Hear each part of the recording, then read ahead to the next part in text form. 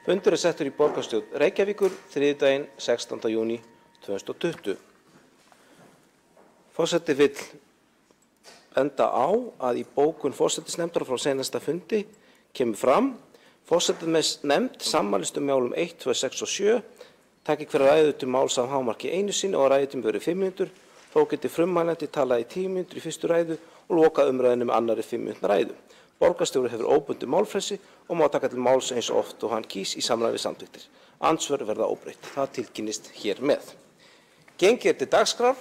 Tek ég fyrir fyrsta mál á dagskrá sem umferðaröryggisáætlun Reykjavíkurborgar 2019–2023, samanber annan lið fundargerðar skipulags- og samgönguráðs frá 10. júní. Til máls tekur Sigurborg Ósk Haraldsdóttir, borgarfulltrúi.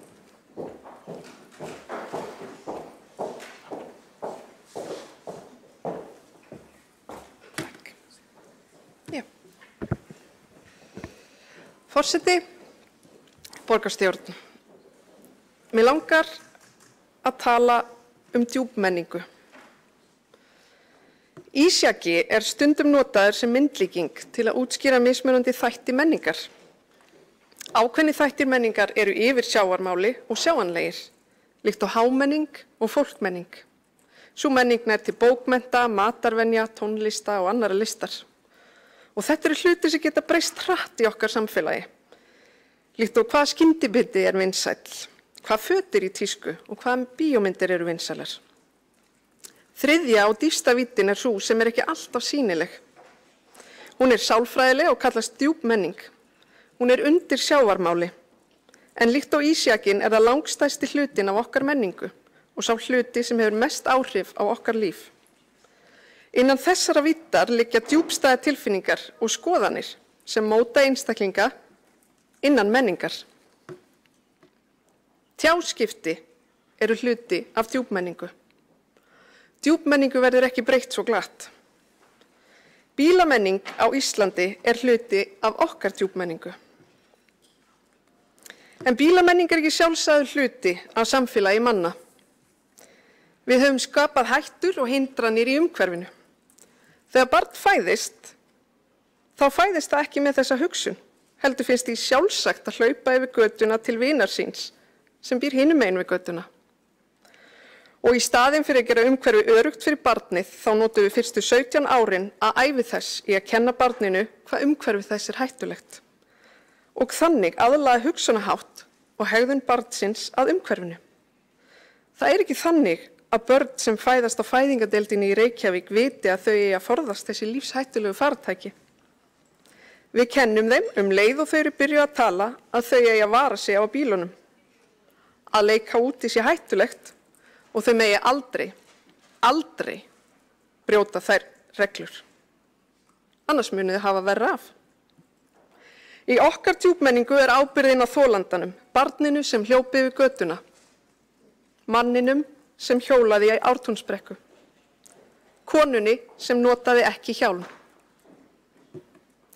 Það það bil 100 ár frá að fyrstu bílarnir komu til landsins. Fyrstu viðbrögð fólks voru að þetta væri stórhættuleg tæki og þau ættu að banna. Það var skrifað það í blöðin á sínum tíma. En svo bílarnir alltaf fleiri og í dag hvarflar það ekki að nokkurri manneskju að banna bíla. Við reyndar á þeim stað í sögu þjóðar að farartækin orðin fleiri en fólkið. Ökutæki 385.000 á meðan manneskjur 364.000.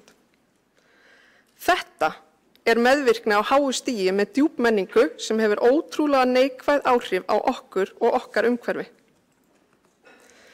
Það kominn tími til að færa ábyrgðina af þolandanum og yfir á gerandan, af þeim sem gengur og hjólar á þann sem ekur á 2 tonna farartæki. Umferðaröryggisáætlun Reykjavíkur eitt lítið skref af mörgum í þá átt. Hún leggur áherslu á öryggi óháð ferðamáta, sem algjört lykilatriði þegar kemur að því að breyta ferðavenjum. Uppbygging vinnunnar var þríþætt. Fyrst var unnin gríðarlega mikil greiningavinna til að skilgreina vandamálin og hvað sé hægt að gera til að vinna á móti þeim. Síðan var þessi umferðaráætlun mótuð sem við að afgreiða hér í dag. Þar sem fram koma áherslur, markmið, almennar aðgerðir og eftirfylgni. Í kjölfarið kemur svo hraðatillaga fyrir borgina, aðgerðaáætlun fyrir alla borgarhluta, ásamt aðgerðaáætlun sérstaklega fyrir stofnbrautir. Þróun slysa síðustu ár má sjá á þessu línuriti þar sem alvarleg slys eru allt of mörg og önnur slys hafa verið í sama hlutfalli síðan 2009. Slys með litlum meiðslum eru í kringum 250 á ári. Alvarleg og banaslys eru á milli 30 til 50 á ári. Samfélagslegu kostnaður vegna slysa innan Reykjavíkur á tímabilinu 2012 til 2016 var 73 milljarðar. Tækifæri til samfélagslegs ábata af bættu umferðaröryggi í Reykjavík er því gríðarlegur. Sé skoðar samanburði við önnur lönd kemur í ljós að Ísland gæti verið talsvert framar. Með þetta graf viljum við ekki stefna í átt að Lettlandi heldur snúa þróuninu við og stefna í átt að Svíþjóð. Enda styðst þessi umferðaráætlun að miklu leyti við sænskar rannsóknir. Við erum því að byggja á því sem þær þjóðir sem eru hvað lengst komnar í umferðaröryggi eru að gera. Farið var í ítarlega greiningu á öllum umferðarslysum í Reykjavík milli 2012 og 2016. Þar kom til dæmis strax í ljós að slys þar sem ekið er yfir á rauðu ljósi eru allt of mörg í Reykjavík og þeim hefur fjölgað frá árinu 2012 til 2016. Þessar ítarlegu greiningar voru nýttar til að meta þróunina, til að átta sig á því hvar slysin eiga sér stað, hvernig þau eru og hvernig við getum forðast þau. Við vitum núna hvað þarf að bæta og hvað þarf að passa sérstaklega. Hafa þarf í huga að markmiðið er ekki að fækka árekstrum á bílastæðum eða minni háttar árekstrum þar sem einungis eignatjón eiga sér stað. Fólk og heilsa þess er aðal fókusinn. Við viljum ekki að fólk bíði skaða eða neinn verði fyrir heilsutjóni. Út frá greiningunum voru þessi hitakort unnin sem sýna hvar mestu og alvarlegustu slysin í borginni verða. En kjarni málsins er sá að slys muni aukast ef ekkert verður gert. Spálíkönnin sýna okkur það. Okkur er að fjölga og við þurfum að bregðast við með skýrum hætti til að afstýra þeirri þróun og stefna í átt að færri slysum, öruggara umhverfi. Í vinnunni voru göngulegir skólabarna sérstaklega skoðaðar og þær fá hátt forgangsgildi og verða einnig til grundvallara í áætlun fyrir hvert borgarhluta fyrir sig. Markmið Reykjavíkur eru að fækka banaslysum árið 2019 til 2023 um 10%. Sömuleiðis að fækka alvarlegum slysum um 10% á sama tímabili. Fjöldi alvarlegra meiðsla á börnum á að vera 10% lægri á næsta tímabili en að var á tímabilinu þar á undan. Reykjavíkurborg er að taka upp núllsýn sem grundvöll vinnu sinnar við umferðaröryggismál á gildistíma áætlunar. Og Reykjavík ætlar sér að vera fyrirmynd annarra sveitarfélaga í umferðaröryggismálum á Íslandi. En hvað er núllsýn?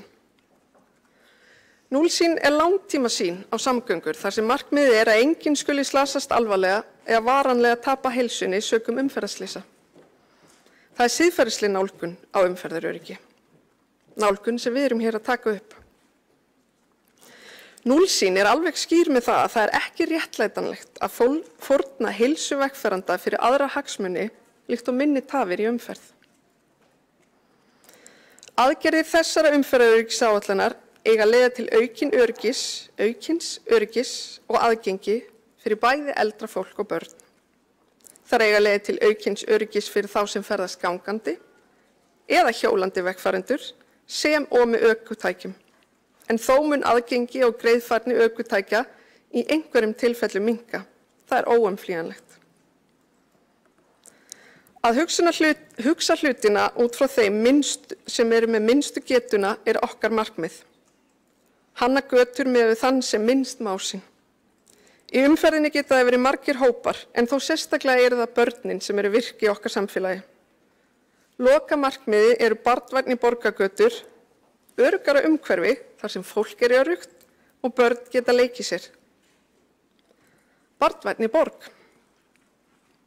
Að lokum ágætt að sýna það að það til umhverfi þar sem að bílamenningin ekki jafn stór hluti af djúpmenningu þjóðar. Það til staður þar sem umhverfið öruggt fyrir alla. Það nefnilega allt hægt. Borgarfulltrúi Sigurborg Ósk Haraldsdóttir hefur lokið máli sínu. Næst hefur óskað eftir að taka til máls Kolbrún Baldursdóttir, borgarfulltrúi.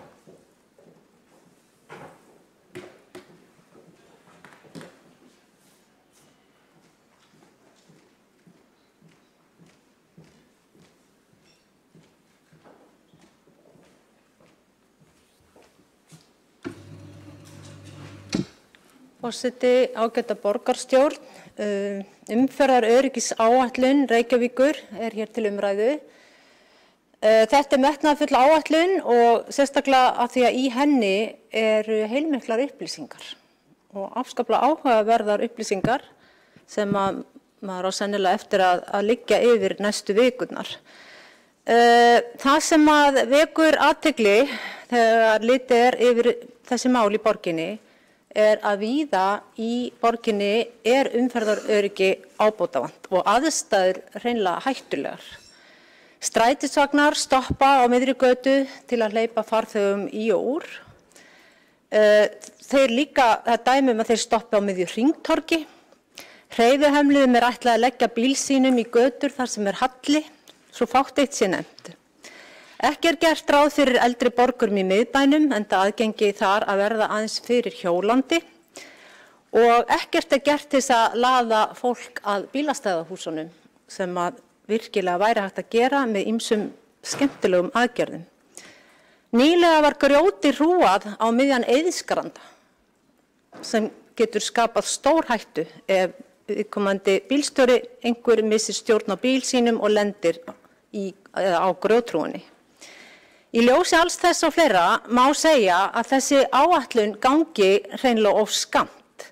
Hún einfaldlega tekur ekki á brýnum málum, ekki allavega öllum. Í borginni eiga nefnilega ekki að vera neinar dauðagildrur og hvetja á fólk mikið meira heldur en að lesa má í þessari skýrslu að fjárfesta í vistvænum bílum eins og rafmagns- eða metanbílum. Það að segja ef ekki öllu metani sóað. En í þessum bílum eru til dæmis mjög öflugir skynjarar og sem láta bílstjóra vita ef einhver fyrir eins og hjólandi eða gangandi.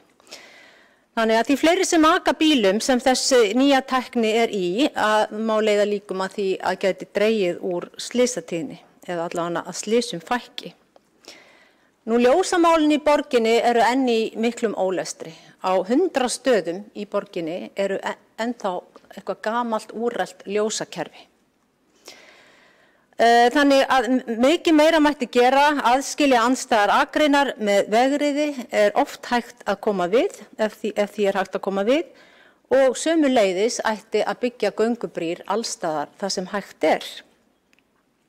Í þessari skýrslu kemur einmitt fram að í einum flokki sem þarna birt í töflum þar sem verið að tala þveranir þegar fólk fer yfir, að þá eru langflestu slysin, eða 81 slys, mesta öllu þegar hjólreiðamaður hjólar þvert yfir gangbraut.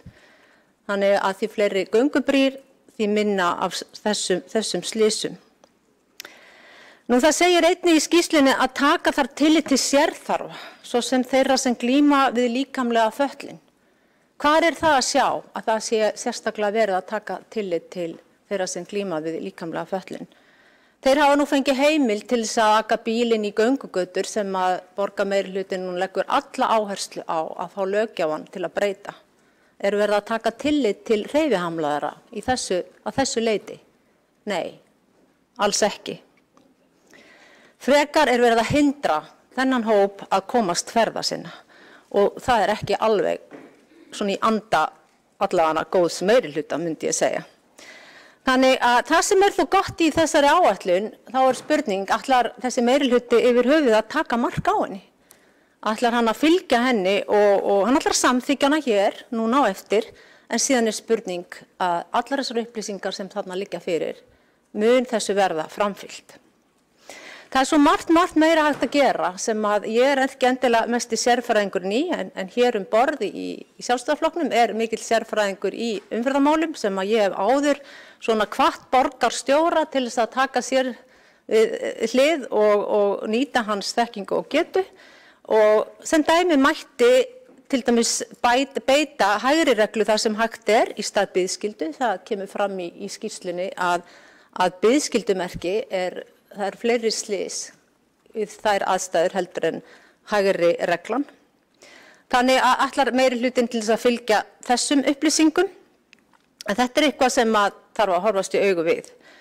Og ennþá má lesa í skýrslunni góðu að slysin sem gerast á gatnamótum eru alvarlegri í samanburði við annars staðar og þar sem hjólastígar þvera akbraut. Þannig að þetta með hjólinn sem núna verið að fjölga öllum hjólastígum, þá þarf við að huga að hjólandi vegfarendum. Ekki síður heldur en bara öllum öðrum. Borgarfulltrúi Kolbrún Baldursdóttir hefur lokið máli sínu. Næstur hefur óskað eftir að taka til máls Þorsteinn Gunnarsson, borgarstjóri.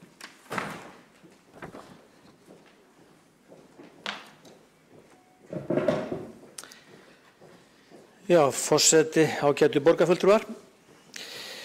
Umferðaröryggisáætlanir sveitarfélaga miða að því að auka vitund umferðaröryggismál meðal forráðamanna sveitarfélaga og almennings og í þessu felst eins og hér kom framan að greina stöðuna, finna slysastaði, setja sér markmið og gera aðgerðaáætlun. Og umferðaröryggi mér hugleikið. Ég hef komið að gera 2 umferðaröryggisáætlana fyrir sveitarfélög áður og það því sérstakt ánægjuefni að á þessum fyrsta borgarstjórnarfundi sem ég sit að ný umferðaröryggisáætlun Reykjavíkurborgar skuli vera lögð fram. Á hverju ári látast 1,25 milljón manneskjur í umferðarslysum í heiminum og næstum því helmingur þeirra sem látast eru gangandi vegfarendur, hjólandi vegfarendur og þeir sem eru á 2 hjóla ökutækjum. Umferðarslys eru einnig algengasta dánarorsök ungs fólks á aldrinum 15 til 29 ára, samkvæmt tölum Alþjóða heilbrigðismálastofnunarinnar.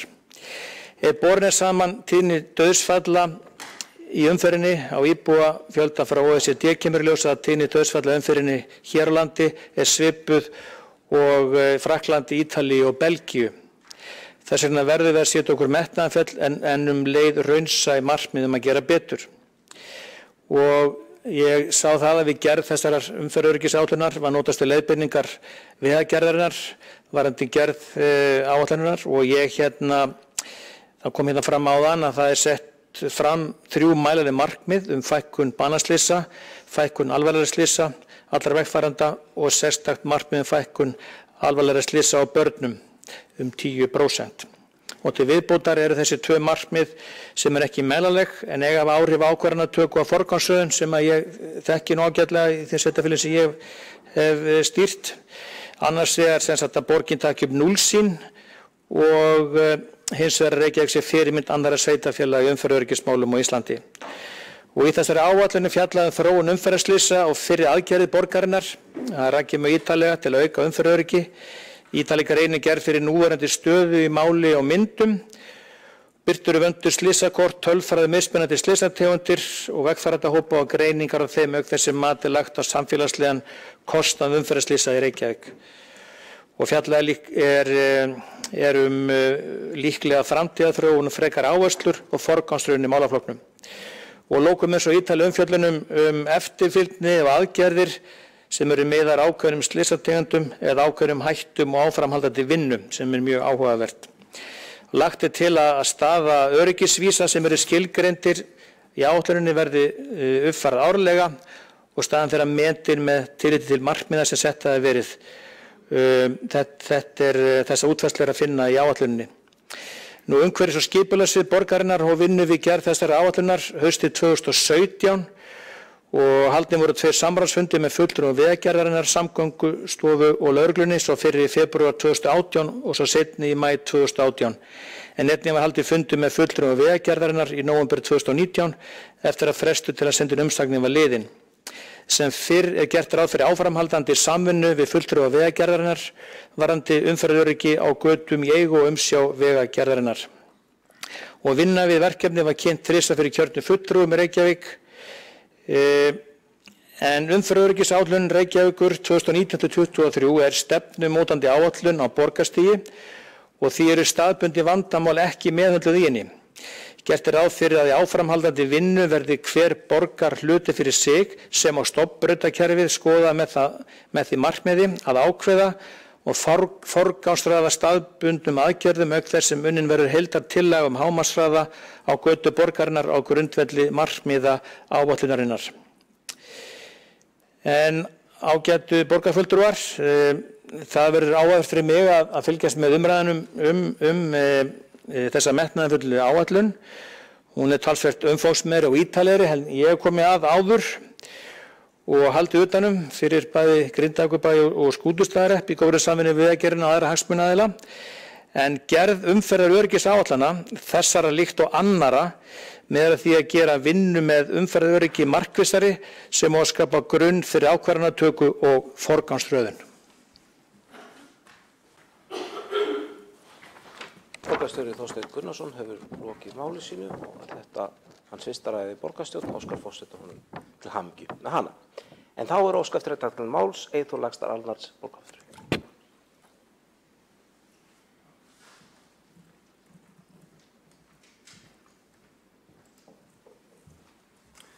Forseti, ágæta borgarstjórn og tilheyrendur. Það var vel við hæfi að ný borgarritari tæki til máls undir þessum lið. Þetta þekkir að málaflokkin vel og fór vel yfir þetta mál.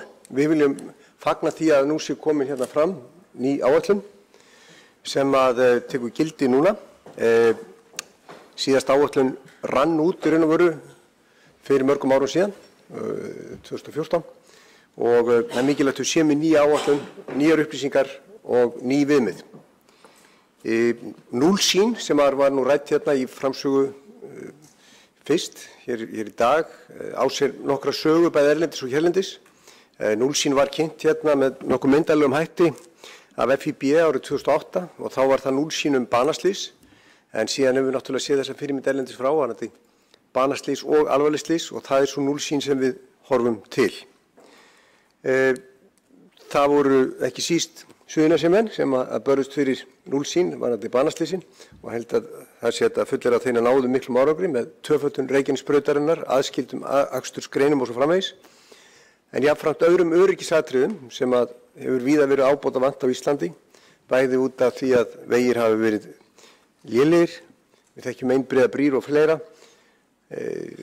blindhæðir og lélegan frágang.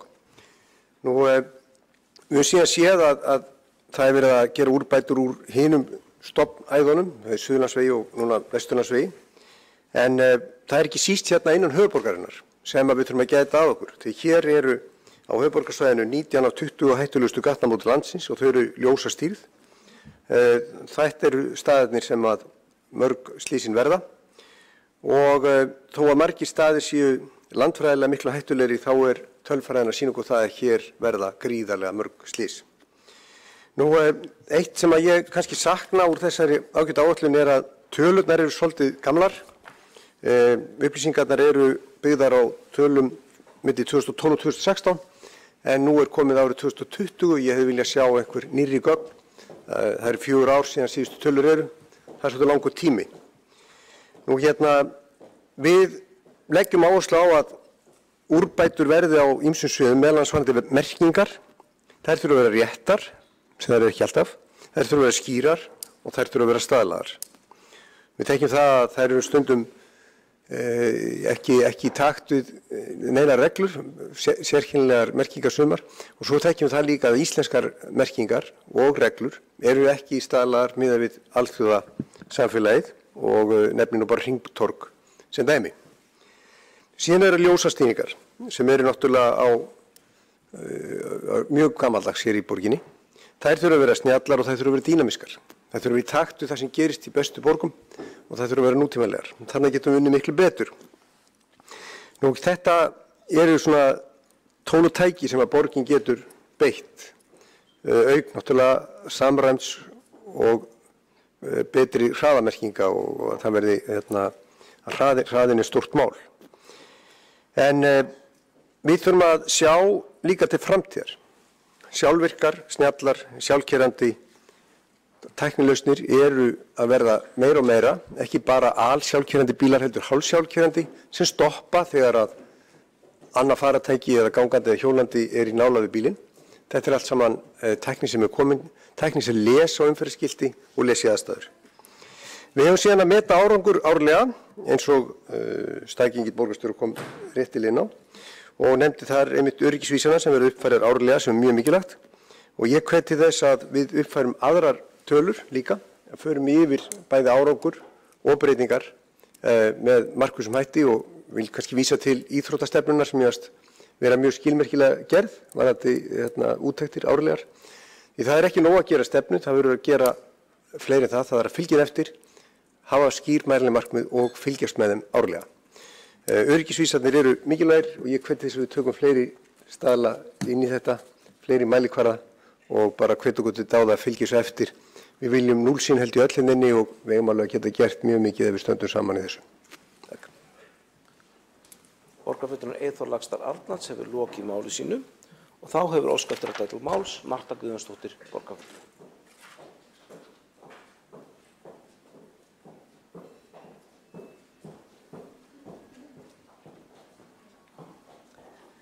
Forseti, góðu borgarfulltrúar, það er með ólíkindum að ekki skuli hafa verið til umferðaröryggisáætlun í Reykjavík, ekki síðan 2014, hún hefur ekki verið gildi síðan. Býtu, nú forseti blikkar rautt ljós á mig. Það vegna þess að borgarfulltrúinn býr á hingri augnablik.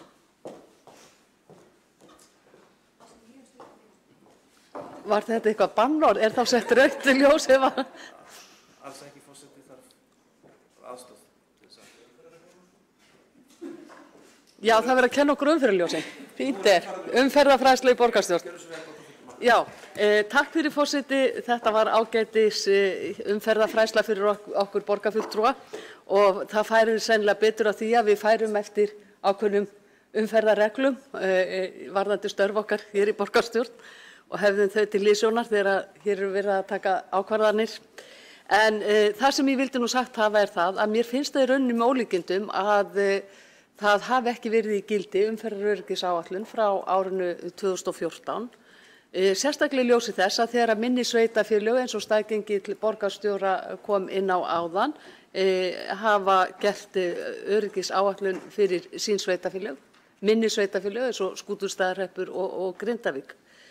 Það veldur mér vonbrigðum að það sé ekki tekið á staðbundnum verkefnum í þessari umferðaröryggisáætlun, einmitt vegna þess að við sjálfstæðismenn höfum verið að benda á það, bendum á það á síðasta kjörtímabili og eins nú á þessu kjörtímabili að víða er pottur brotinn hvað varðar umferðaröryggismál í borginni og þá sérstaklega það sem snýr að börnum.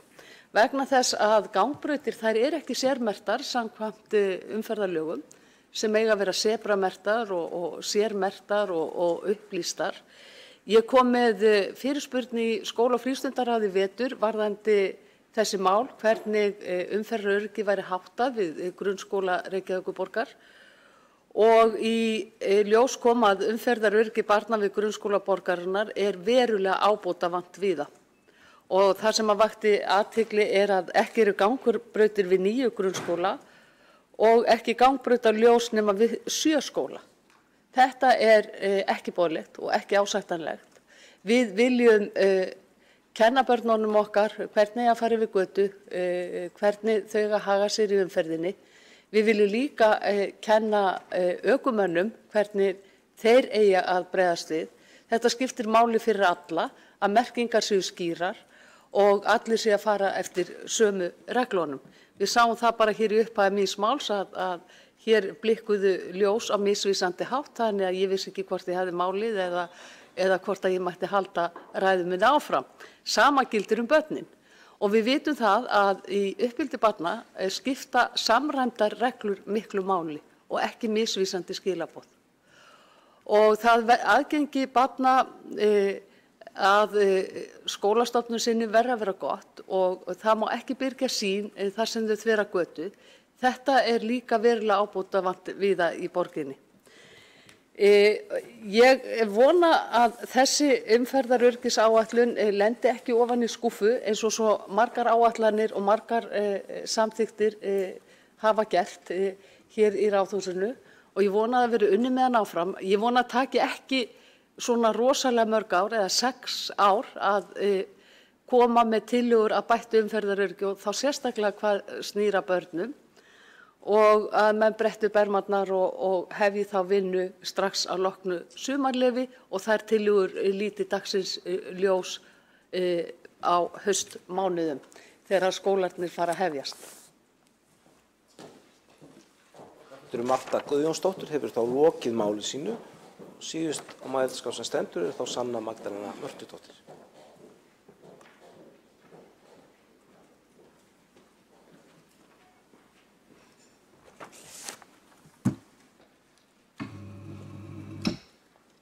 Forseti, borgarstjórn og borgarbúar, já, það farið yfir marga þætti hér og stærra samhengi varðandi umferðaröryggi og þetta ítarleg skýrsla og gott að fá fram hvað þarf að fara í núna og svo í náinni framtíð varðandi aðgerðir. En ég verð að viðurkenna að við lestur skýrslunar, það fannst mér orðalagið stundum dálítið frekar torskilið og ég tel mikilvægt að setja fram efni á skýru máli, þar sem það sennilega margir sem vilja kynna sér efni skýrslunar. Það oft sem að hugtök voru skýrð með neðanmálsgrein, en mér fannst oft eins og orðalag hafi verið óskýrt. Af lestur skýrslunar þá alveg ljóst að upplýsingar og söfnun gagna mjög mikilvæg og nauðsynlegt að fylgja því eftir og halda áfram. Ég var að velta fyrir mér varðandi núllsýn, það mjög gott markmið og mjög gott að vinna út frá því, en það kemur einnig fram að þetta verður unnið út frá áföngum.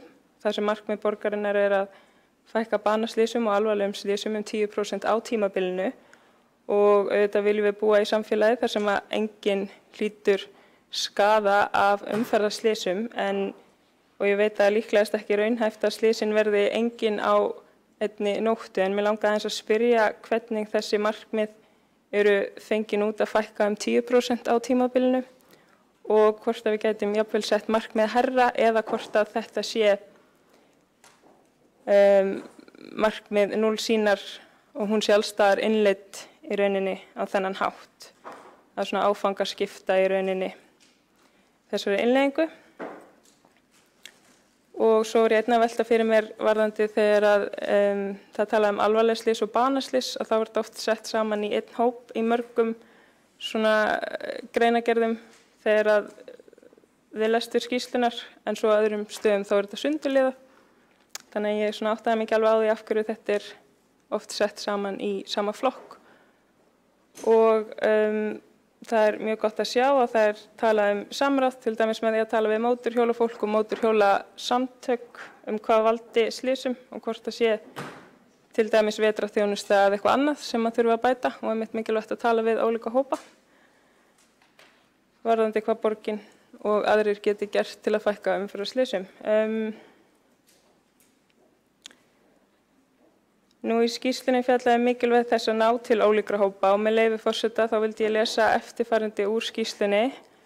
Tilvitnun hefst: aðrir hópar veita þarf ýmsum öðrum hópum sérstaka athygli þegar kemur að umferðaröryggismálum, til dæmis einstaklingum sem eru með skerta sjón og skerta heyrn, einstaklingum sem glíma við líkamlega fötlun, einstaklingum sem þurfa að nota hjólastól, göngugrind og svo framvegis.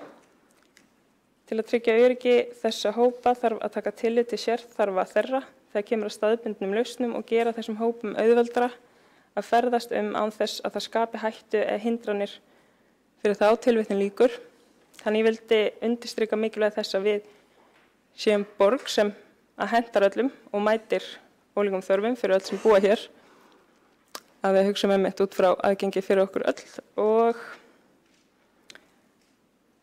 þetta var held ég það helsta sem ég var með. Það var svona einmitt þetta með núllsýn og innleiðingu. Það var svona helsta spurningin held ég. Takk. Borgarfulltrúi Sanna Magdalena Mörtudóttir hefur þá lokið máli sínu og næstur hefur óskað eftir að taka máls Örn Þórðarson. Forseti vill einnig benda á að borgarfulltrúi Sigurbjörg Skarlsdóttir hefur óskað eftir að ljúka umræðunni, þannig að þeir borgarfulltrúar sem vilja komast að við beðum að gera það á næstu mínútum óskeiði svo. En gjöra svo vel, Örn Þórðarson, borgarfulltrúi. Forseti, ágæta borgarstjórn. Já, gott að fá hérna umferðaröryggisáætlun á dagskrá hérna. Já, þó fyrir hefði verið gott og vel. Hún allavega komin og við erum að ræða hana og ég ætla líka að segja að það mjög gott að fá núna, eins og við nefndum, reynslu. Staðgengill borgarstjóra nefndi sína reynslu. Hann hefur sinnt gerð umferðaröryggisáætlunar fyrir 2 sveitarfélög. Nú Kolbrún Baldursdóttir borgarfulltrúi nefndi reynslu úr okkar röðum sjálfstæðismanna viðamikilli. Ég get svo sem nefnt líka mína eigin reynslu af gerð umferðaröryggismála en fyrir aðeins 1 sveitarfélag. Þannig að það er gott að nýta hérna reynslu og þekkingu annarra. En ég ætla að koma spurningu eftir sem að lítur að því. Aðeins bara í viðbót við þetta, ég þekki líka ágætlega til helstu áhyggju efnis íbúa sem að búa í mínu nágrenni, það er að segja Hlíðum og miðborg. Það er það hvernig umferðaröryggismálum barna er háttað og ég fagna því auðvitað að það sé lögð mikil áhersla á sérstaklega þann þátt í þessari nýju umferðaröryggisáætlun. Það skiptir ekki alveg miklu máli. Það eru sum hverfi sem að koma mjög illa út úr í samanburði við önnur hverfi og þá er ekkert að gera lítið úr því að það þurfi ekki að sinna umferðaröryggismálum þar en sérstaklega þetta við þar sem að Miklabrautin sker í sundur 2 skólahverfi og íþrótta- og tómstundastarf í sikkurum megin við. Þannig að það þarf að huga því og gott að sjá og það er áhersla að lögða það. En það sem ég langaði að vita, það er, og kannski kallið til svari, ég veist svo sem ekki alveg frá hverjum, því að það kann að vera að sá sem að nefndi það, hann þekki ekki nákvæmlega þá sögu, en ég hjóði til því að þessi áætlun hefði verið kynnt 3 sinnum fyrir okkur borgarfulltrúum og ég var að viðurkenna það að ég kannast ekki við að hafa fengið þessa kynningu, ekki 3 sinnum, ekki 2 sinnum, ekki 1 sinni, þannig að ég hef þá spurningu að hvar og hvenær og hvernig var þetta kynnt. Og bara svona til að taka af öll vaðamál, þá ætla ég að lýsa því hér yfir að ég verð ekki sakaður það að mæta illa og fylgjast lítið með því sem er að gerast í mínu umhverfi. Bara kannski nærtækast að taka ágætt rós sem ég fekk í gær frá formanni velferðarráðs sem að hrósaði mig fyrir það að sitja nánast allan tíma, alla fundi. En gott og vel, það var ekki málið. Ef einhver getur svarað því hvað þetta hefur verið kynnt í þessi 3 skipti, þá er það ágætt að fá að heyra það. Ég gerir svo sem enga kröfu að nýr staðgengill borgarstjóra svari því, borgarritari, sem ég bara bjóða hjartanlega velkomin og fagna því að fá reynslubolta úr stjórnkerfinu og sveitarstjórnarmálum til liðs við okkur og hlakka til góðs og árangursríks samstarfs við hann. Takk. Þá hefur að endingu ósk eftir að taka til máls Sigurborg Ósk Haraldsdóttir borgarfulltrúi.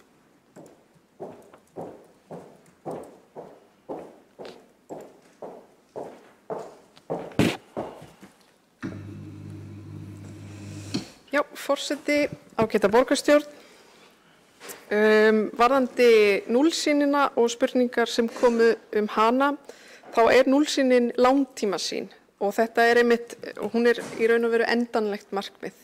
Það sem við viljum alltaf hafa í huga og mótar okkar aðgerðir.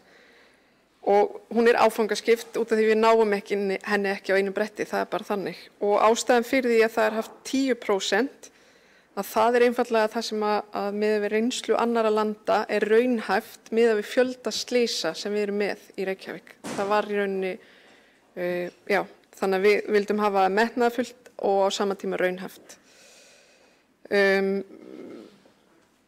Og varðandi samráð, mér fannst það mjög góða punktur. Það er verið að vinna núna þessar áætlunum fyrir hvern borgarhluta fyrir sig, umferðaröryggisáætlun, þannig að eða aðgerðaáætlun réttara sagt.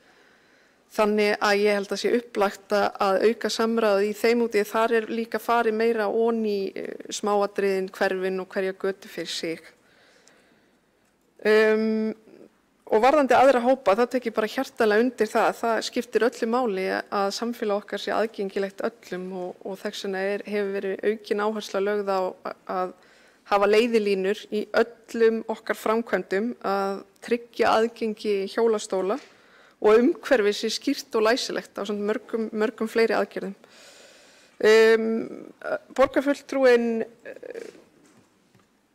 Örn Þórðarson spurði hér varðandi kynninguna.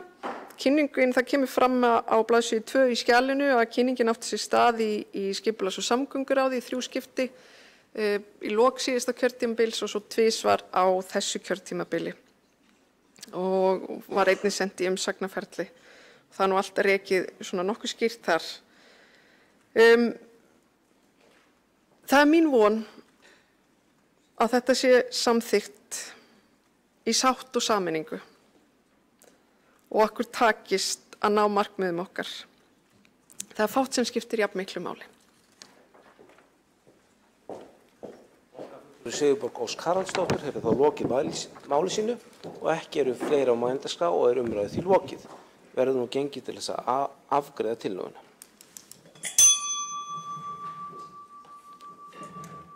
Borgarfulltrúar beðnir að fá sér sæti. Borgarfulltrúar eru beðnir að fá sér sæti í sætum sínum. Þeir borgarfulltrúar sem styðja það að samþykkja umferðaröryggisáætlun 2019-2023 samanber 2. lið fundargerðar skipulags- og samgönguráðs frá 10. júní vinsamlegast gefið merki. Þeir sem móti kunna vera tillagan samþykkt með 22 atkvæðum. Einn greiðir ekki atkvæði. Er bókunin tilbúin? Eru bókanir tilbúnar til upplesturs? Ef engar bókanir klárar undir þessum lið, þá gangum við til næsta lið sem tillaga borgarfulltrúa Sjálfstæðisflokksins sveigjanlega vinnuumhverfi. Til máls tekur Hildur Björnsdóttir borgarfulltrúi.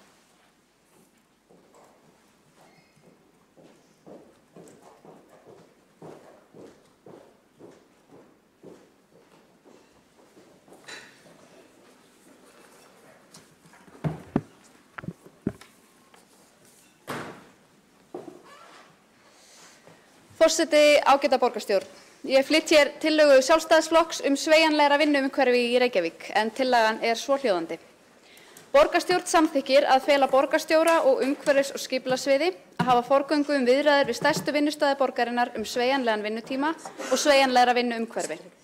Borgin gangi fram með góðu fordæmi og tryggi sveigjanleika á eigin starfsstöðvum, svo sem á ólíkum fagsviðum, innan dótturfyrirtækja og hjá stofnunum Reykjavíkurborgar. Sérstök áhersla verður lögð á viðræður við stærstu vinnustaði borgarinnar, svo sem Landspítalann, Háskóla Íslands og Háskólann í Reykjavík. Þannig verði ræddir möguleikar á sveigjanlegum opnunartímum og auknum möguleikum á fjarnámi og fjarvinnu. Sveigjanleikinn hvoru tveggja hagkvæmasta og skjótvirkasta leiðin, svo draga megi úr umferðarálagi í Reykjavík. Niðurstöður viðræðna liggi fyrir eigi síðar en 1. september 2020. Þessi tillaga hefur margsinnis áður verið til umfjöllunar í einhverri mynd. Það að stærstu vinnustaðir borgarinnar hefji sinn vinnudag á ólíkum tíma, svo draga megi úr umferðarálagi. Í þessari tillögu hins vegar erum við komin með nýjan vinkil sem geti haft enn meiri jákvæð áhrif. Á tímum samkomubanns dró verulega úr umferðartöfum í Reykjavík. Vinnustaðir buðu sveigjanlegri vinnutíma og möguleikum til fjarvinnu fjölgaði. Mörgum urðu ljós þau gífurlegu tækifæri sem felast í auknum sveigjanleika, ekki síst svo draga megi úr umferðarálagi. Árið 2019 má ætla að tæplega 9 milljónum klukkustunda hafi verið sóað í umferðartafir innan höfuðborgarinnar. Umferðartafir á annað tíma höfðu aukist nærri 50% á örfáum árum. Þetta sýndu niðurstöður umferðarlíkans VFSO og mælingar Vegagerðarinnar. Tafirnar samsvöruðu 40 klukkustundum eða heilli vinnuviku á hvern höfuðborgarbúa árlega. Þennan vanda þarf að leysa. Samtök iðnaðarins hafa áætlað að 15% minni umferðartafir geta skilað fólki og fyrirtækjum 80 milljarða króna ábata á örfáum árum og þá eru ótalin þau auknu lífsgæði sem felast í greiðum samgöngum. Svo hér til mikils að vinna. Sérfræðingahópur frá Háskóla Íslands og Háskólanum í Reykjavík hefur áætlað losun gróðurhúsalofttegunda frá umferð bíla á höfuðborgarsvæðinu árið 2030. Það var mat þessa hóps að draga þyrfti úr akstri innan höfuðborgarinnar og höfuðborgarsvæðisins að minnsta kosti 15% til ársins 2030 frá því sem nú svo ná megi markmiðum Parísarsamkomulagsins. Í samantekt á niðurstöðum segir, tilvitnun hefst með leyfi forseta. Mat á losun gróðurhúsalofttegunda frá fólksbifreiðum á höfuðborgarsvæðinu árið 2030 sýnir að nauðsynlegt að ráðast í metnaðarfullar aðgerðir til að standast skuldbindingar Parísarsamkomulagsins. Rafbílavæðing og aukin sparneytni bifreiða langt frá því að vera nægjanleg til að mæta markmiðum samkomulagsins og því þörf á öðrum aðgerðum sem draga úr akstri til að ná settum markmiðum. Tilvitnun lýkur. Frá því sérfræðingahópurinn vann niðurstöðu sína hafa forsendur reyndar breyst talsvert og hefur rafbílavæðing náð mun meira flugi en áætlanir gerðu ráð fyrir. Rafbílavæðing mun því draga mun meira úr losun gróðurhúsalofttegunda en greining sérfræðingahópsins gerði ráð fyrir. Þannig mun rafbílavæðingin draga úr loftmengun en þó ekki leysa samgönguvandann. Það tvennt ólíkt og því rétt að halda til haga. Í framhaldi af vinnu hópsins óskaði Reykjavíkurborg eftir greiningu á gögnum úr ferðavenjukönnun meðal íbúa höfuðborgarsvæðisins. Það mati á því hvaða breytingar á ferðavenjum þyrftu að koma til ef minnka ætti losun gróðurhúsalofttegunda frá umferð bifreiða 5% á ári. Greiningin leiddi í ljós að draga þyrfti úr mengandi akstri tæplega 190.000 kílómetra á hverjum virkum degi, svo ná mætti 5% samdrætti í losun. Það jafngildir 6,7 kílómetra akstri á hvern íbúa á viku. Meðallengd hverrar bílferðar samkvæmt ferðavenjukönnun 5,4 kílómetrar og má því álykta að hver íbúi þurfi að jafnaði að fækka bílferðum 1 til 2 í hverri viku og ferðast þess í stað með vistvænni samgöngumátum eða hreinlega ferðast alls ekki neitt, 1 dag í viku. Þá ég að vísa til þess möguleika að eiga kost á einum fjarvinnudegi vikulega. Þetta nýr vinkill. Stundum kemur framtíðin úr óvæntri átt. Fyrir aðeins örfáum mánuðum töldu flestir einu leiðina til að ná markmiðum Parísarsamkomulagsins vera þá að ferðast áfram sömu vegalengdir en breyta bara faratæki og ferðavenjur. Nú hafa hins vegar fleiri átt að segja á þeim möguleika að ferðast hreinlega minna. Nú hafa fleiri opnað augun fyrir þeirri staðreynd að vel má ná markmiðum og skuldbindingu Parísarsamkomulagsins með þeirri einföldu aðgerð að tryggja vinnandi fólki á höfuðborgarsvæðinu 1 fjarvinnudag vikulega. Íslandsbanki greindi nýverið frá jákvæðri reynslu af fjarvinnu starfsfólks í samkomubanni. Framkvæmdi bankinn könnun meðal starfsfólks eftir að meirihluti þess hafði stundað fjarvinnu síðustu vikur og mánuði. Niðurstöðurnar sýndu mikinn áhuga á áframhaldandi fjarvinnu hluta úr viku. Þær sýndu jafnframt að félagsleg tengsl hefðu haldist ágætt og afkastageta aukist í mörgum tilvikum. Fyrirkomulagið hefði einnig dregið úr kolefnisspori bankans en ferðir starfsfólks til og frá vinnu hafa vegið hvað þyngst í kolefnismælingum bankans síðustu ár. Þá voru aðgerðirnar taldar hafa jákvæð rekstraráhrif á bankann. Í gærdag tilkynnti svo forstjóri Orkuveitunnar starfsfólki sínu að fyrirtækið heiðist einnig bregðast við jákvæðri reynslu af fjarvinnu í samkomubanni. Kom fram í máli forstjórans að starfsfólk Orkuveitusamstæðunnar væri mjög sveigjanlegt, opið fyrir nýjungum og lagaði sig á örskotsstundu að gjörbreyttum aðstæðum. Af þeim sökum hefði fyrirtækið ákveðið að bjóða starfsfólki sínu nú 1 til 2 daga í fjarvinnu vikulega. Viðbrögð Íslandsbanka og Orkuveitunar við breyttu umhverfi eru til fyrirmyndar og verða vonandi öðrum aðilum á vinnumarkaði til eftirbreytni. Það rétt að geta þess að sveigjanlegt umhverfi sem lausn á samgönguvanda sannarlega hvoru tveggja hagkvæmasta og skjótvirkasta leiðin til að draga úr umferðarálagi í Reykjavík. Margar þær samgönguframkvæmdir sem nú eru á vinnslustigi eða hafa verið á umræðustigi árabil kosta tugi, jafnvel hundruðir milljarða. Þá óljós ávinningur framkvæmdana sem hugsanlega munu skila sama eða jafnvel minni árangri við lausn samgönguvandans. Einmitt þess vegna og einmitt núna þegar rekstur Reykjavíkurborgar algjörlega ósjálfbær mikilvægt að setja sérstakan þunga í hagkvæmar lausnir, eins og þá að vinna að auknum sveigjanleika, bæði hjá opinberum aðilum en einnig einkaaðilum. Það verður sannarlega alltaf ákvörðun einkaaðila hvaða leiðir þeir velja eða hvaða leiðir þeir geta valið, en það mikilvægt að Reykjavíkurborg hefji umræðuna og leiði saman stærstu vinnustaði borgarinnar til viðræðna aukinn sveigjanleika. Málið skiptir borgina gríðarlegu máli, enda geta sveigjanlegar lausnir dregið verulega úr kostnaði af hvers kyns samgöngumannvirkjum og samgöngulausnum. Breyttar aðstæður kalla á breytta nálgun. Þegar veruleikanum kollvarpað ástæða til að endurskoða langtímaáætlanir og grípa þau óvæntu tækifæri sem gefast. Ef við setjum megin þungan á sveigjanleikan sem lausn samgönguvandans, getum við dregið fram verulegan ávinning fyrir lítið sem ekkert opinbert fé.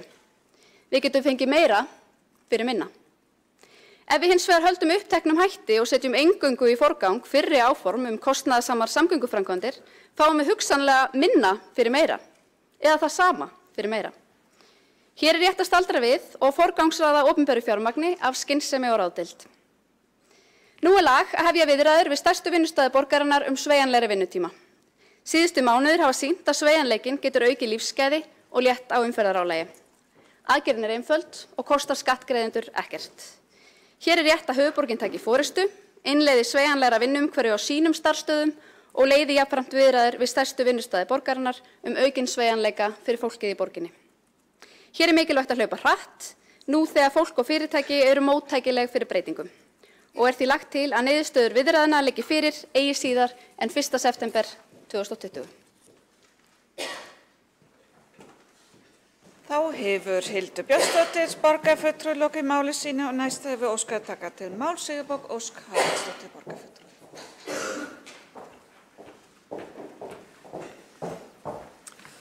Forseti, ágæta borgarstjórn, mig langar að þakka borgarfulltrúunum Hildi fyrir ágæta tillögu. Ég hef leyft mér að skipta henni í 3 parta. Það er að segja fyrstu hlutin er að hafa forgöngu viðræður við stærstu vinnustaðir borgarinnar sveigjanlega vinnutíma og sveigjanlegra vinnuumhverfi. Það er svolítið erfitt fyrir opinbert stjórnvald líkt og sveitarfélög eru að fara að skipta sér af einkareknum fyrirtækjum með þessum hætti. Það er ekki tilgreint hverjir eru stærstu vinnustaðir við hvaða stærðir eigi að miða við eða hversu margir þessi vinnustaðir geti orðið. Svo er það númer 2, það er að borgin gangi fram með góðu fordæmi og tryggi sveigjanleika á eigin starfsstöðum, ólíkum fagsviðum innan dótturfyrirtækja og hjá stofnunum Reykjavíkurborgar. Ég held að það sé mjög gott að borgin geri þetta og rauninni bara algjörlega nauðsynlegt. Þetta er nú þegar í gangi og í rauninni veru blúsandi siglingu eftir að öll svið borgarinnar þurftu að vinna mikið með fjarfundabúnað eftir heimsfaraldurinn en þetta er eitthvað sem á skerpa á. Tek undir það. Svo er það 3. þátturinn, það er að sérstök áhersla verði lögð á viðræður við stærstu vinnustaði borgarinnar, það er að segja Landspítalann, Háskólann og Háskóla Íslands og Háskólann í Reykjavík. Þannig að þarna er verið að tala þessa 3 aðila og aukinn sveigjanleika bæði varðandi opnunartíma, fjarnám, fjarvinnu og fleira. Þetta samtali er nú þegar í gangi og er á mjög góðum stað, langt komið. Og þessi tillaga í rauninni styður þá vinnu, bæta í og klára hana. Það samtal er reyndar talsvert dýpra þar sem að það nær einnig til gjaldtöku á bílastæðum á þessum svæðum, aukna tíðni strætó sem kæmi á sama tíma og mögulegan uppassa fyrir stúdenta sem að þá myndi þetta nú allt saman haldast í hendur og vinna saman. Ég var að við því að sé hægt að leysa allan heimsins vanda með sveigjanleika. Það þarf að byggja upp innviði fyrir aðra ferðamáta. Það þarf að taka gjald af bílastæðum. Það þarf að breyta ferðavenjum. Það þarf að hægja bílaumferð. Það þarf að styrkja strætó, byggja borgarlínu, skapa örugga hjólamenningu, gera grænni götur og margt fleira. Aukinn sveigjanleiki getur haft gríðarlega góð áhrif og mikilvægur hluti af lausninni en hann leysir ekki allt. Ég legg til að þessari tillögu sé vísað til borgarráðs en undir það heyrir einmitt mannauðssvið sem að gæti þá tekið lið sem að ég flokkaði númer 2 varðandi sveigjanleika á eigin starfsstöðum lengra. Svo langar mig að spyrja borgarfulltrúana Hildi að því hún talaði hér áðan í ræðu sinni að rafbílavæðingin gengi mun betur en spár gerðu ráð fyrir. Þess vegna væri ekki að marka þetta mat sérfræðingana sem komi fram í minnisblaðinu tíðræða umrædda sem ég er enda mjög glöð að sé hér til umræðu þar sem að minnihlutinn hefur ekki áður vilja fjalla sérstaklega þetta minnisblað en það gleður mig að sjá borgarfulltrúan Hildi Björnsdóttur gera það. Mig langar að spyrja hana vegna þess að þeir sérfræðingar settu fram 12 sviðsmyndir þar sem að þetta er eins óbreytt ástand með hvötum sem að ríkisstjórnin hafi lagt til, með auknum hvötum, ennþá meira en ríkisstjórnin hafi ákveðið að gera og með banni. Þannig að þetta voru 12 sviðsmyndir en engin af þeim náði markmið Parísarsamkomulagsins. En fulltrúum vildi meina hér í ræðu áðan að rafbílavæðingin gengi betur en það og þá er ég að velta fyrir mér hún að vitna í einhver gögn sem sýna að hún gangi betur en allar þessar sviðsmyndir gáfu til kynna. En að öðru leyti legg ég til að þessi fína tillaga sé vísað til borgarráðs. Haraldsdóttir, borgarfulltrúi, málshefur yfir Hildu Björnsdóttir, borgarfulltrúi, óska eftir veita andsvar. Já, afsakið, það hafa 2 borgarfulltrúar óskað eftir veita andsvar. Vigdís Hauksdóttir er þá næst. Já, 3. Þá er andsvarstími stutt í 1 mínútu. Jórunn Pála Jónas. Forseti, ágæta borgarstjórn, það kom fram í máli Sigurborgar Óskar Halldórsdóttur, borgarfulltrúa, að borgin gæti auðvitað ekki hlutast til það hvernig einkareknir vinnustaðir höguðu sínum málum. Ég kom auðvitað inn á þetta í ræðu minni og sagði orðrétt, sannarlega verður það alltaf ákvörðun einkaaðila hvaða leiðir þeir velja eða hvaða leiðir þeir geta valið. En það er mikilvægt að Reykjavíkurborg hefji umræðuna og leiði saman stærstu vinnustaði borgarinnar. Og svo var sagt að ekki kemur fram hvaða stærstu vinnustaðir þetta eru, en það kom vissulega fram að var að ræða Háskóla Íslands, Háskólann í Reykjavík og Landspítalann. Þá kom fram að það samtal væri hafið. Sá hópur var settur á laggirnar árið 2017. Ég hef ekki séð neinar niðurstöður úr þeirri vinnu og sú vinna sneri ekki að fjarvinnu sem er gríðarlega mikilvægur nýr vinkill í þessu máli. Og svo kemur við inn á skýrslu sérfræðingahópsins sem er ánægjulegt að ræða og það sem kemur fram í henni, það er gert ráð fyrir mun hægari þróun á nýskráningu rafbíla en 50% nýskráðra bíla hérlendis á þessu ári hafa verið rafbílar og hópurinn gerir ráð fyrir mun hægari þróun. Þá hefur Hildur Björnsdóttir, borgarfulltrúi, lokið að veita andsvar og veita næst andsvar Vigdís Hauksdóttir, borgarfulltrúi.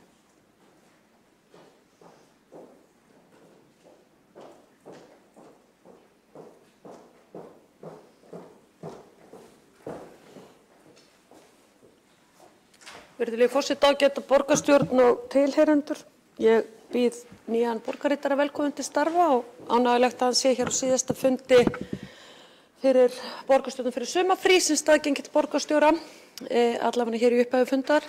Ég hafnaði þessari málsmeðferðartillögu sem lögð er hér upp af fulltrúum meirihlutans, einfaldlega vegna þess að borgarráð er lægra sett stjórnvald en borgarstjórn. Þannig að þetta er alveg úr takti við öll stjórnsýslulög að vísa þessu til lægra setts stjórnvalds til einhverjar afgreiðslu og meðferðar.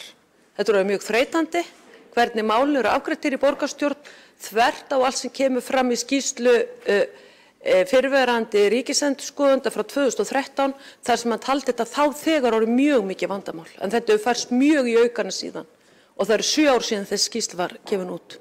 Þetta er ekki boðlegt fyrir borgarstjórn Reykjavíkur.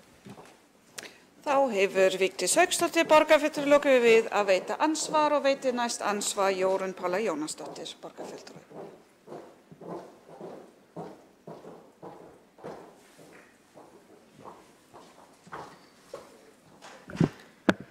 Forseti borgarstjórn, varðandi aðkomu Reykjavíkurborgar í að leiða saman einkaaðila.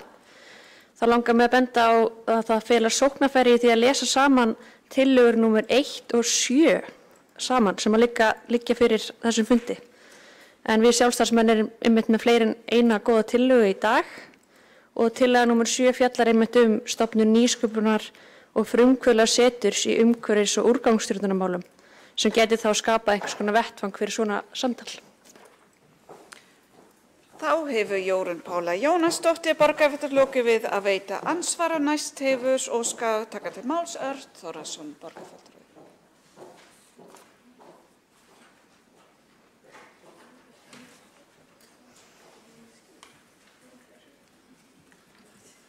Forseti, ágæta borgarstjórn. Já, Reykjavíkurborg er náttúrulega langstærsti vinnustað landsins og hér eru þessi mál sem eru til umræðu, sem sagt umferð og allt og þung umferð og leiðir til þess að finna lausn á því. Hér er þetta vandamál langstæðst. Núna nýlega þá fengum við í fagráðum borgarinnar kynningu frá Mannustöld þar sem var farið yfir spurningakönnun til starfsmanna hvernig þau höfðu upplifað sitt starf á tímum COVID og það voru margar býsna athyglisverðar niðurstöður sem fengust þar og full ástæða til þess að taka þær áfram til skoðunar. En ég hjó eftir einu að það var ekki spurt hvort eða hvernig starfsmönnum Reykjavíkurborgar hugnaðist að halda þessu áfram með einhverjum hætti að sinna sinni vinnu með einhvers konar fjarvinnslu fyrirkomulagi, ræða útfærslur annað. Borgarfulltrúi Hildur Björnsdóttir hér að kynna ágætis hugmyndum sveigjanlega vinnutíma. Þannig að það full ástæða til að kanna þetta miklu dýpra. Ég held að það veri mjög gagnlegt og akkúrat núna á meðan að þetta ferst hjá starfsfólkinu og ef ég maður rétt þá held ég þetta sé rétt yfir 14.000 mann sem að tengjast borginni með einum öðrum hætti eða fá allavega tölvupósta ef hægt að senda á starfsfólk borgarinnar. Þannig að þetta ansi stór hópur sem hægt að ná til og kalla eftir viðhorfi. Sérstaklega þetta mikilvægt af því að það var sagt áðan borgarfulltrúi Sigurborg Óskarsdóttir, formaður skipulagsráðs, þar sem þetta samtal kannski á sér miklu frekar stað og miklu dýpra heldur en ég þekki. Ég sit sjálfur ekki í skipulagsráði og þekki ekki nákvæmlega hvernig það En það kann að vera að samtalið sé mjög djúpt og langt komið. Borgarfulltrúi Hildur Björnsdóttir hefur dregið það reynda til í efa að svo sé og farið ágætlega við það. En það breytir engu það. Ég held við að taka þetta samtal. Við að taka þetta samtal inn í borgina og við líka að taka þetta samtal við fyrirtækin út í borg, hvort sem það einkafyrirtæki eða opinberar stofnanir. Og við eigum auðvitað að gera það því það á að vera þannig. Það á að vera þannig að þegar að borgin talar, þegar að Reykjavíkurborg talar, þegar að yfirvöld í Reykjavík, þeir sem að fara með og fyrir Reykjavík, höfuðborg landsins, tala, þá eiga fyrirtæki og stofnanir að hlusta. Því miður þá hefur það kannski ekki alltaf verið reyndin og þetta eitthvað sem þá bara viðfangsefni að breyta. En ég held að sé ekkert vandamál að fara með þetta samtal dýpra og víðara og við skulum byrja á því að eiga þetta samtal inn í borgina, inn til okkar starfsmanna, hlusta og heyra hvað þau vilja sjá og hvernig þau vilja sjá það gert. Ég held að það sé miklu leiðilega gert og ég ætla bara að kalla eftir því að þeir sem stýri borginni dagstæðlega að þeir farið og kannið það í viðhorfskönnun meðal starfsmanna hvort að það sé hægt að gera breytingar í þá átt sem við fengum að kynnast með illu núna á síðustu vikum og örfáum mánuðum, hvort við getum ekki reynt að koma einhverju góð út úr þessari reynslu sem við fengum þá. Ég held að það sé full ástæða til þess og ég kalla eftir því að þið látið á það reyna að fá skoðanir, eiga þetta djúpa, góða samtal við starfsmenn borgarinnar. Þá hefur Örn Þórðarson borgarfulltrúi lokið máli sínu og næst á mælendaskrá Sanna Magdalena Mörtudóttir.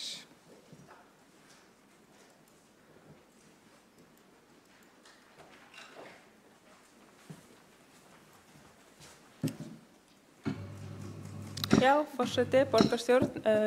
Ef ég skoði þetta út frá sveigjanleika þá setjum ekkert upp á móti að borgin taki þetta samtal en mér finnst mikilvægt þá að viðræður sveigjanleika séu mótaðar út frá þessum að starfsfólkið og þá námsfólki sé að kalla eftir, þar að segja út frá óskum þeirra, að þetta sé þá settu fram sem valkostur fyrir þau en verði síðan ekki einmitt sett fram og svo ætlast til þess að fólk sé að mæta ólíkum tímum til vinnu eða að vinna heima frá sér ef það hefur ekki endilega aðstöðu til þess en eins og ég skil þetta þá þetta bara tillaga viðræður og samtal. Það til dæmis margir sem að vilja sennilega vinna heima frá sér og þá mikilvægt að skoða hvernig megi útfæra það en líka mikilvægt að virða skil á milli einkalífs og vinnu fyrir þau sem að vilja kannski ekki endilega taka vinnuna með sér heim og við sáum einmitt í COVID að það margir sem að fagnuðu þessu, þetta þýðir einmitt færri ferðir fram og tilbaka á fundi og margir að kalla eftir þessu en það svona kannski kostur og gallar, sumir sem að vilja fá þetta og aðrir sem að einmitt vilja alls ekki vera í vinninni alltaf heima á sér. Þannig að það svona kannski þetta sem ég vildi bara leggja áherslu á í þessari umræðu. Nú hér talað háskólana og starfsfólki þar og það hlýtur þá að hafa áhrif á námsfólki þar og starfsfólkið ef ég skil rétt og COVID-19 hefur einmitt sýnt okkur margt, til dæmis færðist margt inn á netið og fjarkennslu og og ýmislegt sem að stúdentar hefðu kallað eftir í langan tíma varðað veruleika, til dæmis varðandi upptöku, og nemendur hafa einmitt lengi bent á að ekki allir einstaklingar hafa kost á því að mæta í tíma og því fjarkennsla góður kostur fyrir marga. Þannig ég held að sveigjanleiki sé góður og getur oft dregið úr ferðum fram og tilbaka og getur verið gott fyrir starfsfólk og námsfólk. En mér finnst mikilvægt að þetta sé þá útfært út frá kröfum starfsfólks og námsfólks og að línan á milli starfs eða náms og heimilis og einkalífs sé þá á allt tryggð. Og svo held ég að við þurfum líka að halda áfram að fylgjast með áhrifum COVID á samfélagið í samhengi við þessa þætti sem voru hér nefndir í tillögunni. Við höfum séð svona kannski fyrstu áhrifin og hvernig þetta hafði áhrif á vinnustæðin, að halda mitt áfram að greina þetta og sjá hvernig þetta hefur áhrif á vinnustæði og skóla. Þá hefur Sanna Magdalena Möstudóttir borgarfulltrúi lokið máli sínu og næstur á mælendaskrá þá Skúli Helgason borgarfulltrúi.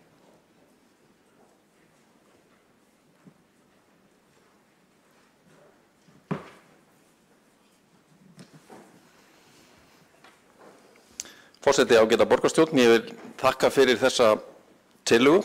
Mér finnst mjög margt áhugavert í henni og sérstaklega það sem lýtur að því að við drögum lærdóm af þessum aðstæðum sem við höfum verið í undanfarnar vikur og mánuði. Þá, ég vil segja, hljóðlátu byltingu sem hefur orðið í notkun á bæði fjarkennslu og fjarvinnu og kannski þessum litlu sigurum, óvæntu sigurum sem við höfum séð, ekki síst í skólasamfélaginu, þar sem að til dæmis nemendur sem hafa ekki fundið sér vel í hinu hefðbundnu aðstæðum í skólastofunni hafa náð að reisa sig við, hafa náð að vinna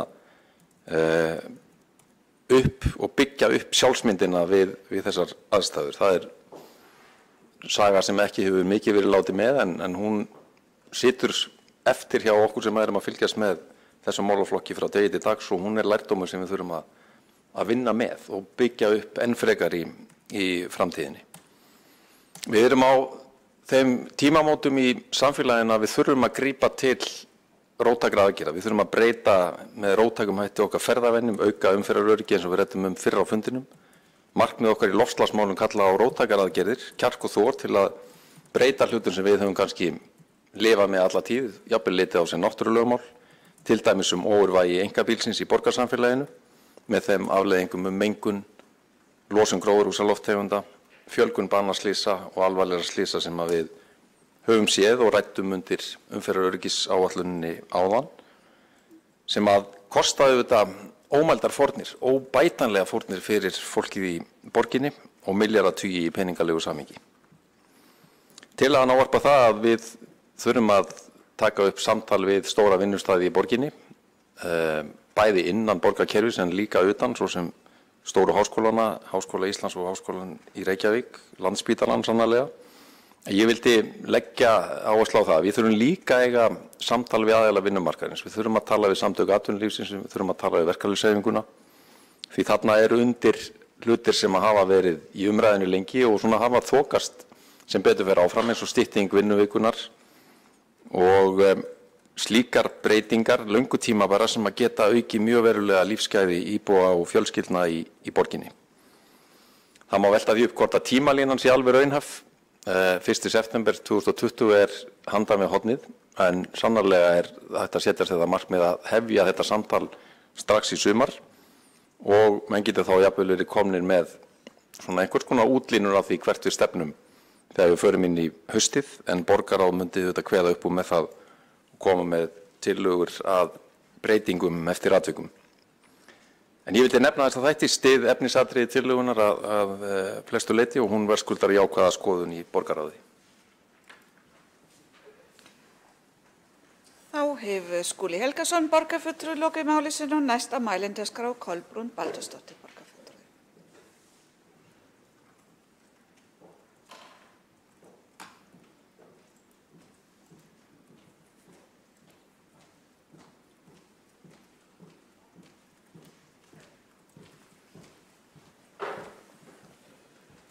Forseti, ágæta borgarstjórn, mér finnst þetta bara svo sjálfsagt mál. Ég var með sambærilega tillögu fyrir ári. Þá var svo tillaga, henni var vísað frá á sama fundi og hún var lögð fram. Það var í borgarráði, þannig að ég veit ekki að vísinni í borgarráði, ég held að þar fái hún kannski bara svona einhverja sambærilega meðhöndlun þegar þangað kemur. Þetta þetta leið sem hægt að fara til þess að bara létta á eins og umferðartöfum og umferðaröngþveiti sem að nú aldrei sem fyrr og það svo sjálfsagt mál að borgin eigi frumkvæði og hvernig sem svo það gert, við hverju rætt, það síðan bara útfærslu atriði. En það myndi breyta mjög miklu ef að vinnutími væri enn sveigjanlegri en hann nú orðinn og sennilega hefur nú eitthvað jafnvel orðið betra núna eftir COVID-aðstöðuna því að einhverjir eru kannski að vinna meira heima en áður. En síðan mætti líka horfa til þess að færa fyrirtæki eitthvað meira til, fyrirtæki sem á vegum borgarinnar, dreifa þeim meira borgina.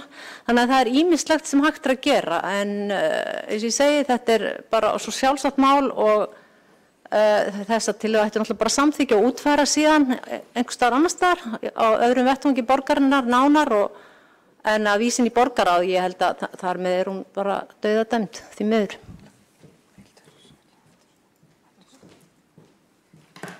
Þá hefur Kolbrún Baldursdóttir borgarfulltrúi máli sínu og næst að mælendaskrá það Eyþór Laxar Arnalds borgarfulltrúi.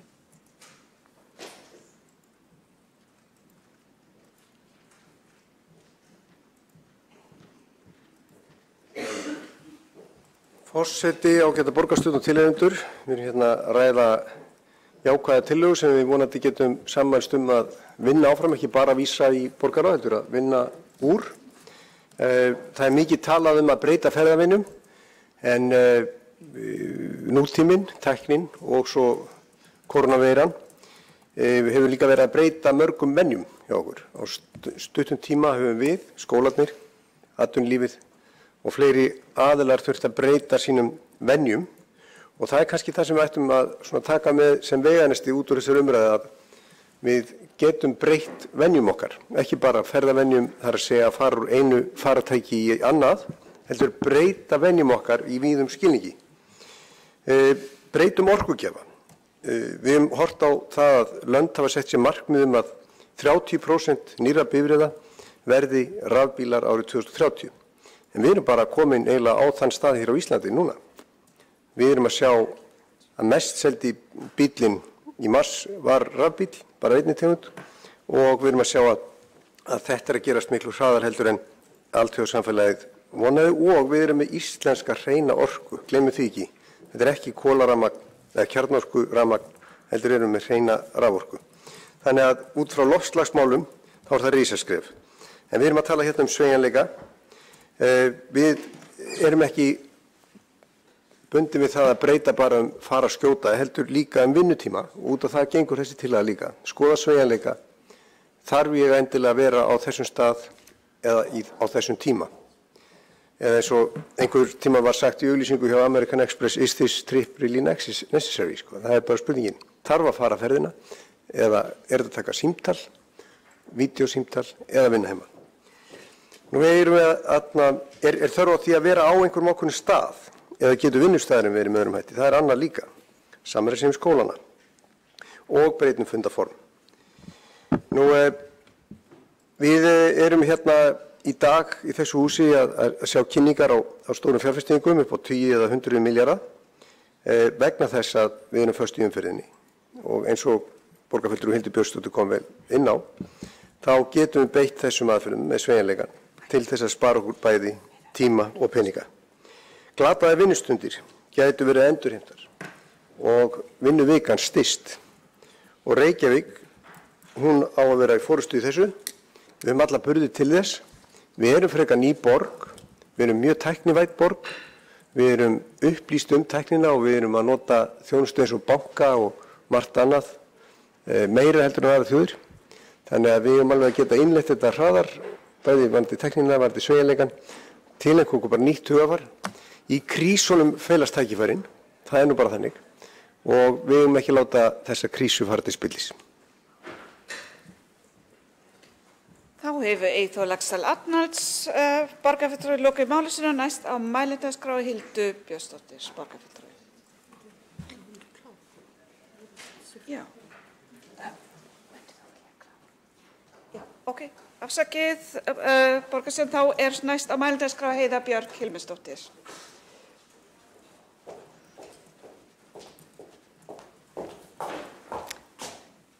Forseti, ágætu borgarfulltrúar, ég ætla nú ekki að lengja kannski umræðan þessa ágætu tillögu, hún að mörgu leyti áhugaverð og við sáum það í COVID að fólk gat breytt venjum sínum mjög hratt og vissulega getum við það eins og borgarfulltrúi Sigurborg Ósk sagði hér í upphafi, það allt hægt.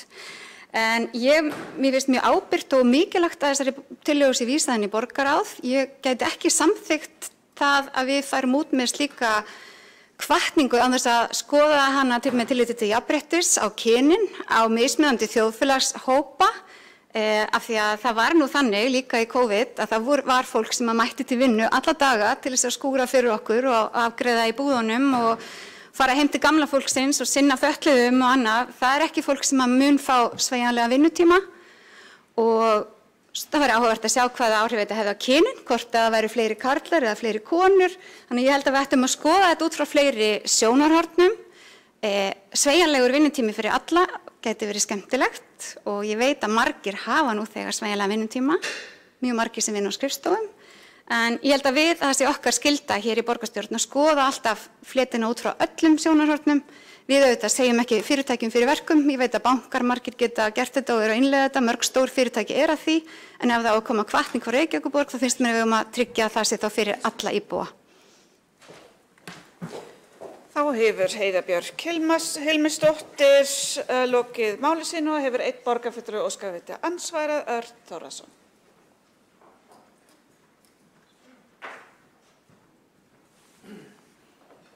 Forseti, ágæta borgarstjórn, takk Heiða Hilmisdóttir fyrir jákvæð orð í hvaða hugmyndir hennar. Þú nefnir að það þurfi að rýna hana betur og ég svo sem get tekið undir það að vissu leyti. En mér finnst svolítið skrítið að við vorum að klára samþykkja áðan umferðaröryggisáætlun og ég bara man ekki eftir því að við höfum haft svona miklar áhyggjur af því þar. Og snýr þetta að sumumálum að verum ekki og getum við lesið einhvern svona takt út úr þessu hvað þarf að bíða og fá jafnréttis rýningu versus ekki. Þá geta væri svona einhver regla í því eða taktur eða þannig að við sæjum hvað þyrfti að fara í skoðun. En þetta ágætis að skoða öll mál, en þá væntanlega öll. Þá hefur Örn Þórðarson borgarfulltrúi lokið við að veita ansvar, svara þá ansvari Heiða Björk Hilmisdóttir. Forseti, ágætu borgarfulltrúar, já það satt og ég saknaði þess reyndar sjálf í umferðaröryggisáætluninni að það var ekki minnst á kyn, það hvorki minnst á orðið kyn, kona eða karl. Það auðvitað að tala börn og það tala þjóðfélagshópa, en mér finnst það bara ágætis markmið fyrir næstu umferðaröryggisáætlun sem hlýtur að fara núna í fljótlega allavega, þessi á gildi til 2023, að við bara skoðum það betur út frá kynunum. Við vitum það og þekkjum það að kynin ferðast með mismunandi hætti.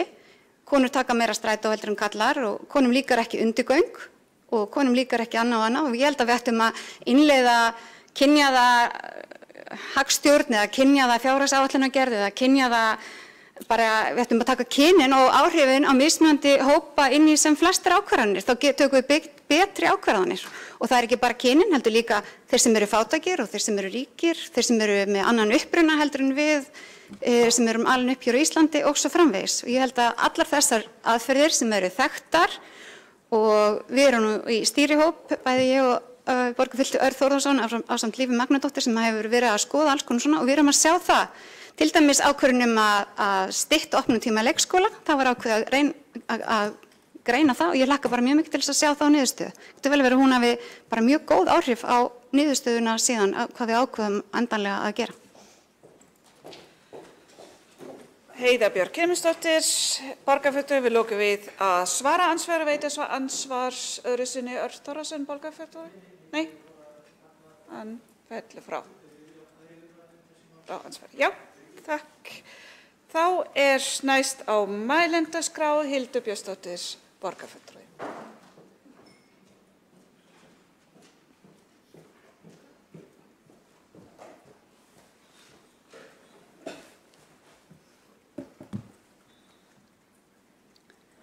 Forseti, ágæta borgarstjórn, ég vil þakka góða og uppbyggilega umræðu þessa tillögu.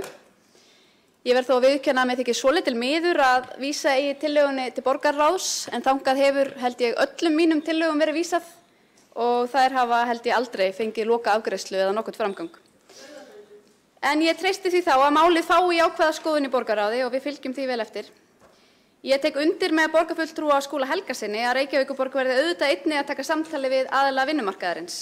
Ég held það verði auðsótt samtali enda samfélagið mjög móttækilegt akkurat núna fyrir hugmyndum sem þessum. Í umræðum hér í dag hefur einnig komið fram að tímalínan sé kannski full bjartsýn. Það er að það sé of bratt að stefna að því að komast að niðurstöðu fyrir 1. september þessa árs. Ég held reyndar að tíminn sé nákvæmlega núna og ef við draugum málið eitthvað á langinn að þá fari samfélagið allt aftur í sama farið og það verði enn ólíklegra að hægt verði að knýja fram djarfar en jákvæðar breytingar.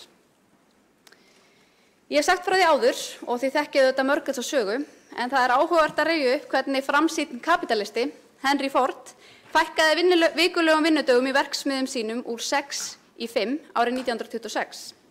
Þar með innleiddi hann 40 stunda vinnuviku sem var sá nákvæmi tímafjöldi sem Ford taldi nauðsynlegan svo framleiða mætti bifreiðar í samræmi við eftirspurn. Þarna braut hann upp viðtekið form, dró úr vinnustundum en greiddi áfram sömu laun.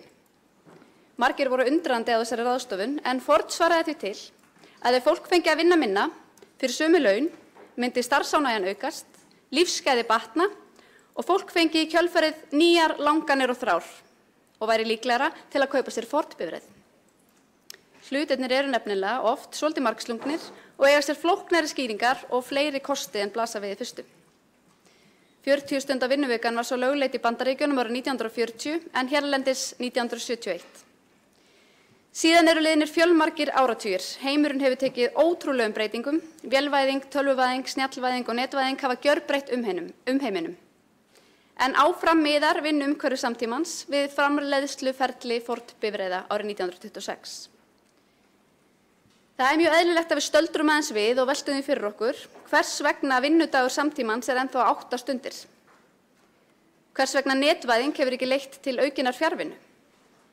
Hvers vegna vinnu má ekki í einhverjum tilfellum mæla í afkostum frekar en klukkustundum.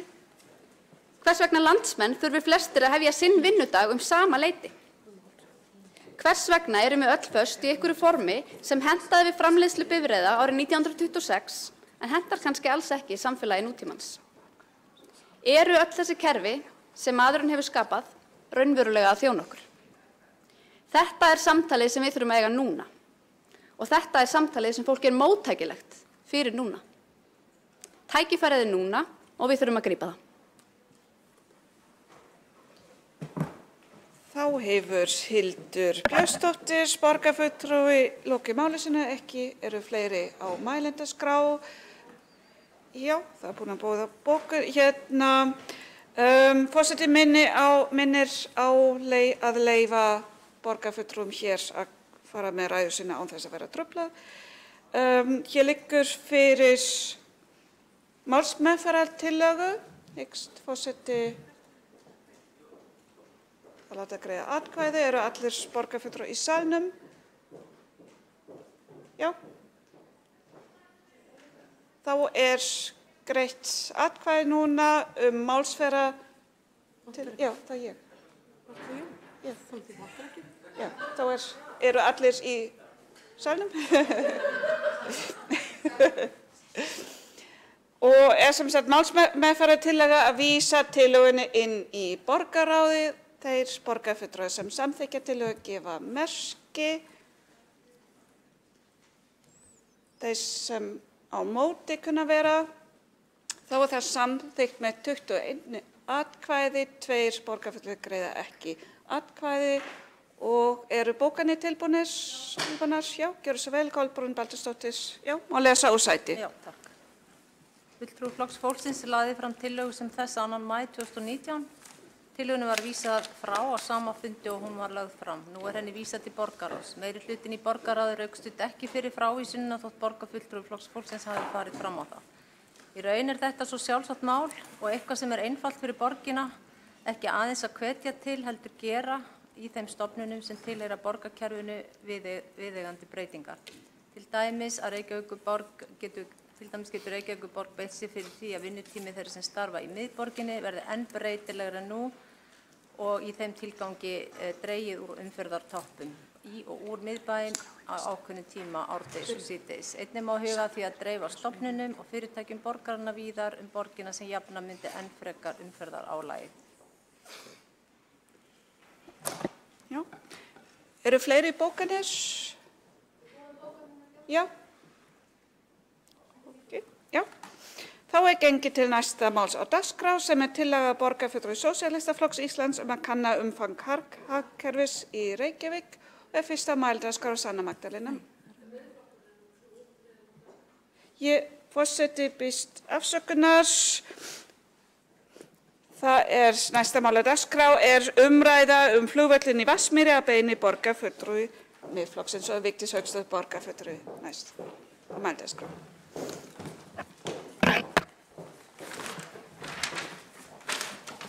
Virðulegi forseti, ég get ekki byrjað alveg strax, það ekki hérna fjarstýringin þar? Ég með glærur. Fletti ég hérna. Fletti ég hér.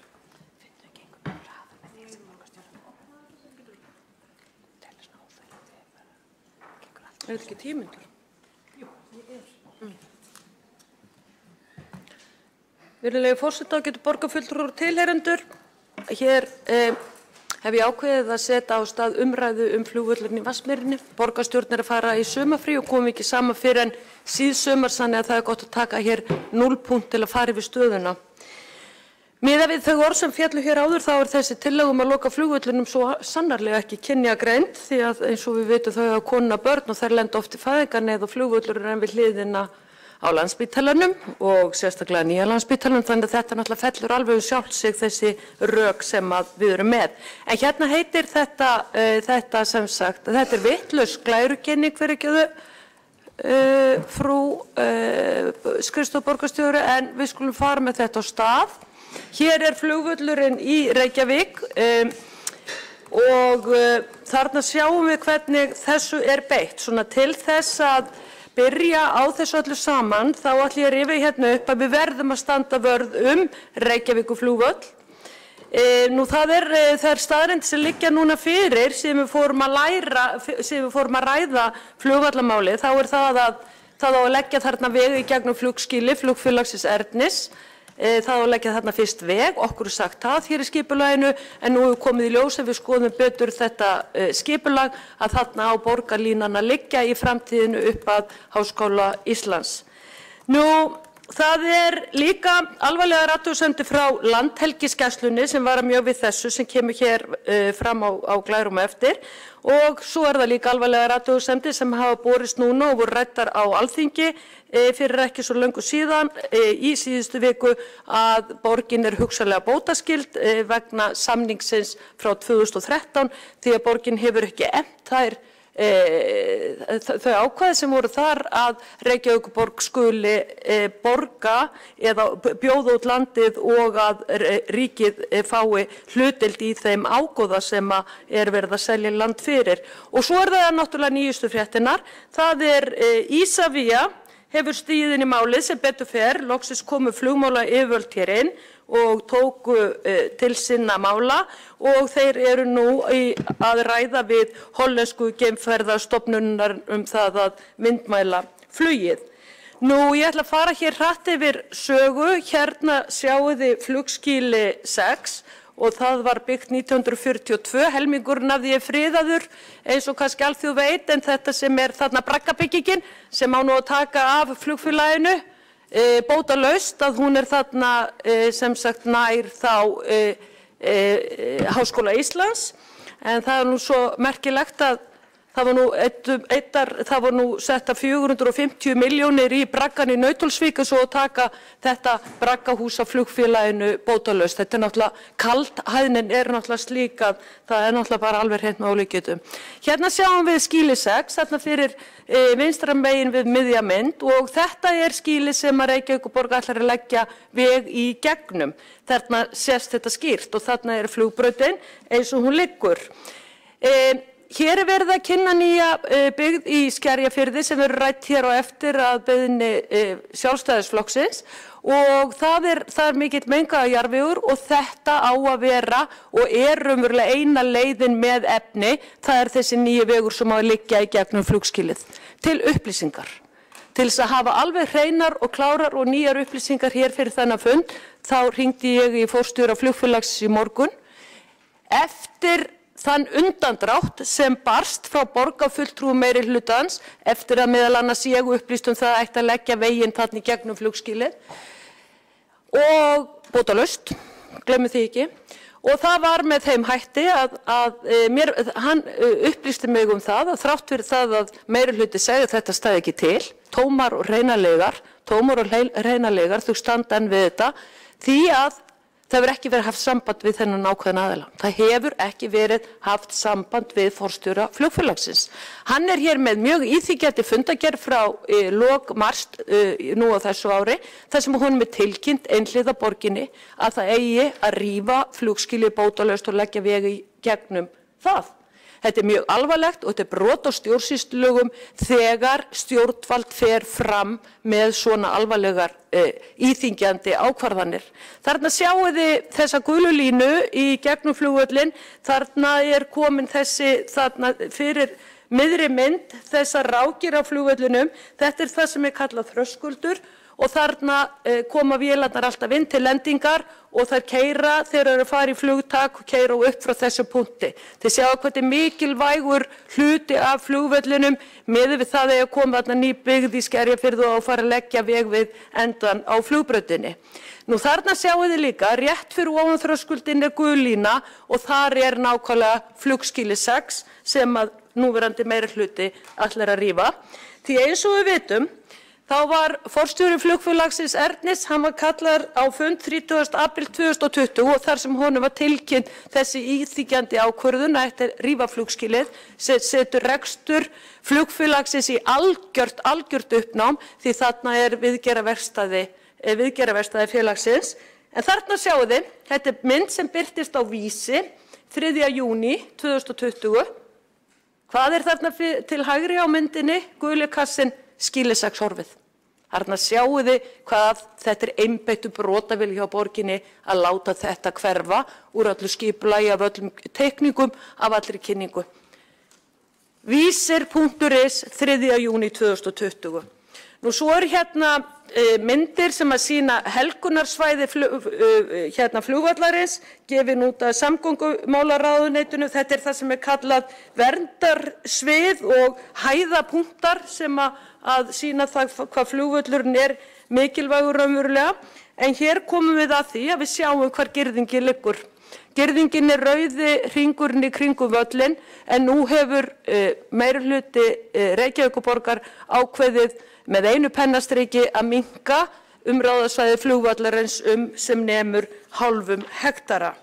Hér sjáum við aðra mynd sem endi flugbrautarinnar og þessi bláa svæði sem liggur líka í gegnum flugskýli 6 eins og þið sjáið.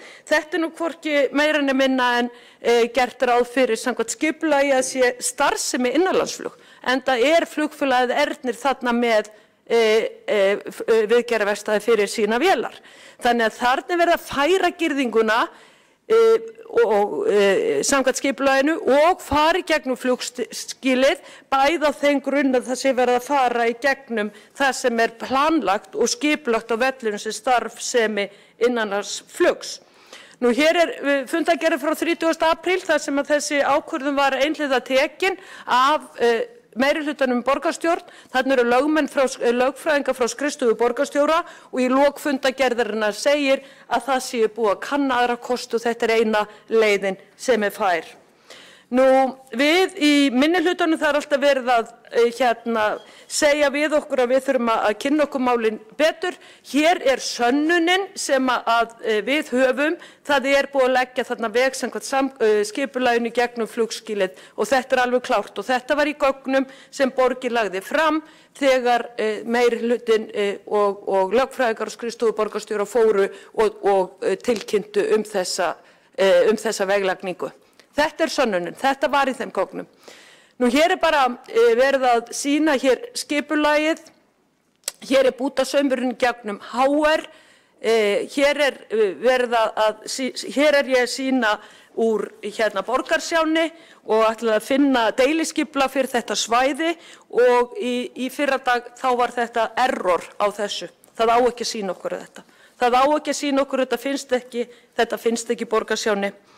Nú, hér er ég komin inn á Fossvogsbrúna, þar sem við sjáum hvernig hún á að taka land í Skerjafirði með tilheyrandi landfyllingu og það merkilega nokk var það að á fundi skipulags- og samgönguráðs í síðustu viku þá bað ég það að okkur yrði sent fyrir klukkan 4 síðastliðinn föstudag heildarsýn á þetta svæði. Það sem væri byggðin í Skerjafirði, það sem væri Fossvogsbrúin, það sem hafi verið flugvöllurinn og fyrirhuguð uppbygging í Háskólanum Reykjavík. Við því varð ekki orðið og það er komið þriðjudagur, ég er ekki enn og ekki aðilar í ráðinu búin að fá þessa yfirsýn sem við erum alltaf að kalla eftir. Það er mjög merkilegt og hér er náttúrulega þetta, ætla ég aðeins að minnast á það að í skipulags- og samgönguráði 3. júní þá sátu sjálfstæðismenn hjá við tillöguna sjálfsögðu því okkur vantar svo miklar upplýsingar. Það er rétt að það komi fram ég hef ekki atkvæðarétt þar því ég er áheyrnarfulltrúi en bæði fulltrúar Sjálfstæðisflokksins og ég voru með harðorðarbókanir þar sem að við vorum að mótmæla þessu. Ég var búin að fara yfir það að þetta þrengi mjög að landhelgisgæslunni og það er verið að ganga á helgunarsvæði og öryggi Reykjavíkurflugvallar og þetta er brot á samningi frá 28. nóvember 2019. Virðulegi forseti, ég óska eftir því að þessi glærukenning verði stöðvuð núna og ég fá að halda áfram frá því sem nú í seinni ræðu minni og óska eftir að komast aftur á mælendaskrá því málið er umfangsmikið og duga ekki 10 mínútur til að kynna þetta. Já, þá hefur borgarfulltrúi Vigdís Hauksdóttir lokið máli sínu og næsta mælendaskrá er borgarfulltrúi Marta Guðjónsdóttir.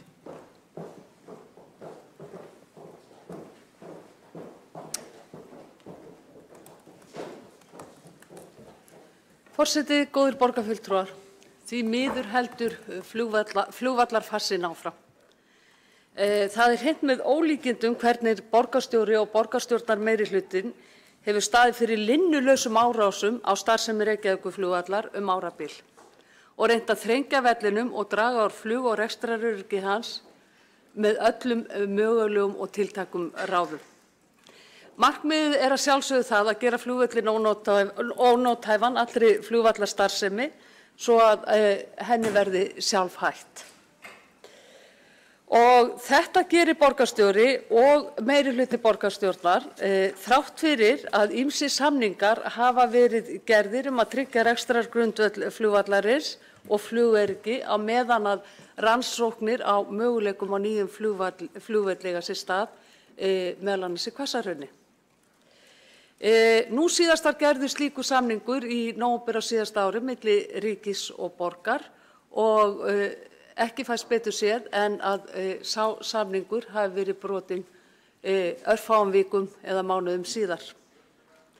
Eins og menn þekkja að fréttum síðustu viku þegar að rífa átti flugskýli bótalaust, viðhaldsstöð og flugskýli flugfélagsins Ernis bótalaust.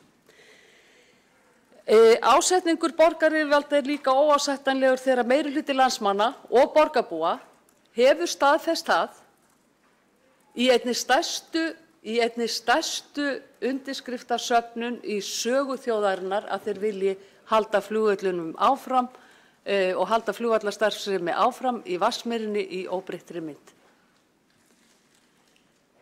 Þessum undirskriftum var komið hingað í Ráðhúsið. Og við þessum undirskriftum tók núverandi borgarstjóri sem var þáverandi formaður borgarráðs og fyrrverandi borgarstjóri Jón Gnarr með glott á vör og gerðu lítið úr þessum undirskriftum og sópuðu þeim undir teppi. Þannig er vilji borgarbúa og landsmanna í þessu máli virtur. Nú liggur fyrir að það á að keyra í gegn deiliskipulag að nýrri byggð í Skerjafirði. Austan við Skerjafjörð, alveg við flugvallargirðinguna. Þrátt fyrir það að engar veðurfarslegar rannsóknir liggi fyrir eða hafi farið fram á því hvaða áhrif slík byggð myndi hafa á nýtingarstöðu flugvallarins og flugöryggi. Fram hefur komið í fréttum á síðustu dögum að komið hefur í ljós að byggðin á Hlíðarenda hefur haft áhrif á vinda og ókyrrð í lofti og komið þannig niður á flugöryggi.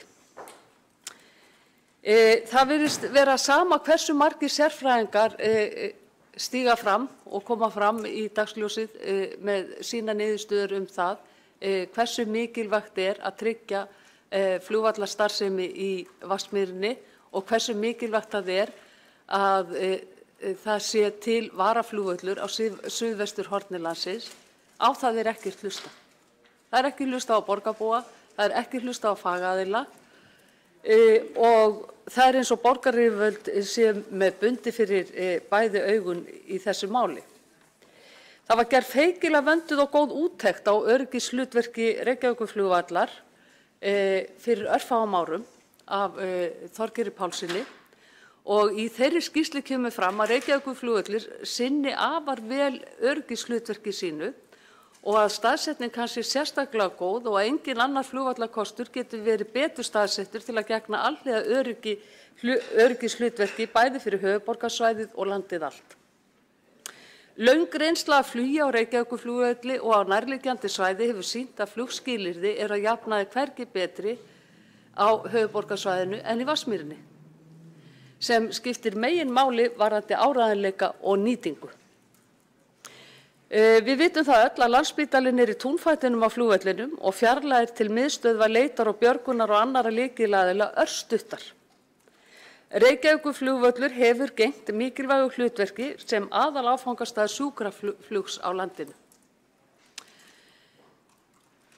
Það því engum blöðum það að flétta að nálægð flugvallarins við eina hátæknisjúkrahús landsins afar mikilvæg, ekki síst í bráðatilfellum þegar bjarga þarf mannslífum og mínútur geta skipt máli að koma sjúklingum undir læknishendur.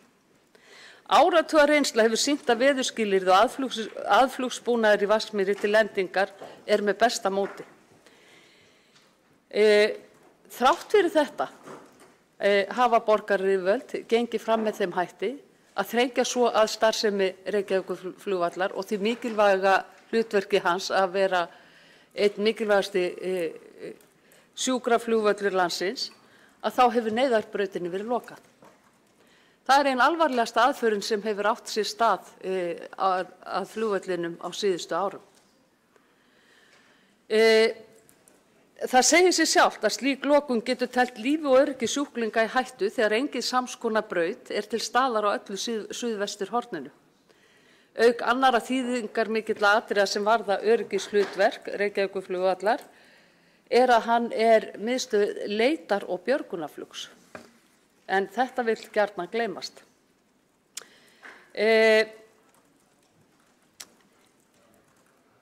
Ýmsar hugmyndir hafa komið upp í gegnum tíðina nýja staðsetningu fyrir innanlandsflugið en í ljós hefur komið eftir miklar athuganir að þær hafa ekki verið raunhæfar. Rögnunefndin komst að þeirri niðurstöðu að Hvassahrauni væri álitlegur þróunarkostur fyrir nýjan flugvöll og að flugvallarskilyrði þar yrðu könnuð með nauðsynlegum rannsóknum. Takið eftir, álitlegur þróunarkostur. Langt í land að þeirri vinnu ljúki og ekki hefur verið sannað að þessi staður uppfylli þær kröfur sem gerðar verða til arftaka Reykjavíkurflugvallar varðandi flugskilyrði. Og það vill stundum gleymast að það kom líka fram í niðurstöðu Rögnunefndar að tryggja verður rekstur Reykjavíkurflugvallar á meðan nýjum flugvelli til að taka við hlutverki hans hefur ekki verið fundinn staður og hann byggður. Þetta kemur heim og saman við nýlegan samning sem að Reykjavíkurborg gerði við ríkið í nóvember á síðasta ári. Því mönnum ber saman það að það lykilatriði að það sé búið að taka ákvörðun og það sé búið að finna staðsetningu fyrir nýjan flugvöll áður en það kemur til álita að loka Reykjavíkurflugvelli. En þrátt fyrir það unnið að því öllum árum hér í borgarkerfinu, hér á borgaryfirvöldum og af meiri hlutanum í borginni að loka Reykjavíkurflugvelli. Ef ekki með góðu, þá skal það gert með illu. Ef ekki með góðu, þá skal það gert með illu. Þannig var Neyðarbrautinni lokað, þannig eru áformum með uppbyggingu í Skerjafirði hugsaðar, að koma skal byggðinni þar fyrir, þannig að það komi niður á flugöryggi, þannig að þrengt verður þannig af vellinum að hann verði ekki lengur starfhæfur. Ákveðið hefur verið að tilkynna flugfélaginu Ernu það að rífa þurfi flugskilið. Viðhaldsstöð flugfélagsins. Þannig að starfsemi þess flugfélags verður sjálfhætt ef af verður. Þetta flugfélag sem sinnir mikilvægu sjúkraflugi og líffæraflutningum. En borgarstjórn virðist vera alveg slétt sama það. Hvað þá borgarstjóra sem læknismenntaður? Ég held að það sé orðið málalinni og að borgarstjórn ætti að fara að huga að því að endurmeta afstöðu sína og skoðanir sínar varðandi lokun Reykjavíkurflugvallar. Og fara að hlusta á fólkið í borginni, fara að hlusta á fólkið í landinu og vera ekki að vinna því öllum árum að loka einni aðalsamgönguæð landsins sem að Reykjavíkurflugvöllur er. Reykjavíkurflugvöllur er í raun okkar lestarstöð. Ég sé að ræðutíminn minn er búinn en ég ætla þá að fá bara að halda áfram í síðara ræðu. Takk fyrir. Þá hefur borgarfulltrúi Marta Guðjónsdóttir lokið máli sínu og næst á mælendaskrá er borgarfulltrúi Vigdís Hauksdóttir.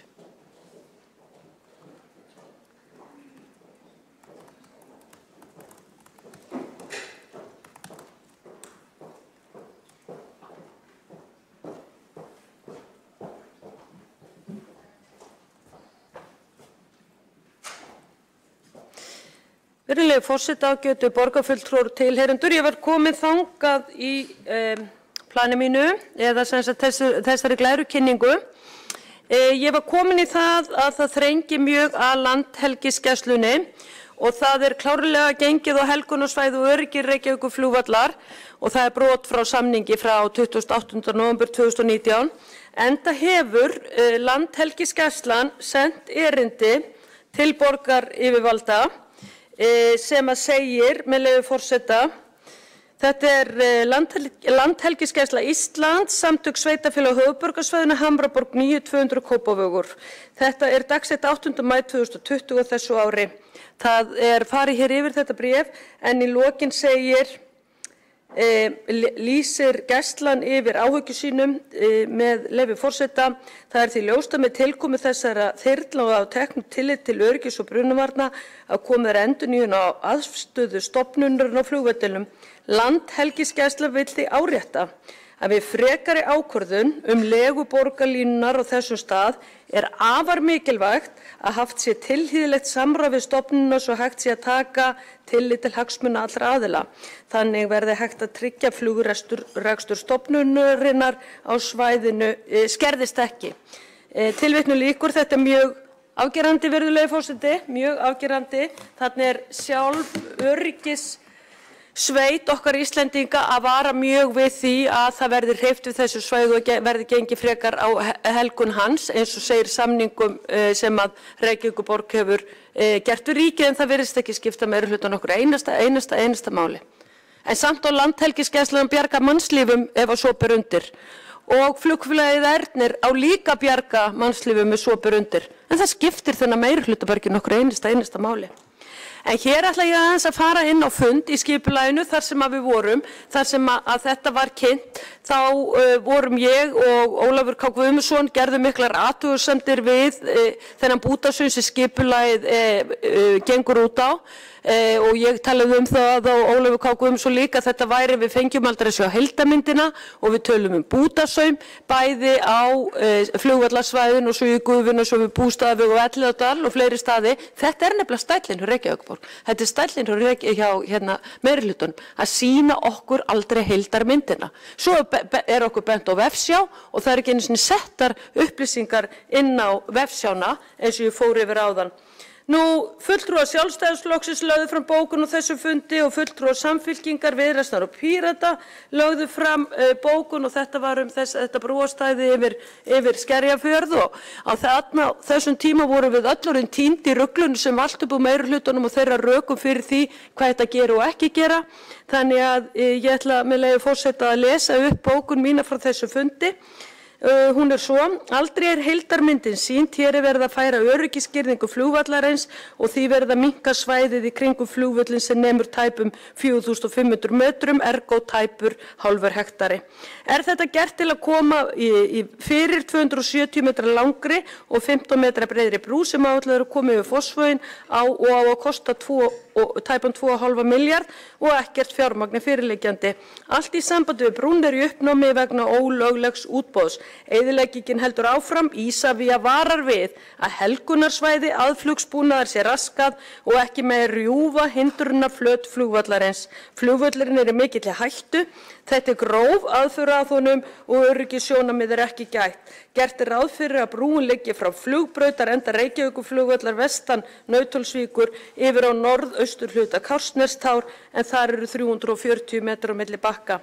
Landfyllingar verða gerðar báðum megin við sitthvort brúarendan. Sífellt verið að bútasauma Nauthólsvíkin og Skerjafjörðinn með nýjum landfyllingum og passaður upp á þær sé ekki af þeim stærðarskala að þær falli undir lög skyldu til umhverfismat. Þetta svæði hefur að geyma mjög viðkvæmt lífríki en það engu haft. Tilvitnun lýkur. Virðulegi forseti, hér hef ég farið yfir alvarleika þess og skemmdarverka sem meirihlutin í Reykjavík stendur fyrir varðandi flugvöllinn í Vatnsmýrinni. Öryggissjónarmiða ekki gætt. Ríkið, Landhelgisgæslan og fleiri aðilar, Isavia að reyna að hnekkja þessum skemmdarverkum en meirihlutin heldur áfram. Það bara hægt að lýsa þessu með þessum orðum og læti þau vera mín lokaorð. Endalaust verið að blekkja fólk og sleppa því að sýna heildarmyndina. Það eru óheiðarleg vinnubrögð, svo ekki sé meira sagt. Þá hefur borgarfulltrúi Vigdís Hauksdóttir lokið máli sínu og hefur einn borgarfulltrúi óskað eftir því að veita andsvar. Líf Magnúsdóttir. Já, ágæti forseti og borgarstjórn. Mér langaði bara að koma bútasaumi hér til varnar en það velþekkt aðferð að taka búta og sauma í fallegt heildstætt teppi og það sem liggur auðvitað fyrir það svo skýra sýn sem að bæði þessi meirihluti hefur og hefur verið að vinna að sem heitir aðalskipulag Reykjavíkur. Þannig að það fjarri lagi að vera að tala það að hér sé allt tekið í einhverjum áfengum. Jú, það má svo vel vera vegna þess að þannig byggjum við upp borgir, við tökum þetta svæði, heldur við flétum ekki út og gerum bara eina aðgerð, það tekur tíma að byggja upp borg og það auðvitað það sem við erum að gera og hér heildarsýnin eins og hún birtist okkur í aðalskipulaginu og borgarfulltrúinn getur vel við að sér upplýsingum þar en bútasaumi til varnar, það falleg aðferð til þess að búa til góða vöru og fallegt verk, handverk. Það er borgarfulltrúi Líf Magnúsdóttir, lokið að veita andsvar og svarar andsvari borgarfulltrúi Vigdís Hauksdóttir.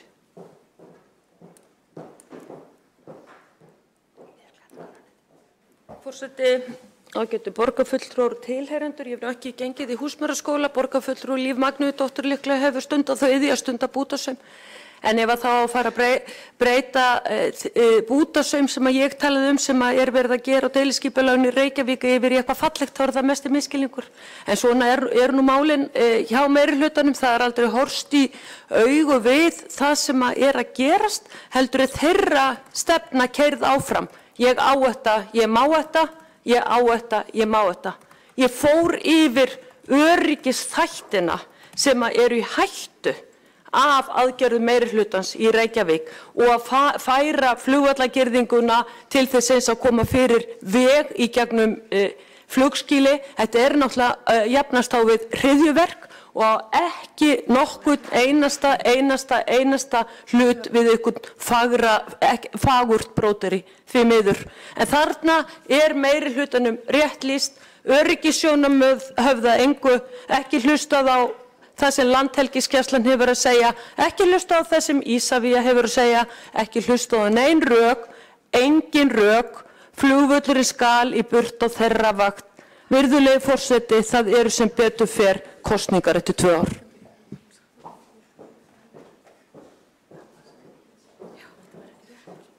Þá hefur Vigdís Hauksdóttir lokið við að svara andsvari. Næstur á mælendaskrá borgarfulltrúi Páll Bartósek.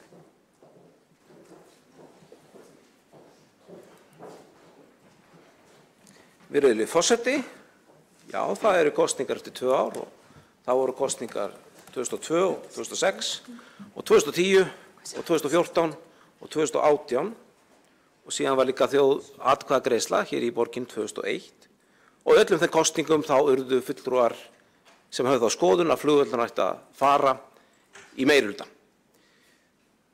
Þannig að það alveg rétt sem það að það ákveðið lýðræðislegt umboð sem sækja til sína sjónarmiða og vinna þeim fylgi. Og það svo heildarsýn sem þetta skiptir máli vegna þess að ég gæti farið hér í ræðu og farið ofan í hvert einasta atriði sem fram hefur komið í máli borgarfulltrúans og rakið sumt og ávarpað annað og sumt ætlaði því ég ætla að gera. En áður en við gerum það þá þetta mjög mikilvægt að líta á heildarsýnina. Líta á heildarsýnina og heildarsýnin sú hjá þeim sem hér stendur og mörgum öðrum að til lengdar þá ekki hægt að finna betra land, betra svæði fyrir framtíðarkynslóðir Reykjavíkur til að búa í sem stendur, heldur en það svæði sem heitir Vatnsmýrin og hýsir í dag innanlandsflug.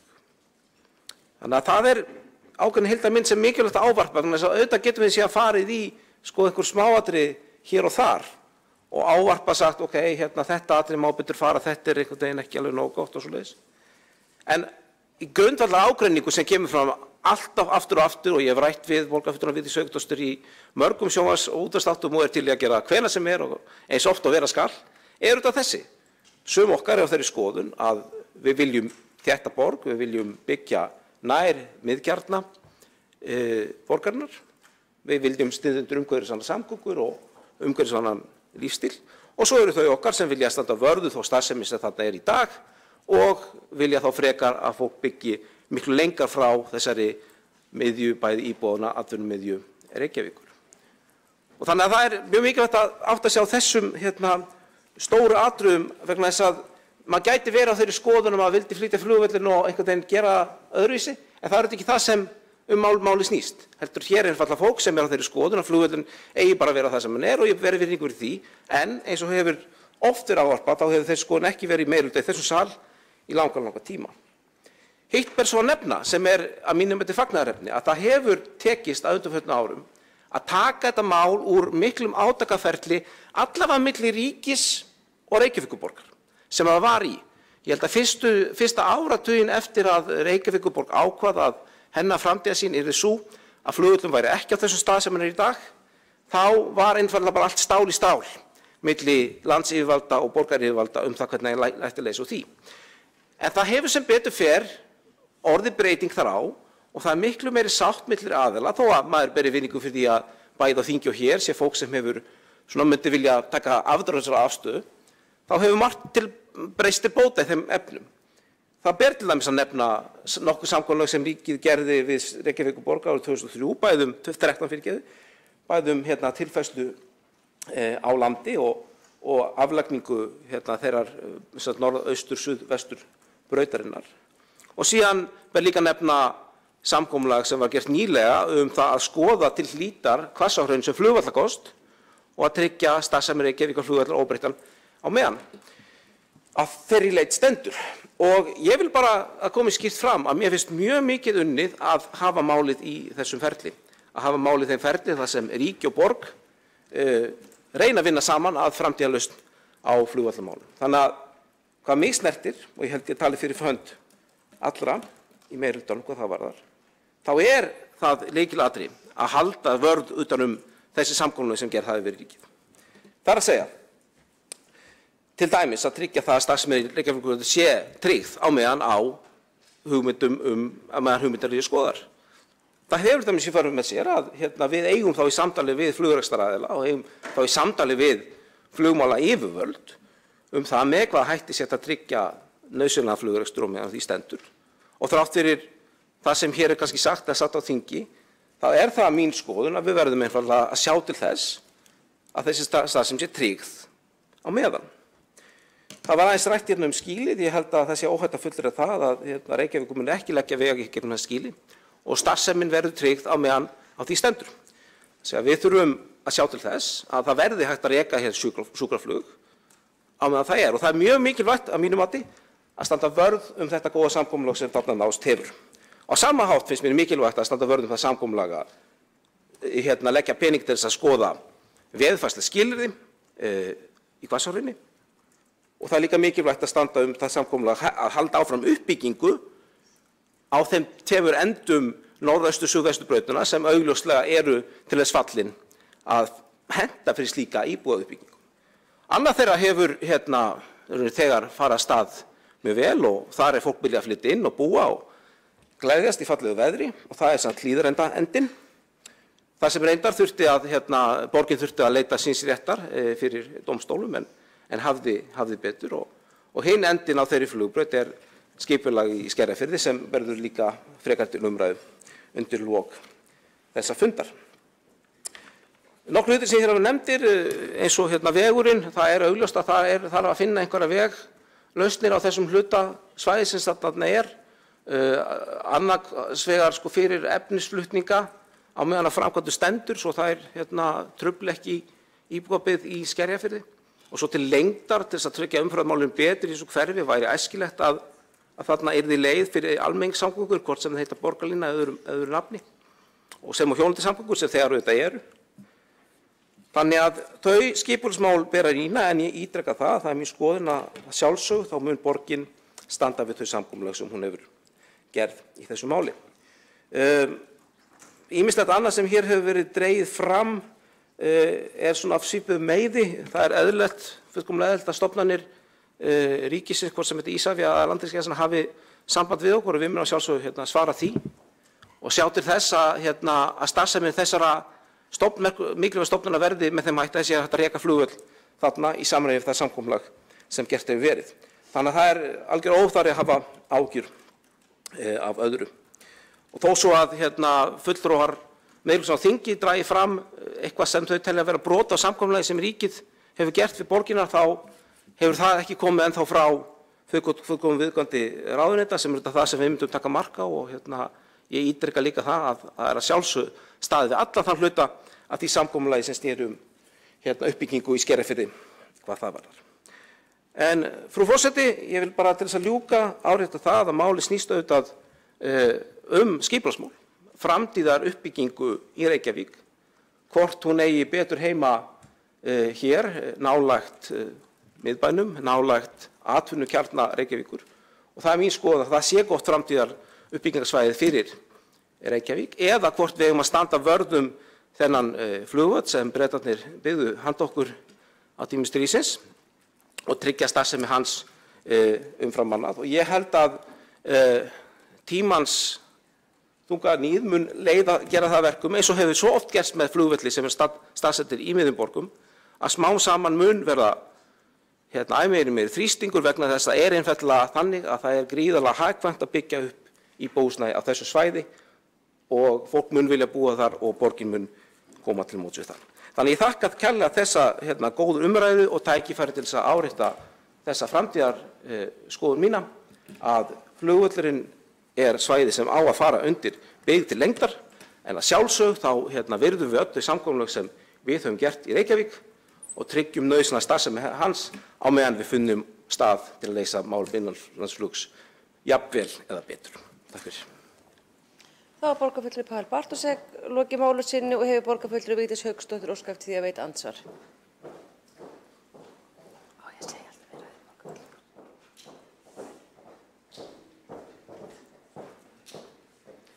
Virðulegi forseti, ágæta borgarstjórn og tilheyrendur. Já, nýjasti flokkurinn í Viðreistum meirihluta Dags B. Eggertssonar, Viðreisn, er fljót að læra frasana, fljót að finna fyrir rökunum sem eru notuð til þess að gera til dæmis í þessu máli flugvöllinn í Vatnsmýrinni algjörlega óþarfan í íslensku samfélagi. Ég tel þetta sem mikið vonbrigði fyrir kjósendur Viðreisnar sem að kusu það flokk hér í borgarstjórn og Viðreisn og nokkra þingmenn á þingi að það sé farið fram með þennan málflutning að þessu nýja flokki sem ykkur er bundu vonir við. Og mér finnst það mjög skrítið að borgarfulltrúinn Pavel Bartoszek að hann skuli fyrirgefa framburðinn, ég myndi ekki alveg Pavel Bartoszek var það, ekki P, Bartoszek að fara fram með þennan málflutning því að þessi borgarfulltrúi hefur líka setið á þingi og heyrt alveg umræðuna þar.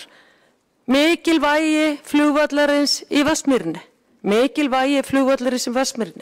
Þið langar mig til að spyrja borgarfulltrúan með þessa framtíðarsýn þessa meirihluta sem er faktist í minnihluti í borginni. Það er alltaf einblínt á Hvassahrauni, þar eigi að koma flugvöllur. Fyrsta lagi, hvar á að fá pening 200 til 250 milljarða til að byggja nýjan flugvöll ef svo einkennilega vildi til að það kæmi út úr áhættumatinu að það væri hægt að fara með nýjan flugvöll í Hvassahraun. Í öðru lagi, óttast ekki borgarfulltrúinn landris og jarðskjálfta sem að ganga núna yfir Reykjanes og í þriðja lagi er sá flugvöllur, ef hugsanlega kæmi, ekki allt og nálagt alþjóðaflugvöllunum því að Reykjavíkurflugvöllur hefur þá stöðu að vera varaflugvöllur fyrir flug erlends frá. Það er borgarfulltrúi Vigdís Hauksdóttir, lokið við að veita andsvar og svarar andsvari borgarfulltrúi Pavel Bartoszek.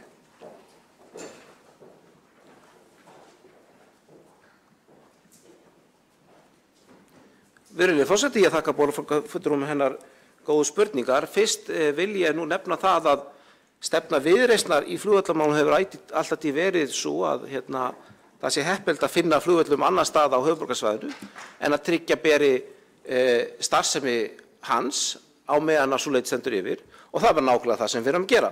Þannig ég gæti ekki ímyndað mér að kjósendur Viðreisnar, allavega þeir kjósendur Viðreisnar sem kusu Viðreisn undir þessum formörkum, gæti mögulega verið glaðari með þá stefnu sem hér er verið að leita leiða til þess að hrinda í framkvæmd.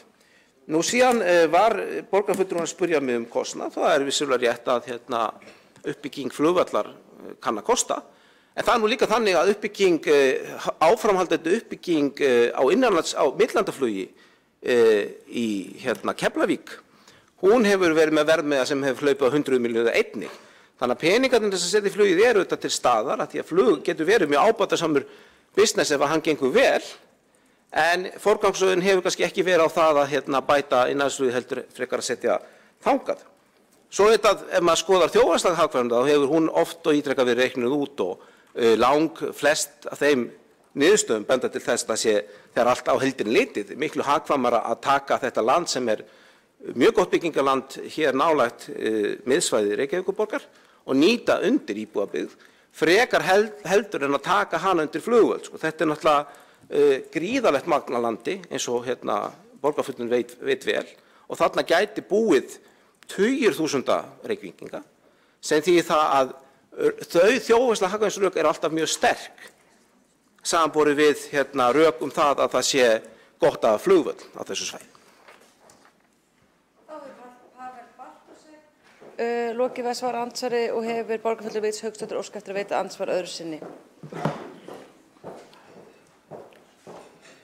Virðulegi forseti, ágæta borgarstjórn og tilheyrendur, þessi rök hjá borgarfulltrúum náttúrulega halda ekki einasta vatnsdropa vegna þess að ég er alltaf að tala um öryggishlutverk flugvallarins, hvernig ósköpunum á Reykjavíkurborg að fara fram með byggð í Skerjafirði sem verður rædd hér síðar á fundinum, sem er í fyrsta lagi stútfulla mengun og þarna er búið að gera rannsóknarholur og okkur er ekki sagt hvaða mengun er í jarðveginu þar og það að því þessi meirihluti upptekinn af loftslagsmálum og það að þurfa að keyra allan þennan mengaða jarðveg út úr Skerjafirði fram hjá flugvellinum í gegnum flugskýlið á veginum sem á að liggja þar meðfram ströndinni og upp hjá HR. Verði ykkur að góðu með mengunina þegar þetta fer að bresta á. Bæði mengunina sem kemur úr jarðveginum pluss náttúrulega mengunina sem kemur af þessu þungaflutningum að flytja þennan jarðvegi í burtu. Nei. Þá segja Vinstri grænir og Samfylkingin í borgarstjórn. Já, við ætlum kannski bara að búa þarna til svona bara mengunatanka á þessu svæði. Einmitt, akkurat, það kom fram á kynningafundi borgarlínu og Fossvogsbrúna hjá starfsmanni heilbrigðiseftirlitsins að þetta bara búa kannski bara farga bara mengunni þarna á þessu svæði. Þessi meirihluti, forseti, hann veit ekki hvað hann að tala Það ekki hægt að rökræða við þennan meirihluta. Heila þvotturinn slíkur. Öryggissjónarmið landsbyggðarinnar og okkar í Reykjavík að engu höfð. Hjartað í Vatnsmýrinni safnaði yfir 70.000 undirskriftum til stuðningsflugvöllunum í Vatnsmýrinni. Hér verið að vísa í einhverja skoðanakönnun sem var algjörlega ómarktæk frá síðustu aldamótum. Update, please, og hugsiði landsmenn og Reykvík alla. Þá hefur lokið við að veita andsvar öðru sinni borgarfulltrúi Vigdís Hauksdóttir. Næst á mælendaskrá borgarfulltrúi Marta Guðjónsdóttir.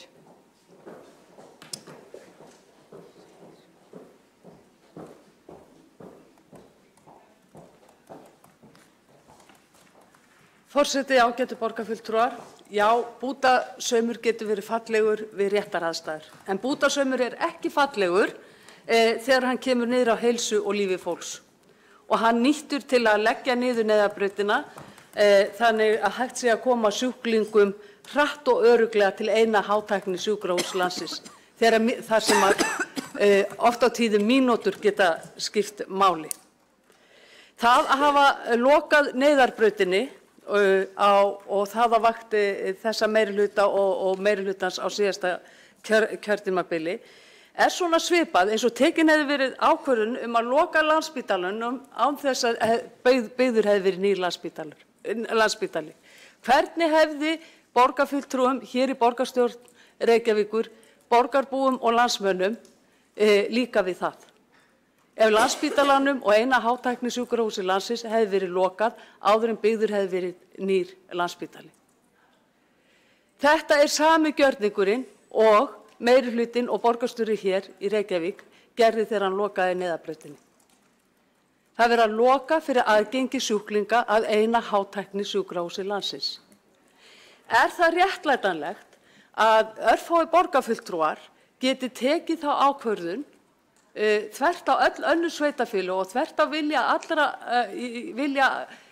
allra landsmanna eða meirihluta landsmanna og meirihluta borgarbúa að loka Reykjavíkurflugvelli? Þetta með ólíkindum þessi vinnubrögð. Forseti, það kominn tími til að þið staldri við og farið að hlusta á fólkið hér í borginni. Farið að hlusta á fagmennina sem gera ekki annað en að ráðleggja ykkur það að það verði að vera til staðar 2 flugvellir hér á suðvesturhorni landsins. Reykjavíkurflugvöllur gegnir mjög mikilvægu hlutverki sem varaflugvöllur. Við höfum ekkert upp á að hlaupa ef Reykjavíkurflugvelli verður lokað. Þess vegna segi ég, stöldrum við og fáum niðurstöður úr rannsóknum en byrjum ekki á því að skjóta fyrst og spyrja svo.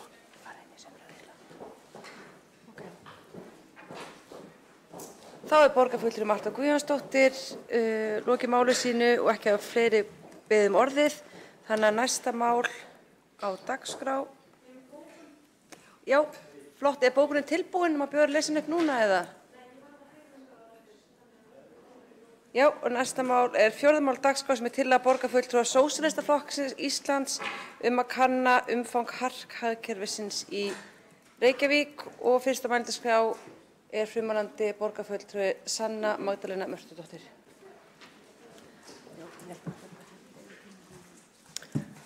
Forseti, borgarstjórn og borgarbúar. Atvinnumálin eru stór þáttur sem viðkemur stefnumótun hér í borginni og hér er tillaga sem snýr að því að safna upplýsingum og tillaga sem ég tel að sé gríðarlega mikilvæg varðandi kortlagningu og framtíðarstefnumótun í atvinnumálum. Það er mikilvægt að við vitum hver staðan er og þessi tillaga snýr að því að kanna hvort áhugi sé fyrir því innan háskólasamfélagsins að fara í samvinnu slíka könnun og skoða umfangið innan Reykjavíkurborgar. Lagt er til að Reykjavíkurborg feli mannauðs- og starfsumhverfissviði að stofna til samtals við háskólasamfélagið að vinna sameiginlega að því að kanna stöðu þeirra sem starfa innan hagkerfisins eða eins og það er kallað á ensku með leyfi forseta the gig economy í Reykjavík. Markmið verði annars vegar að leitast við að draga upp mynd af fjölda þeirra sem starfa innan hagkerfisins í Reykjavík og innan hvað geira þau starfi. Hins vegar verði leitast við að fá innsýn í stöðu þeirra sem starfa innan hagkerfisins út frá atvinnuöryggi, tekjuöryggi og starfsánægju. Þá er einnig lagt til að Reykjavíkurborg sem vinnuveitandi kanni hversu margir starfi hjá borginni sjálfri í verkefnum sem teljast innan þessa hagkerfis sem hefur einnig verið nefnt gig-hagkerfið. Reykjavíkurborg kanni þar einnig hversu margir hafi starfað þar sem af er ári og við hvaða verkefni, þar sem spurningar atvinnu og tekjuöryggi og starfsánægju verði hafðar að leiðarljósi. Markmiðið með þessu er að draga upp mynd af víðfeðmi hagkerfisins innan Reykjavíkur og leggja fram tillögur til úrbóta varðandi atvinnuumhverfið þar sem þörf þykir á. Hagkerfi einkennist af því að fólk tekur að sér stök verkefni í stað þess að vera fast ráðið og slíkt getur haft í för með sér ótryggar aðstæður fyrir marga sem starfa innan slíks hagkerfis. Það er mikilvægt að fá þessar raddir fram við framtíðarstefnumótun þar sem gildandi atvinnustefna Reykjavíkurborgar er frá árinu 2012 og tekur ekki á þessum þáttum. Atvinnustefnan fjallar ýmsa þætti en það getur samt ýmislegt breyst á þessum 8 árum sem nauðsynlegt er að taka tillit til. Líkt og launþegahreyfingin Alþýðusamband Íslands hefur bent á í nýlegri stefnu sinni sem ber heitið Rétta leiðin frá kreppu til lífsgæða og öryggis fyrir okkur öll, þá hefur hagkerfið ekki náð álíka fótfestu og víða erlendis, en það hefur þó færst í aukana að fólk sé ótryggum í hlaupastörfum. Ég tel mikilvægt að atvinnustefna taki á þessum málum og því að hagkerfið hefur áhrif á marga þætti, til dæmis útvistun starfa sem leiðir til þess að starfsfólk upplifi að það sé ekki hluti af heildina á vinnustöðum, nýti minni réttinda og alls konar slíka þætti sem þarf að skoða. Atvinnustefnan sem er gildandi núna, hún nær til margra þátta og þó að það sé til að mynda fjalla borgina sem athafna- og nýsköpunarborg, menningarborg, þekkingarborg og lífsgæðaborg, þá er það ekki sett í samhengi við starfsfólki sem kynna að vinna störfin þar innan hagkerfisins og býr jafnvel við ótrygga stöðu. Í meirihlutasáttmála kemur fram með leyfi forseta að atvinnustefna borgarinnar verður endurskoðuð með áherslu á fjölbreytileika, sjálfbærni og samkeppnishæfi. Ég átta mig ekki alveg nákvæmlega hvað felst í því en ég tel að þessi vinna sem er fjallað í umræddri tillögu sem ég legg fram núna sé góð fyrir framtíðar endurskoðun. Á síðasta borgarstjórnarfundi þá lagði ég fram svona sambærilega tillögu en hún var stærri að sniðum og þar lagði ég til að fyrirtækjasamsetning innan borgarinnar yrði skoðuð og meðal annars upplifun starfsfólks á starfi sínu og að hagkerfið væri líka skoðað. En hér er lagt til að umfang hagkerfisins verði eingöngu skoðað. Fyrri tillagan sem ég lagði fram þótti frekar víðtæk og af meirihlutanum og sem taldi að það ætti þá að framkvæma slíka könnun ef hún yrði framkvæmd, að hún yrði þá forræði háskóla eða hagstofunnar og því legg ég til að Reykjavíkurborg hefji samtal við háskólasamfélagið samvinnu að slíkri könnun. Ef áhugi er fyrir því innan hjá þeim til að fara í þessa samvinnu, þá er lagt til að mannauðs- og starfsumhverfissvið komi með hugmyndir að samstarfi inn á borð borgarinnar Þær verða kostnaðarmetnar og loks framkvæmdar. Nú Reykjavíkurborg sem höfuðborg landsins og í senn fjölmennasta sveitarfélag landsins og því tel ég eðlilegt að við séum leiðandi í því að kalla eftir umræddum upplýsingum og tillagan í rauninni tvíþætt. Kanna hversu margir hafi verið ráðnir inn á forsendum gegn hagkerfisins og kallaði hér innan Reykjavíkurborgar, að við sem vinnustaðar skoðum það og svo óska eftir samvinnu við Háskóla samfélagið til að skoða víðfeðmi hagkerfisins í Reykjavík í heild sinni. Nú ef við skoðum aðeins innan Reykjavíkurborgar að þá hér stafræn aflýsingarstofa sem auglýst á þann veg að einstaklingum gefist kostur á skilgreina sjálfir sinn vinnutíma og vinna á þeim tíma sem þeir óska eftir.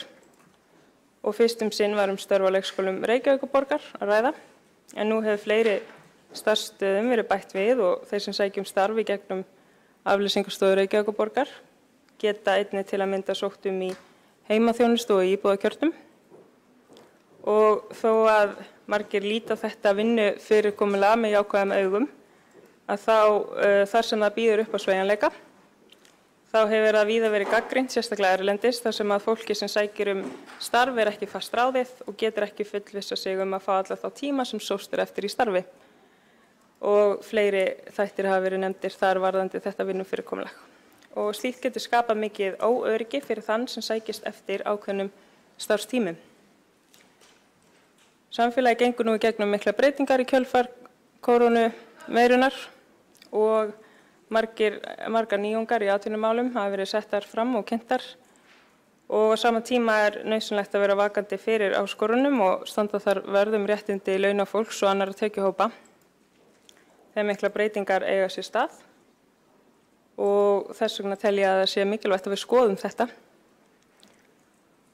Og svona í lokin þá vildi ég aðeins nefna bara vörður rannsóknarstofnun vinnumarkaðsins en það nýstofnuð rannsóknarstofnun Alþýðusambands Íslands og BSRB í vinnumarkaðsfræðum sem ætlað að efla rannsóknir á sviði vinnumarkaðar, félags- og efnahagsmála og gæti eflaust komið til góða að leita til þeirra í þessari vinnu ef að á heiði fyrir því.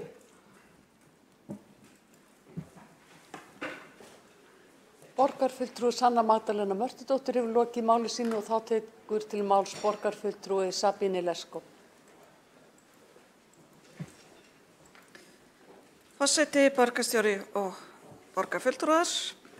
Hér liggur fyrir tillaga Sósíalistaflokksins fulltrúa borgarfulltrúa Sannu Magdalenu Mörtudóttir að kanna umfang hagkerfisins í Reykjavík. Fyrst held ég að ég hafði óvart opnað dagskrá síðasta fundar en það var einmitt mjög svipuð tillaga sett fram könnun á fyrirtækjasamsetningu, hagkerfinu og starfsupplifun.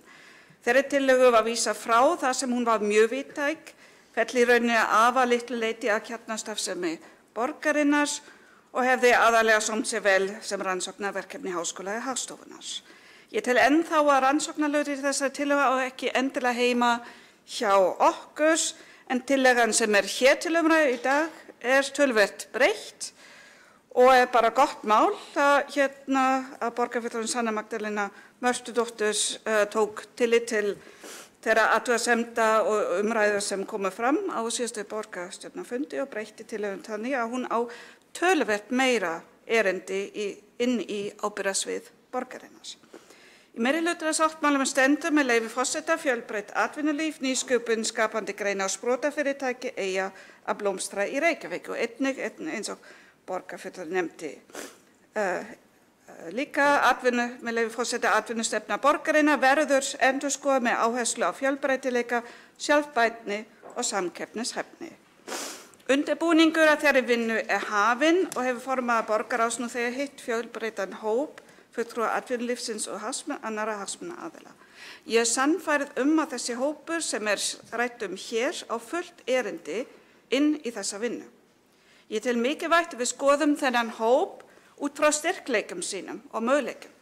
Samfélagsbreytingar, tæknilega möguleikar framtíðarinnar, hvort sem það í skapandi eða tæknigreinum eða skapandi tæknigreinum, eru óteljandi og ég sannfærð að þessi hópur á eftir að vaxa. Árið 2015 sótti ég ráðstefnu þar sem Pasi Salberg, sem seinni aðstoðaði okkur við gerð metnaðarfyllstu menntastefnu á Íslandi þó víða væri leitað, sagði setningu sem mér mjög minnisstæð. Hann sagði að skólar framtíðar vera að undirbúa börnin okkar undir það að geta skapa sér störf. Börnin okkar læra öllum líkindum ekki ákveði afmarka starf sem þau vinna svo við alla æfina. Og þessi stétt, ef stétt má kalla, einmitt í stakk búina til að takast á við breytingar framtíðarinnar. Þessi hópur getur lagað sig að breyttum aðstæðum og þarf ekki alltaf miklar fjárfestingar. Hópurinn afar breiður.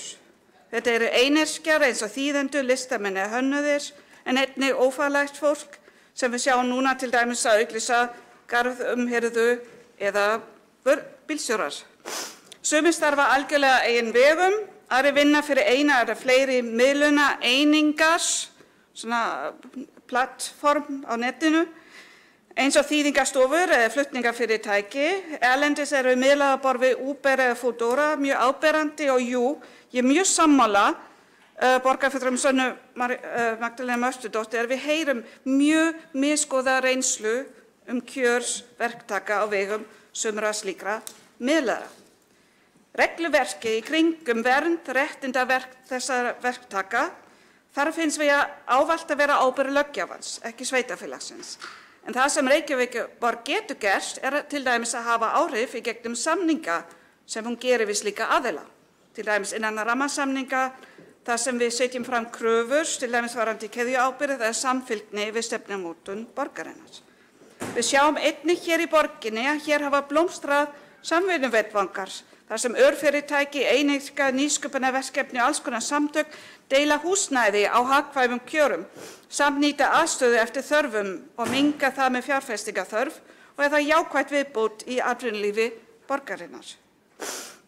Þannig að á meðan ég enn þar að skoða að rannsóknarhluti tillögunnar sé afar víðtækur svo ekki alfarið innan kjarnaábyrgðarsviðs Reykjavíkurborgar og ætti að hluta til heima háskólum, hjá háskólum og jafnvel ASÍ eins og borgarfulltrúi nefndi, sem ég til mjög góð ábending, þá tel ég það mikilvægt að leggja töluvert meira áherslu á þennan hóp, eins og honum lýst hér, við stefnumótun borgarinnar. Slík stefnumótun þarf að vera víðtæk og á ábyrgð borgarráðs og þess vegna legg ég hér til að vísa þessari tillögu þangað, en eins og fram kemur í meirihlutasáttmálanum stendur til að endurskoða atvinnustefnu borgarinnar og undirbúningar hafin nú þegar. Borgarfulltrúinn hefur einnig hér vísað til þess nákvæmlega, þannig að ég vona að hún sé sátt með þessari málsmeðferð sem ég tel jafnvel að styrkja málstaðinn enn frekar. Borgarfulltrúi Sabine Lepskov hefur lokið máli sínu og þá tekur til máls borgarfulltrúi Örn Þórðarson.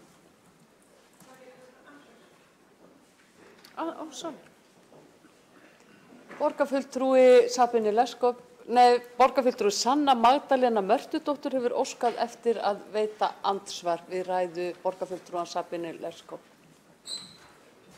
Já, forseti, borgarstjórn, ég þakka borgarfulltrúanum Sabine Lepskov fyrir þetta svar. Mér finnst bara jákvætt að sé verið að vinna áfram með þessa tillögu, bara svo ég skilji rétt þá verið að vísa til borgarráðs þá til bara frekari vinnslu vegna endurskoðunar á atvinnustefnu. Bara svo ég átti mig á vísa til borgarráðs til, ég ætlaði bara að spyrja svona nánar út í, vísa til borgarráðs til spurningamerki, eiginlega, já. Borgarfulltrúi borgarfulltrúi Sanna Magdalena Mörtudóttur hefur lokið við að veita andsvar og þá svarar andsvari borgarfulltrúi Sabine Lepskov. Já, það sem sagt undirbúningur hafin en ekki formlega sett í gang, en ég vísa þá til borgarráðs til frekari og að taka undir með sem sagt að taka tillit til þessa hóps. Sabine Lepskov hefur lokið við að svara andsvari og þá næstur á mælendaskrá borgarfulltrúi Örn Þórðarson.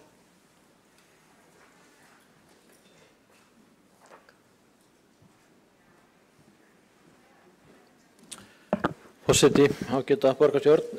Við erum aftur að fjalla hérna annars ágæta borgarfulltrúa Sósíalistaflokks Sönnu Magdalenu Mörtudóttur sem flutti á síðasta borgarstjórnarfundi og mér fannst príðis góð þá. Það var svo sem alveg hægt að gera lagfæringar á henni, en hingað hún komin aftur og bara þó nokkuð betur unnin og og ætti því að fá betra brautagengi inn í borgarstjórnarsalinn núna eftir að hafa verið leiðrétt eða löguð eða vonandi einhverjum úr meirihlutanum sem hafa meiri og betri þekking á því hvernig eigi að leggja fram tillögur og fyrirspurnir og annað, því að við erum alltaf að fá þessar skammir. Þannig að vonandi er þetta í þokkalegu standi núna. Ég hins vegar ekki alveg sammála því að samþykkja þessa málsmeðferðartillögu. Ég heldur við að stíga skrefið og samþykkja þetta. Þarna er að ræða mikilvægar upplýsingar sem ég tel að sé nauðsynlegt fyrir okkur í borgarstjórn og í Reykjavíkurborg að hafa. Og þessi tillaga er svo sem ekkert á skjönu þar sem að hér hefur oft verið sagt að auðvitað á Reykjavíkurborg að vera leiðandi í samstarfi af margvíslegum toga. Hér á eftir er rædd umræða að vera leiðandi í samtali úrgangsstjórnun. Við töluðum á breytingar á ferðavenjum og sveigjanlegri vinnutíma í borginni. Þannig að það er full ástæða til þess að Reykjavíkurborg taki þetta frumkvæði, þessa leiðandi stöðu í þessum málum. Og sérstaklega þegar kemur að málum sem á okkur varðar og á málum sem á að eiga samstarfið sem er bæði jákvætt og uppbyggilegt, að skoða þessar upplýsingar og í samstarfi við mikilvæga stofnanir sem að þurfa einmitt á ákomu borgarinnar að halda. En við erum kannski aðeins það sem að rann mér í huga áðan þegar ég var að hlusta á þessar umræður sem hér hafa verið í dag að þá var nefndu bútasaumur. Bútasaumur var dreginn til inn í umræðuna og mér datt svolítið í huga einmitt þegar við erum að ræða þetta mál akkurat núna líka, orðið bútasaumur. Af því að ég var að skoða eitthvað minnstur út úr því þegar við ræddum það undir öðrum lið, sem sagt tillögum borgarfulltrúa Hildar Björnsdóttur sveigjanlegri vinnutíma, að þá stóð formaður skipulagsráðs og sagði að samtali væri hafið og það væri svo sem engin ástæða til þess að eiga það áfram í þeim farvegi sem Hildur lagði upp með. Og nú aftur eru komin með aðra tillögu og það er borgarfulltrúi Sósíalistaflokksins sem leggur hana fram og þá heyrist aftur sami söngurinn að undirbúningur er hafinn. Og þegar maður hlustar á þetta þá sér maður ákveðið minnstur út úr þessu.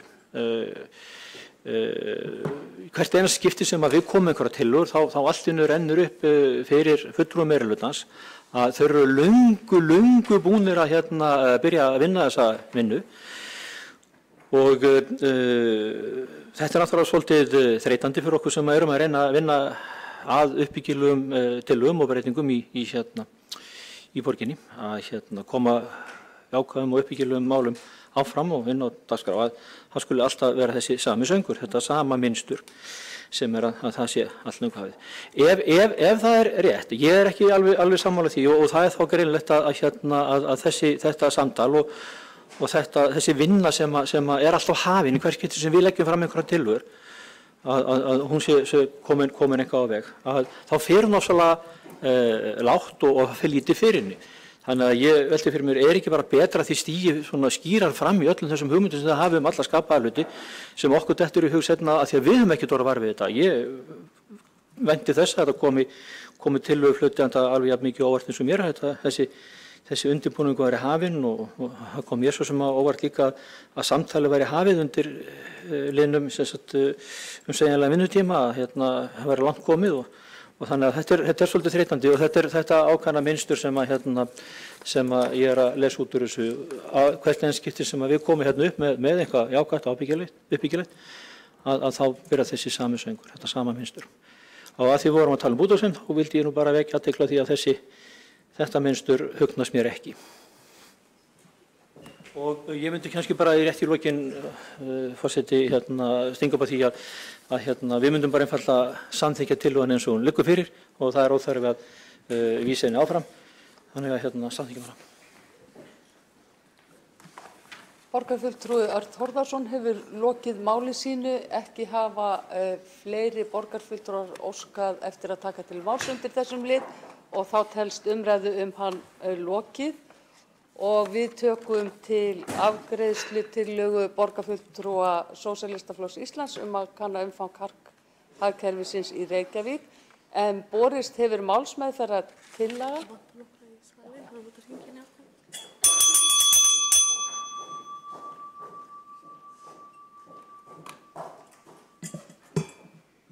En vantar borgarfulltrúa í salinn.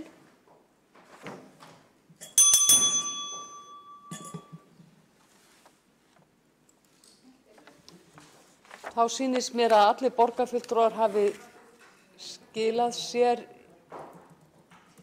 Já, enn vantar einn borgarfulltrúa í salinn.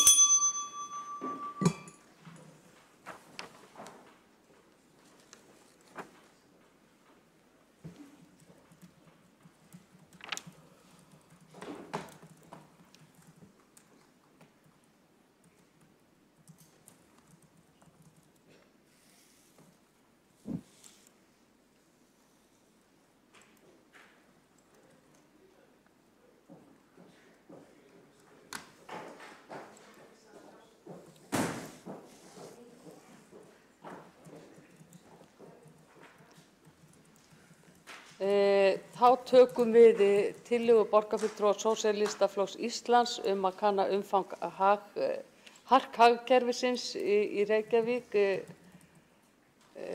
fyrir, en borist hefur málsmeðferðartillaga að tillögunni verði vísað til borgarráðs.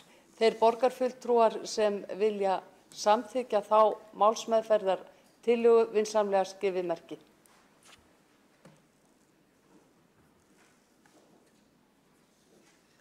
Tillagan er samþykkt, þeir sem á móti kunna að vera vinsamlega skrifið merki. Svo er ekki. Þá hafa atkvæði fallið þannig að 22 borgarfulltrúar hafa samþykkt málsmeðferðartillöguna og einn borgarfulltrúi situr hjá við afgreiðslu málsins. Og þá er næst á dagskrá umræða bílastæðahús á vegum Reykjavíkurborgar að beiðni borgarfulltrúa Flokks fólksins, og þá tekur til máls borgarfulltrúi Kolbrún Baldursdóttir.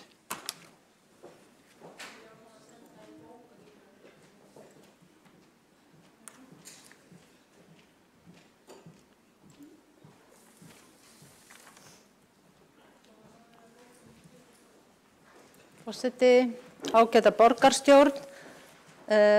Ég vil hér ræða bílastæðahús borgarinnar. Það er margt sem hægt er að tala hvað þau varðar. Ástæðan fyrir því að mér finnst mikilvægt að taka þessa umræðu hér er að í svona aðra röndina heyrir maður að meirihlutinn vill taka bílana af götunni, fá bílana af götunni og þá myndi maður ætla að þau vilji hugsanlega frekar að það verði lagt í bílastæðahúsin heldur en lagt í stæði á götum úti.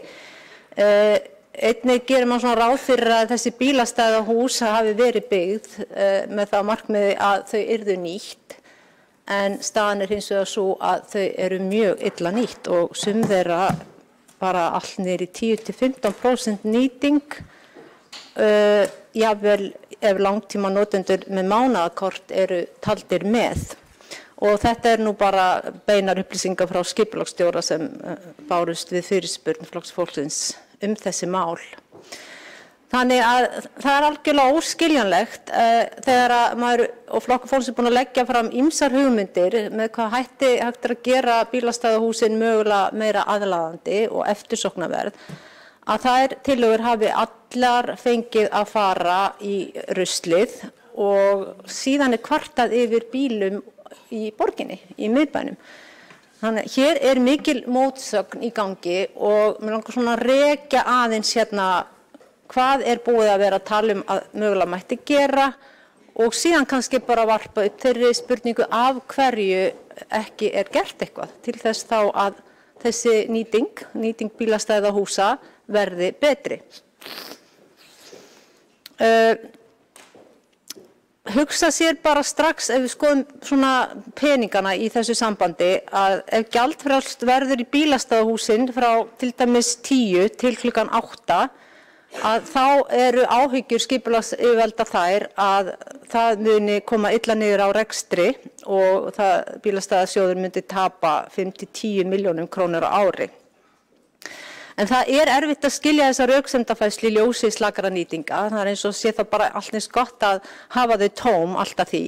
Því ef notkun bílastæðahúsa er eins lítil og raun ber vitni þá ætti það ekki að valda miklum kostnaði þótt þau til þess eitt eða fleiri yrði gjaldfrjálst á nóttunni og þar að leiðandi betur nýtt. Slík tilhögun myndi skila samfélaginu meiri ábóta, jafnvel heldur en einhverja 5 milljónir mögulega í tekjumissi sem borgin kann að verða af. En það er fleiri en gjaldheimtan sem veldur því að ekki hefur tekist að nýta bílastæðahúsin betur og það má auðveldlega sjá með því að fara inn á vefinn og skoða kvartanir fólks og þau vandræði sem fólk hefur verið að lenda í bílastæðahúsum og þar kemur til að merkingar og leiðbeiningar eru engan veginn nógu sýnilegar. Það hefur fólk lent í því að ekki átta sig á hvenær bílastæðahúsin loka og eru að koma kannski 1 mínútu yfir 12 og það er of seint og það er ekki hægt að ná bílnum út og þetta hefur verið fólk sem eru að koma kannski til að fara á leikhús og fer síðan kannski á einhvern veitingastað og er kannski ekki búsett í Reykjavík og lendir í ómældum erfiðleikum vegna þess að það er ekki átta sig á lokunartíma því einfaldlega þetta er ekki nógu vel auglýst. Nú síðan má tala heilmikið aðgengi, þau eru náttúrulega mjög misjöfn hvernig komið er að og ég hef margsinnis sagt og rætt það hér að þeir sem eru kannski komnir 70 eða eldra fólk sem er óvant bílastæðahúsum treysti sér ekki þarna inn, óttast að reka bílinn sinn í og áttar sig ekki á þessum greiðslu fyrirkomulagi, finnst það svona vera flókið mál.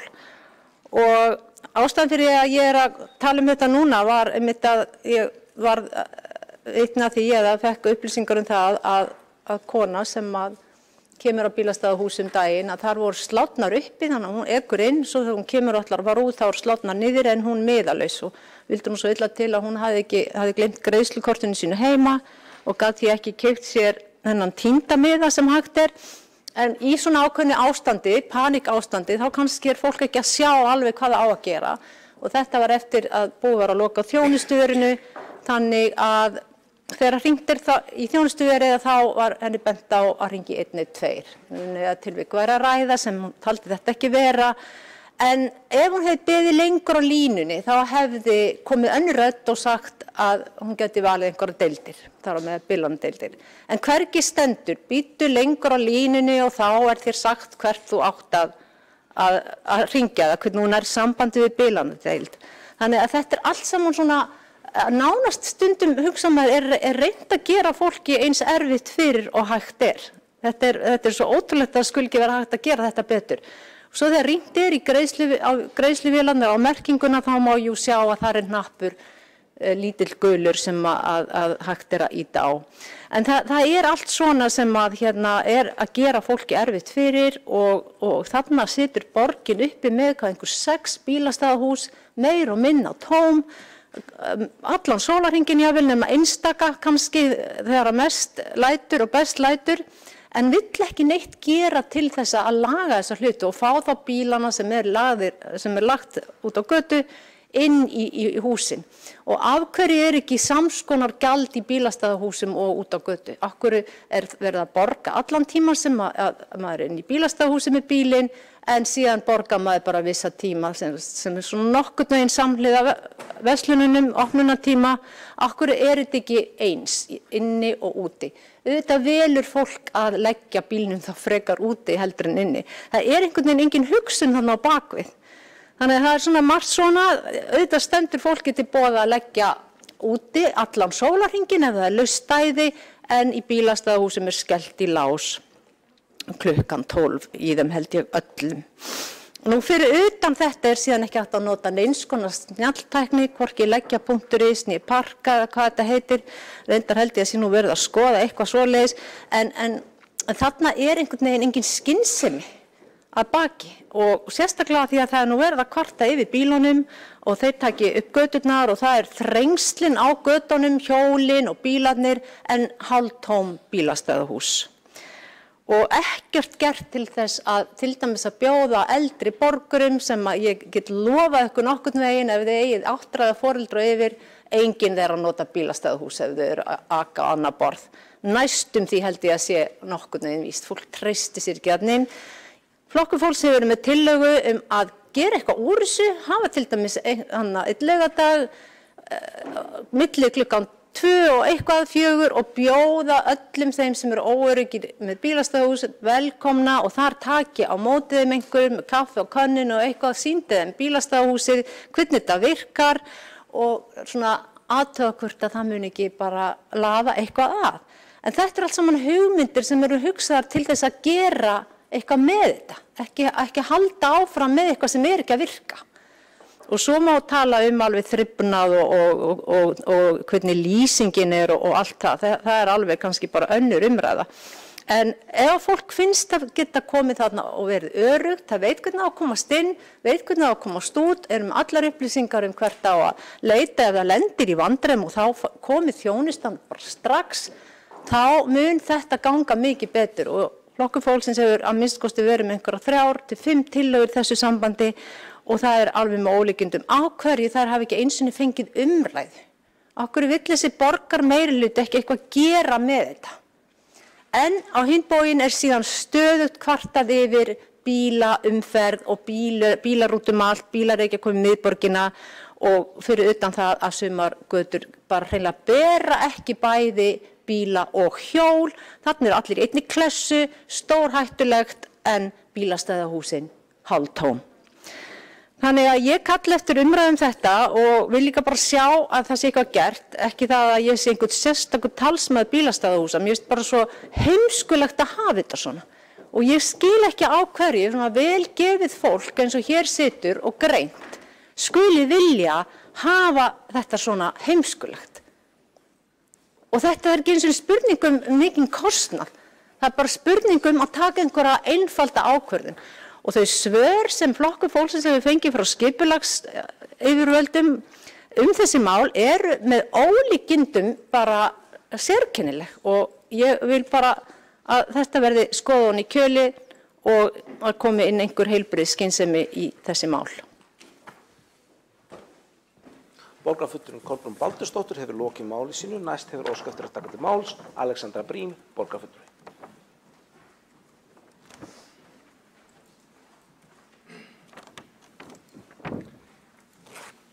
Forseti, ágæta borgarstjórn og aðrir áheyrendur. Ég vil byrja á því að bara þakka borgarfulltrúanum Kolbrúnu Baldursdóttur fyrir að vekja máls á þessu. Hér var að ræða í raun bara ágæta yfirferð á nokkrum vandamálum sem að koma upp svona reglulega í rekstri bílastæðahúsa og ekkert að því að bara taka umræðu það. Ég held að ég sé sammála því, ég held að við séum öll sammála því að það fari vel á því að þessi mál séu sem bestum farvegi og það alveg rétt að það hlutir sem betur mættu fara þarna. En í grunninn held ég að við getum líka öll verið sammála það að bílastæðahús séu á margan hátt bara mjög frábær hugmynd. Það gefur auga leið að það ódýrara og betra skipulag að raða bílum sem þarf að leggja lóðrétt líka, ekki bara lárétt. Götur og bílastæði taka eins og við vitum alveg óhóflega mikið pláss í borgarlandinu og ef við getum raðað þeim aðeins upp á við líka þá það betri nýting. Og þó svo stóra markmiðið sé að auka hlutdeild almenningssamgangna hjóla, göngu, rafhlaupahjóla og annarra ferðamáta, skauta þess vegna, þá það fyrir sig að það muni alltaf hluti fólks þurfa eða kjósa að vera á bíl að minnsta kosti eitthvað hluta sinna ferða. Og þá eru bílastæðahús mun betri kostur en stæði út allar götur sem fólk þarf að keyra skimandi eftir, stundum jafnvel lengur en það endar á að stoppa þar sem það er að fara. Og í bílastæðahúsi eru stæðin á þekktum stað og ef húsið fullt þá mögulegt að sýna það með skýrum hætti utan á því og þarf ekki að keyra og skoða hvert einasta stæði. Við höfum líka góða reynslu af þessu reyndar sem það má nefna sem dæmi bæði Kringluna og Smáralind og aðrar stórar verslunarmiðstöðvar bara allan heim sem að byggja á því módeli að fólk keyrir upp að þeim verslunarmiðstöðum eða kemur með öðrum hætti en leggur svo í nálægu eða samlíkjandi bílastæðahúsi og fer svo fótgangandi eða í hjólastól eða með öðrum hætti milli verslananna. Og bílastæðahús geta líka mjög auðveldlega hýst hjól eða hlaupahjól eða aðra ferðamáta eins og sjá má í kjallara Ráðhússins og reyndar víðar. Allir sem hafa átt gott hjól þekkja virðið í því að eiga upphitaðan, upplýstan stað þar sem hjólið getur verið öruggt. Og það enginn að tala nauðsyn þess að það þurfi að vera hægt að keyra einkabílnum gegnum Smáralindina og leggja beint fyrir utan sjálfa búðina sem á að heimsækja, hvort sem það er bíóið eða söstrinni eða hagkaupið, eitthvað svoleiðis. Fólk leggur bara í bílastæðahúsið og fer svo á milli og það er engin eðlismunur á því þó að göngugöturnar sem við köllum Kringluna og Smáralind séu yfirbyggðar í þessu samhengi nema kannski í allra verstu veðrum og höfum þá líka í huga að efstu hæðirnar á bílastæðahúsunum við þessar verslunarmiðstöðvar eru ekki yfirbyggðar þannig að í svo slæmum veðrum það myndi líka vera vandamál þar. Og svo er líka rétt að í bílastæðahúsum sem væru til almennra nota en ekki beintengdar við verslanakjarna þá hafa verið aðeins öðruvísi reglur og viðmið. Til dæmis þarf að greiða fyrir notkun á þeim. Enda þótt auðvelt aðgengi að bílastæðum fyrir verslanarsvæði ætti að skila sér í meiri verslun og fleiri heimsóknum sem að ætti á móti að geta staðið undir rekstri slíkra húsa, bara svipað og í verslunarmiðstöðunum, þá er því ekki að neita að bílastæði til almennra nota nýtast fleirum og verslunareigendum gæti gramist að þeirra verslun væri að niðurgreiða einkastæði fólks til heimilisnota eða stæði sem fólk notar meðan það fer á djammið eða annað slíkt. En á sama tíma þá má líka benda á að þannig fæst betri nýting fyrir húsið. Bílastæðahúsin við Kringluna á Smáralind eru mikið til auð á nóttunni á kvöldin og alveg örugglega auð á nóttunni. Og almennt bílastæðahús sem væri miðsvæðis gæti nýst allan sólarhringinn. Mér persónulega myndi hugnast ágætlega að finna einhverja lendingu á þessu. Að minnsta kosti á einhverjum stöðum þar sem að samstaða slíkt getur náðst. Og það er ekkert náttúrulögmál að bílastæðahús þurfi að vera rekin af opinberum aðilum þó svo að auðvitað sé kannski sveitarfélag svona augljósasti samstarfsvettvangurinn þegar mjög margir aðilar hafa sameiginlega hagsmuni af því að reka slíkt hús og að það fari vel. Og ég vil nefna að það hefur verið farið í töluvert átak að bæta lýsingu og umgengni og mála og allt svoleiðis. Það hefur batnað í bílastæðahúsum á vegum borgarinnar þó að ég ætla ekki að segja að það sé eitthvað fullkomið. En það að minnsta kosti enginn með það markmið get ég fullyrt að þetta eigi að vera slæm reynsla. Og ég held að við séum öll sammála það að ef það á að lengja opnunartímann þá þurfum við að huga enn meira að öryggi notenda og eigna þeirra. Það þarf að huga að ábyrgð á rekstri og fjármögnun. Værum við til dæmis sátt við þá lausn að koma upp opnu bílastæði á nokkrum hæðum sem væri þá haldið við með eðlilegum hætti en að öðru leyti væri enginn að skipta sér af því, þetta væri bara bílastæði á hæðum. Eða viljum við frekar lokað bílastæðahús með viðveru allan sólarhringinn, kannski myndavélum og öllu svoleiðis þó að það myndi þá kosta meira. Það var bara pæling. Eða væri sniðugt kannski að hópur hagsmunaaðila á tilteknu svæði gæti ákveðið að taka sér saman rekstur bílastæðahús á forsendum sem hentaði þeirra rekstri, svipað bara gerist í verslunarmiðstöðunum. Það er alveg mögulegt líka. Svo ef ég tala fyrir því að svona hús væru viðeigandi á jöðrum höfuðborgarsvæðisins við endastöð á borgarlínu, svo að fólk geti þá lagt í útjaðri svæðisins, eða til dæmis býr í úthverfi eða kemur á landsbyggðinni og getur þá geymt bílinn þar og tekið almenningssamgöngur niður í bæ meðan það sinnir sínum erindum, bara eins og miðbærinn væri verslanakjarni sjálfu sér. Mér hefur þótt það spennandi hugmynd. Og mér finnst það mikilvægt að bílastæðahús séu aðlaðandi kostur. Þá eru bílarnir minna að flækjast fyrir gangandi fólki og ég tel að öflugri bílastæðahús myndu vera eflandi fyrir göngugötur og fyrir samgönguskipti. Og þetta er mál sem ég held að ætti ekki að vera erfitt að ná einhvers svona samstöðum. Takk. Hefur lokið máli sínu og einn borgarfulltrúi, Kolbrún Baldursdóttir, hefur óskað eftir að veita andsvar við ræðu hennar.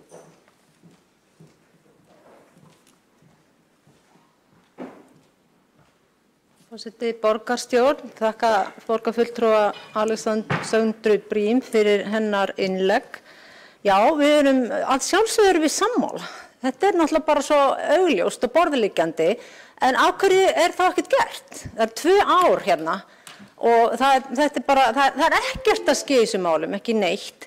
Af hverju er ekki til dæmis búin að bjóða rafbílum að leggja 90 mínútur frítt inn í bílastæðahúsum eins og út á götu? Viljið þið bílana af götunum eða ekki? Það er þetta ósamræmi og þessi ósamkvæmni í þessu meirihluta sem fer fyrir brjóstu á fólki. Það er verið að tala eitthvað eitt en svo er bara ekkert gert í því. Það er þetta sem fólk skilur ekki. Og ég tók saman öll mín mál Flokks fólksins varðandi bílastæðahús og það telur hérna einhver 8 síður tillögur sem allar hefur ýmist verið vísað frá eða felldar. Og síðan talað að þið viljið fá bílana á göttunum. Sko, það svona hlutir sem að gera þennan meirihluta svo ótrúverðugan, ekki bara fyrir borgarfulltrúa Flokks fólksins, heldur bara svo marga aðra, að það er alveg með ólíkindum.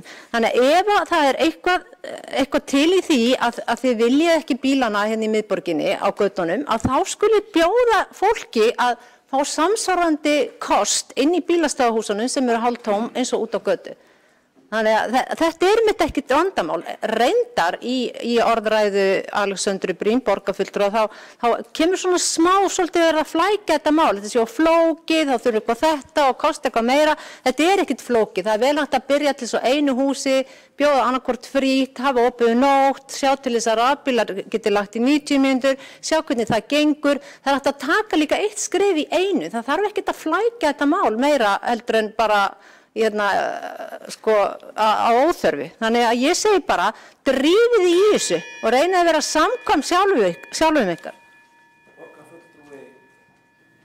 Kolbrún Baldursdóttir lokið veita ansvar og forsetinn minnir á að vitna til annarra borgarfulltrúa með fullu nafn og starfstilli en ekki ábendingar fornöfnum. Þá óskað eftir að taka til máls Kristín Soffía Jónsdóttir, borgarfulltrúi. Já, forseti, ágæta borgarstjórn. Ég kem hérna upp í umræði sem sett var á dagskrá borgarfulltrúa Kolbrúnu Baldursdóttur. Hún fór upp í ræðunni sinni og óskaði eftir dýpri og betri umræðu bílastæðahús. Það sjálfsagt að verða við því. Það samt erfitt þegar ég veit ekki alveg hvort við leggjum sama skilningi í dýpri og betri umræðu þegar hún kallar hlutina heimskulega. Þegar það segir þessi engin hugsun að baki í neinu sem við gerum. Ég held að við höfum mjög ólíkar hugmyndir hvað sé vönduð og góð umræða. Það að saka borgarstjórnarmeirihlutann eða þeir sem stýra bílastæðasjóði það að vera hugsunlaus og heimskuleg finnst mér ekki vera gott. Mér langar þess að segja aðeins frá hlutunum eins og þeir eru. Staðreyndin sú að Traðarkot, Vesturgata og Bergstaðar og Ráðhús eru mjög vel nýtt bílastæðahús. Mjög vel nýtt. Ekki bara langtímagestum heldur líka af skammtímagestum. Við erum með breytilega gjaldskrár og byrjum að taka þær í gagni 2014, þannig höfum við lækkað gjaldskrátar í húsunum sem eru minna nýtt og þannig höfum við náð upp miklu betri nýtingu skammtímagesta í Stjörnuporti. Það eru biðlistar fyrir langtímagesti í öll húsin nema Stjörnuport. Vitatorg hefur aukast líka verið er núna orðið fullt þegar kemur að langtíma notendum og skammtíma notun hefur aukist mikið. Öryggismiðstöðin sinnir sólarhringsvöktun í öllum bílastæðahúsunum. Þau hefur aukast verið máluð, lýsing bætt. Núna boðið upp á fríar tengingar fyrir rafbíla í öllum stæðum borgarinnar, öllum húsum borgarinnar. Í ofanálag hefur verið boðin út nýr búnaður sem áttu að vera komin í gagn en vegna COVID hefur hann að frestast. Nýr búnaður verður komin í gagnið í ágúst, september. Hann þannig að fólk getur sótt bílana hvenær sem sólarhringsins þótt þú getur ekki farið með bílana inn í húsið eftir miðnætti. Auk þess verður nýr búnaður þannig að það hægt að vera með snjalllausnir og hægt að fylgjast betur með notkun. Ný skilti sem sýna rauntíma nýtingu á húsunum hafa verið komið upp utandyra í miðborginni víða og það innan við 2 ár síðan það var gert. Ég fann ekki nákvæmlega dagsningi, held að það hefði verið í lok árs 2018.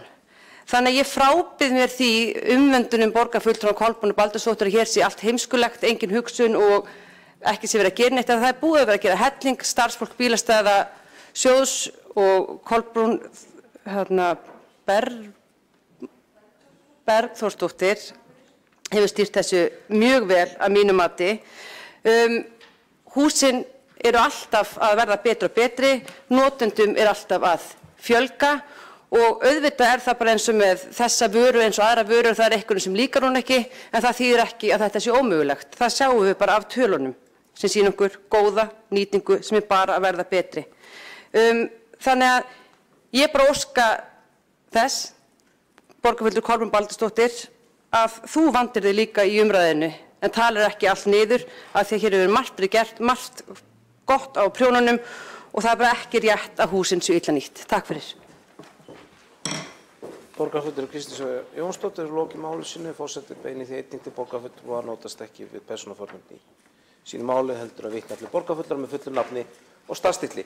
Og þá er óskað eftir að veita andsvar Kolbrún Baldursdóttir borgarfulltrúi.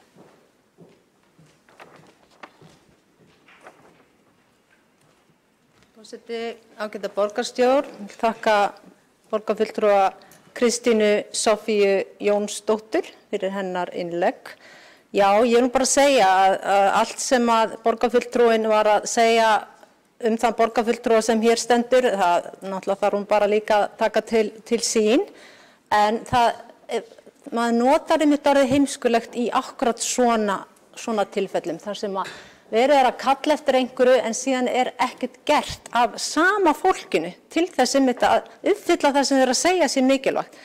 Og það bara, það engin skynsemi þarna baki.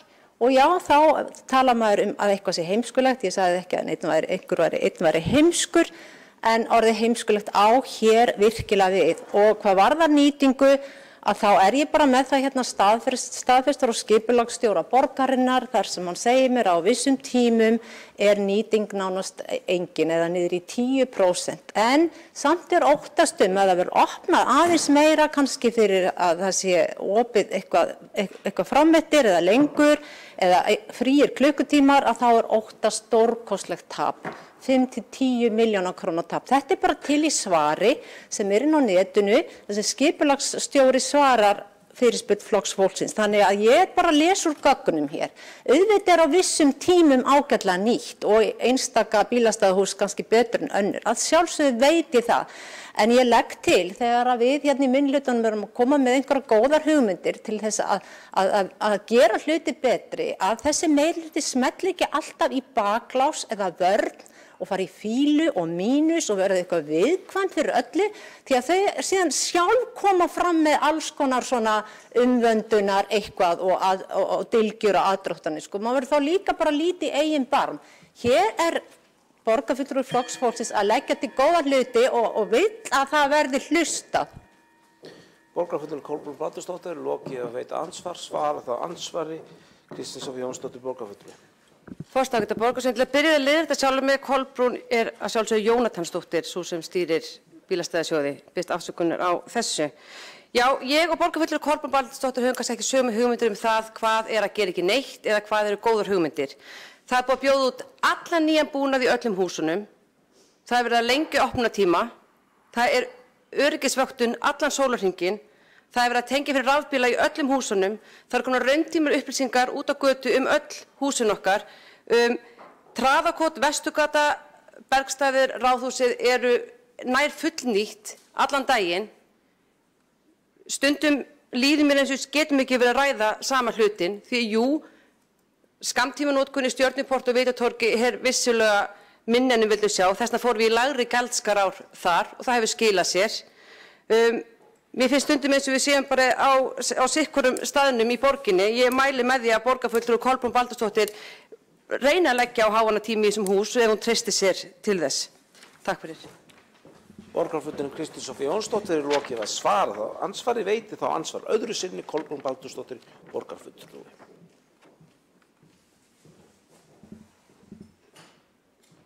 Forseti, ágæta borgarstjórn, ég bara kannski ljúka þessu hérna gagnvart borgarfulltrúanni Kristínu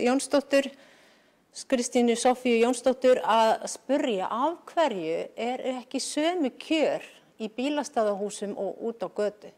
Af hverju fólk að borga allan tíman sem það í bílastæðahúsi en það að greiða gjald út á götu til klukkan 18 eða hvað það og ákveðna klukkutíma á laugardegi og sunnudegi en meðan þú leggur inn í bílastæðahúsi að þá ertu að greiða allan tíman. Þetta náttúrulega ekki þetta eitt af því sem maður skilur ekki þegar að vel hægt að breyta þessu og draga fleiri inn í bílastæðahúsin. Þannig að þetta engin skynsemi í þessu. Það þetta sem ég svolítið að reyna að benda á. Þarna væri vel hægt að gera betur. Og af hverju ekki rafbíla með sitt 90 mínútna fría stæði eins og út á götu?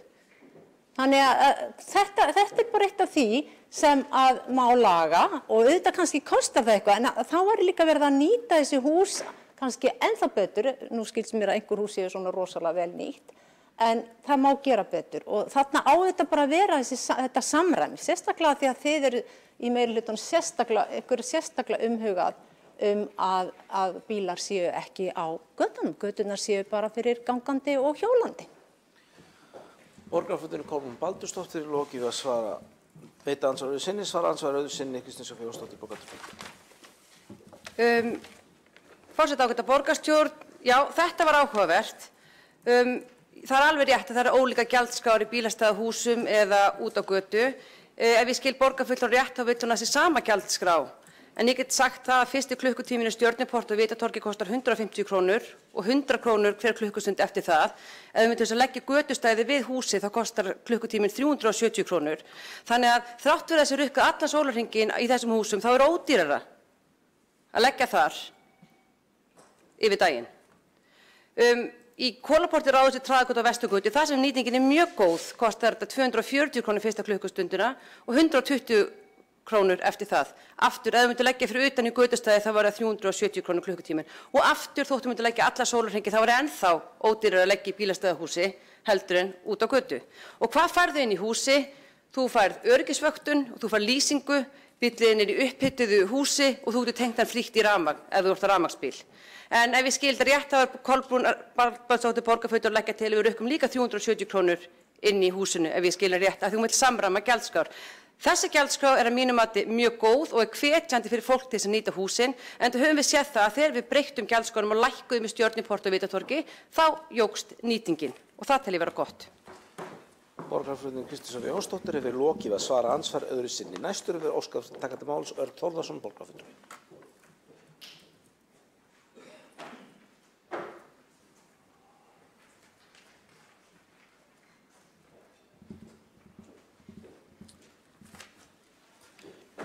Forseti, ágæta borgarstjórn.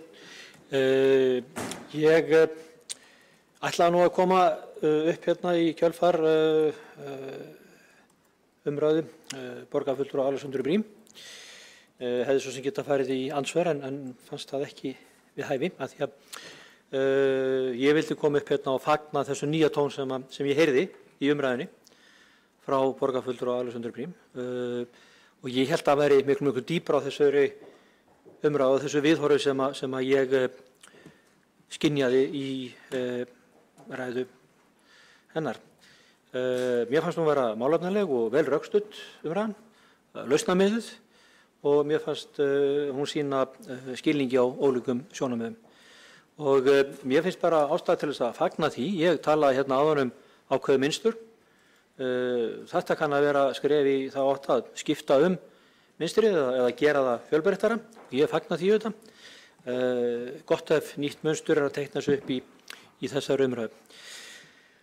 Og ágætt þetta skulle vera að gerast núna. Ég hefði nú kannski viljað hafa þetta á þeim tíma þar sem maður gæti látið hlakka til næsta borgarstjórnarfundar en það verður sennilega ekki fyrr en í haust eða loknu sumarfríi sem við komum aftur saman. En engu að síður bara hrósa borgarfulltrúanum fyrir þau orð sem að hún lét falla í þessu máli og tók vel í hugmyndina, hafði reyndar önnur sjónarmið líka inn í þá umræðu. Sjálfur hef ég lítinn áhuga á bílastæðahúsum. Það eru vankantar sem ég glími við sjálfur að hérna það er þessi úrræði þrengja að mér og það er ég þá bara að leysa mín samgöngumál með öðrum hætti. En ég ætlaði ekki að staldra við þá umræðu. Heldur fyrst og fremst að vekja athygli á þessu nýja tón og ég ekki svo sem líka alveg tekið undir og hérna hrósað borgarfulltrúa Kristínu Soffíu Jónsdóttur og hérna verið henni alveg fullkomlega sammála að við höfum að spara stóru orðin hér í þessu púlti. Við höfum að vera kurteis og við höfum ekki að kalla hvort annað hvorki heimsk né óheiðarleg. En takk fyrir nýja umræðuhefð. Vonandi er þetta fyrstu skrefin í því. Borgarfulltrúi Örn Þórðarson hefur lokið máli sínu. Þá hefur óskað eftir að taka til máls Valgerður Sigurðardóttir, borgarfulltrúi.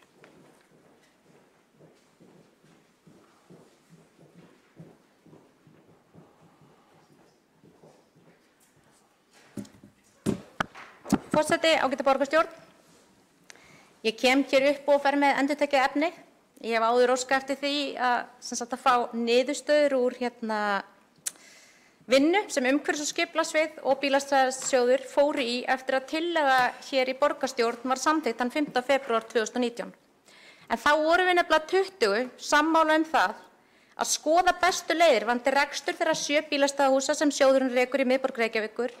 Þar með talið rekstrarútboð með það fyrir augum að bæta nýtingu, efla þjónustu og auka hagkvæmni. Og einnig átti að rýna fyrirkomulagi rekstrarins út frá markmiðum borgarinnar varðandi stýringu bílastæða, bættra nýtingu borgarrýmis, bílastæðastefnu og stefnu aðalskipulags.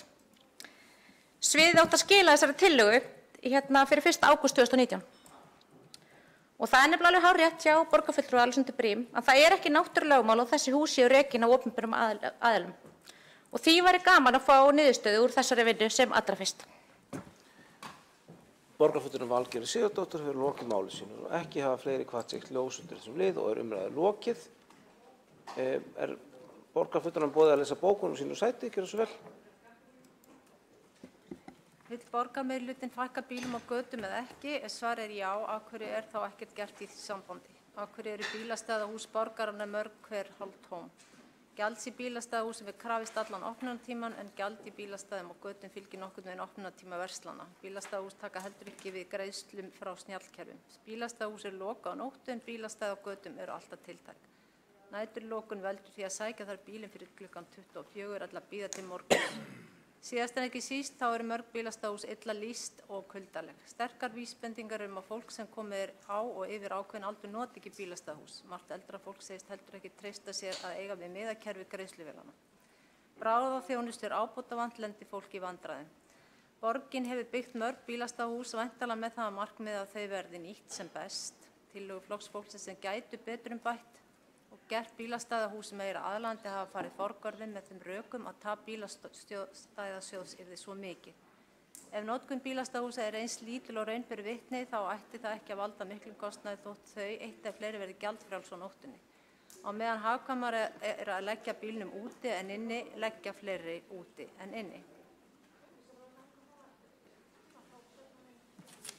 Borgarfulltrúi Kolbrún Baldursdóttir hefur lokið máli sínu. Eru fleiri sem vilja lesa upp bókun?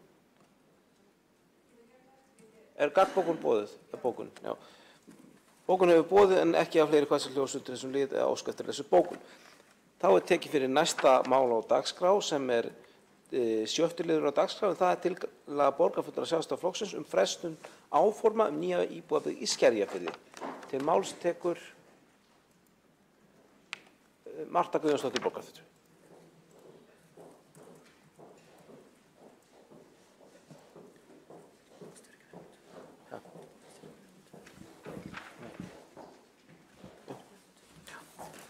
Forseti, góðir borgarfulltrúar, aðför borgarstjórnarmeirihlutans að flugvellinum er því miður hvergi lokið því vinna við deiliskipulag nýrrar byggðar í Skerjafirði hefur verið í fullum gangi og auglýsa á það skipulagi sumar og lauma því í gegn á hásumarleyfistíma á meðan fólk er í fríi.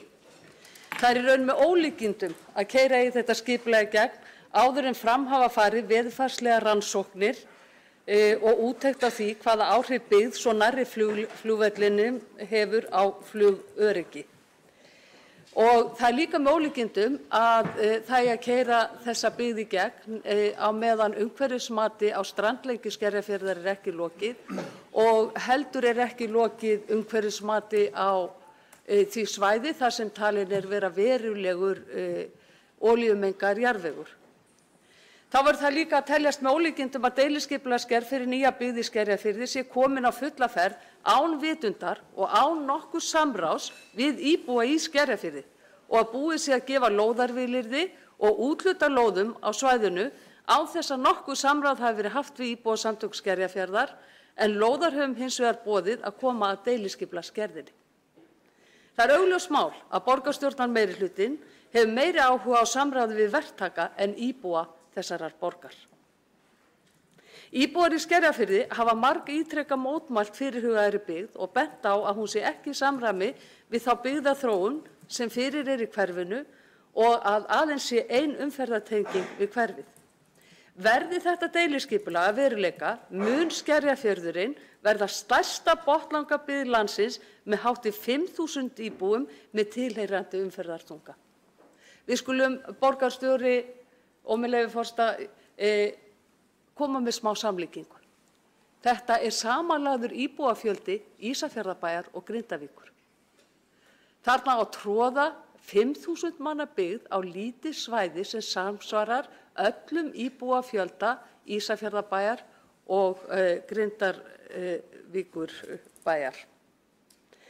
En fyrir liggur þessum fundi tillaga okkar sjálfstæðismanna að fresta öllum uppbyggingaráformum á þessu svæði, á þessari nýju íbúabyggð í Skerjafirði. En tillagan hljóðar svo, með leyfi forseta: Borgarstjórn samþykkir að áformum nýja íbúabyggð í Skerjafirði verði frestað á meðan rannsóknir fara fram. Fram kemur í nýlegu samkomulagi ríkis og borgar að miðað verði við að Reykjavíkurflugvöllur geti áfram þjónað innanlandsflugi á fullnægjandi hátt þar til nýr flugvöllur er fullbúinn til notkunar. Samkvæmt samningi ríkis og borgar þarf að fara í aðalskipulagsbreytingu en sú vinna er eftir. Þá liggur einnig fyrir að fara á í gerð hverfisskipulags árið 2022 fyrir Vesturbæinn sem kallar á mikið samráð við íbúa varðandi skipulag hverfisins.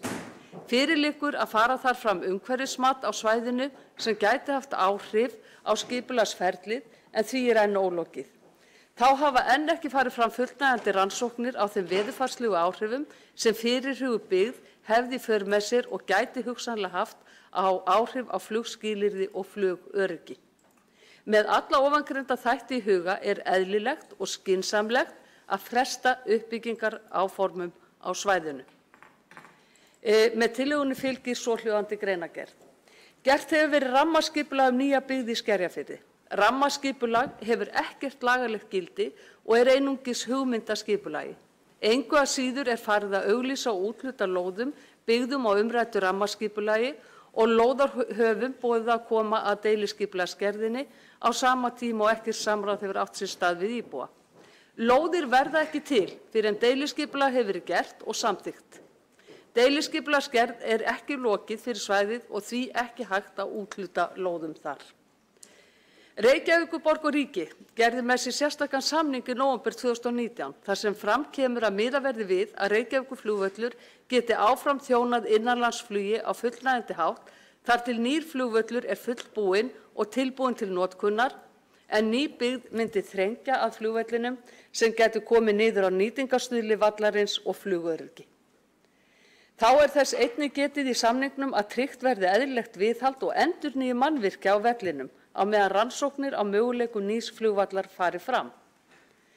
Nýlega tilkynntu borgaryfirvöld flugfélaginu Erni að rífa þyrfti viðhaldsstöð félagsins á næstunni bótalaust vegna fyrirhugaðrar vegalagningar sem nauðsynleg yrði fyrir fyrirhugaðar framkvæmdir við nýja byggð í Skerjafirði. Þá hafa enn ekki farið fram fullnægjandi rannsóknir á þeim hugsanlegu veðurfarslegu breytingum sem ný byggð gæti haft í för með sér fyrir flugskilyrði og flugöryggi. Áætlað er að fara í gerð hverfisskipulag fyrir Vesturbæinn þar sem Skerjafjörðinn er undir árið 2022 en hverfisskipulag sameinar eldri deiliskipulag ásamt nýjum hugmyndum að skipulagi. Umhverfismati er enn ekki lokið hvorki vegna landfyllingar við Skerjafjörð né vegna olíumengaðs jarðvegs eða þeirrar umhverfisáhrifa sem uppbygging og uppgröftur á þessu svæði mun hafa á Vatnsmýrina. Fram hefur komið í umsögn umhverfis- og skipulagssviðs að áætluð framkvæmd sé á viðkvæmu náttúrusvæði með umtalsvert verndargildi og þar finnist vistgerðir sem njóta sérstakrar verndar. Skerjafjörður er metinn sem eitt af náttúrusvæðum sem Náttúrufræðistofnun telur að skuli friðlýsa samkvæmt tillögum þeirra fyrir B-hluta náttúruminjaskrár sem er í undirbúningi hjá umhverfis- og auðlindaráðuneytinu. Stór hluti strandlínu Skerjafjarðar í Reykjavík er verndaður og meðal annars friðlýstur að hluta í Fossvogi, en einnig undir hverfisvernd. Auk þess sem fyrirhugað er að friðlýsa Skerjafjörð í heild sinni. Með öll framangreind sjónarmið í huga ætti að fresta uppbyggingaráformum nýja byggð í Skerjafirði. Forseti, það er von mín að borgarstjórn taki vel í þessa tillögu okkar sjálfstæðismanna hér í dag að endurmeta afstöðu sína hvað varðar þessi uppbyggingar áform í Skerjafirði. Og ég treysti því að meirihlutinn hér í borginni taki sig nú á og fari að hlusta á fagaðila, fari að hlusta á íbúa og fari að hlusta á fulltrúa minnihlutans. Vegna þess að við erum hér fjölskipað stjórnvald. Það engan veginn ásættanlegt, forseti, að örfáir borgarfulltrúar eigi að taka ákvörðun í svona stóru máli, í svona stóru skipulagsmáli sem mjög umdeilt. Það kominn tími til að hlusta borgarstjóri og meirihluti borgarstjórnar. Þá hefur Marta Guðjónsdóttir borgarfulltrúi lokið máli sínu og næstur á mælendaskrá borgarstjórinn Dagur B. Eggertsson. Ágæta borgarstjórn, hér var þetta mál lagt þannig upp að það að byggja á þessum stað og nýta svæðið kringum flugvöllinn væri einhvers konar hugmynd núverandi meirihluta og það hefði ekkert samráð átt sér stað hana sem augljóslega rangt eins og þessi salur veit. Það bæði búið að kynna rammaskipulagið, það hafa verið haldnir kynningarfundir í tengslum við drög að deiluskipulagi. Lóðavilyrðin sem hér eru kennd við verktaka að sjálfsögðu á grundvelli rammaskipulags og þar verið að reyna að flýta uppbyggingaferlinu, ekki síst í samvinnu við óhagnaðardrifin félög eins og Bjarg, Félagsstofnun stúdenta og þá sem að fara að byggja hagkvæmt húsnæði. Botnlangabyggð get ég ekki skilið þetta verði nema þó að Botnlanginn kallist Kársnes eða Kópavogur allur því að hugmyndin auðvitað að tengja þetta með brú yfir til Kópavogs og fyrir flugbrautarendan raunar líka og aðalskipulagsbreytingin í ferli. En það aðeins þetta með því að vera sífellt að reyna að draga þetta flugvallarmál ofan í skotgrafirnar sem ég vildi nefna því að fyrsti flugvallarandstæðingurinn var Bjarni heitinn Benediktsson, þáverandi borgarstjóri sem mótmælti harðlega þegar Bretar gerðu völlinn í Vatnsmýri á stríðsárum og það var alltaf verið fleiri en ein skoðun á staðsetningu flugvallarins. Þetta hægt að rekja í fjölda heimilda og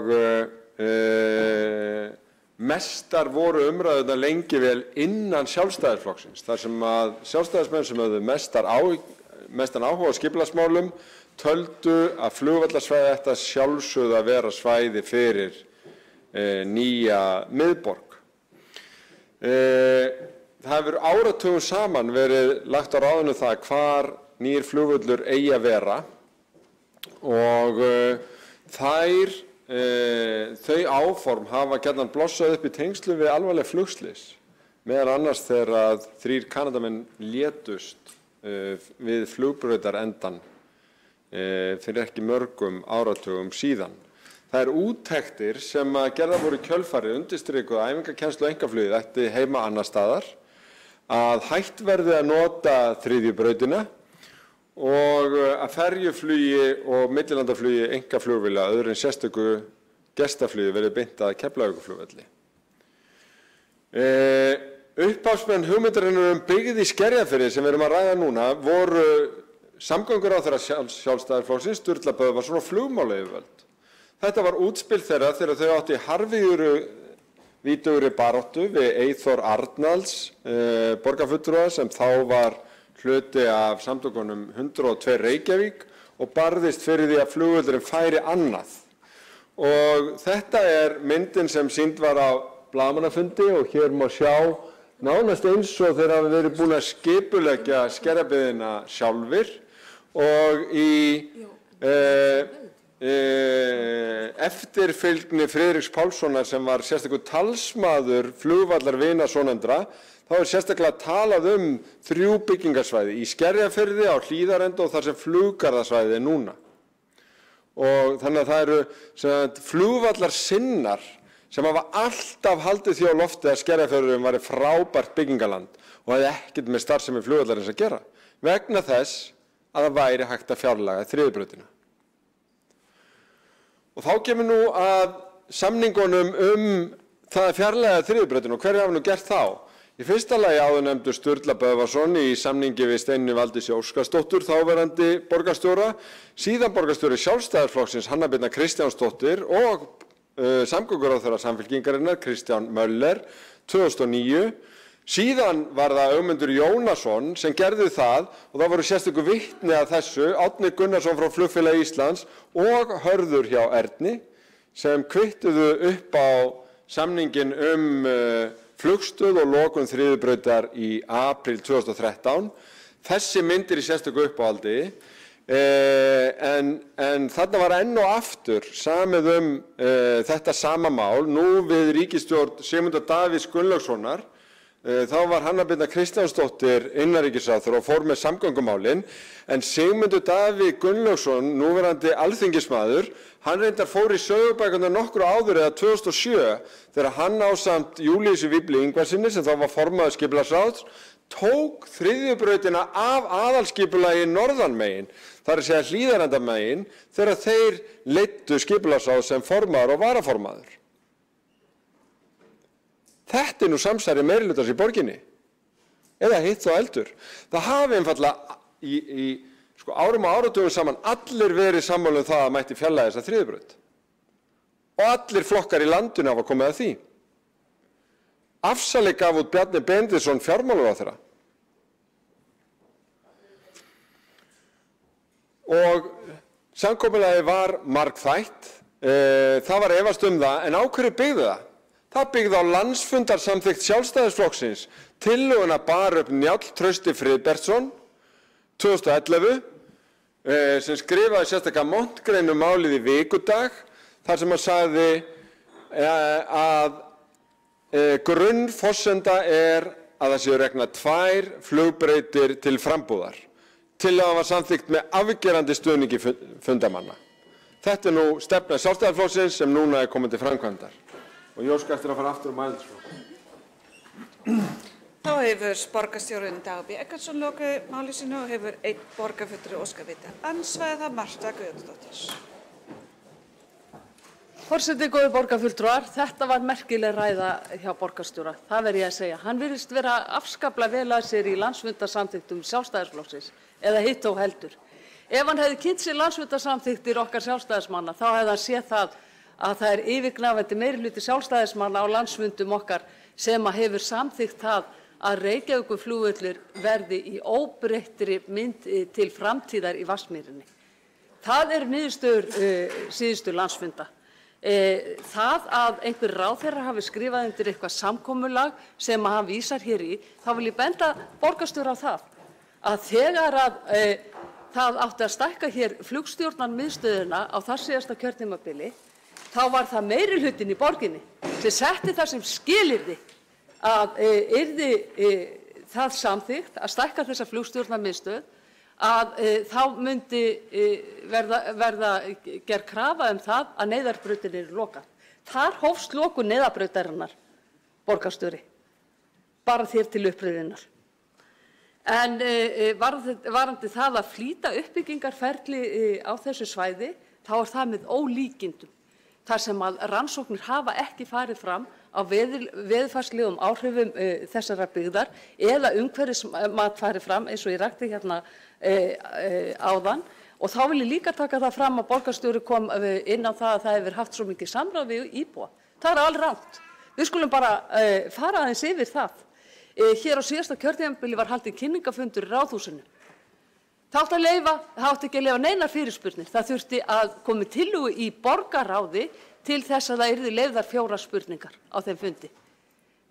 Nú í byrjun júní var haldinn kynningarfundur, svo kallaður eftir á samráðsfundur fyrir íbúa, þar sem var það að koma með spurningar með sólarhrings fyrirvara.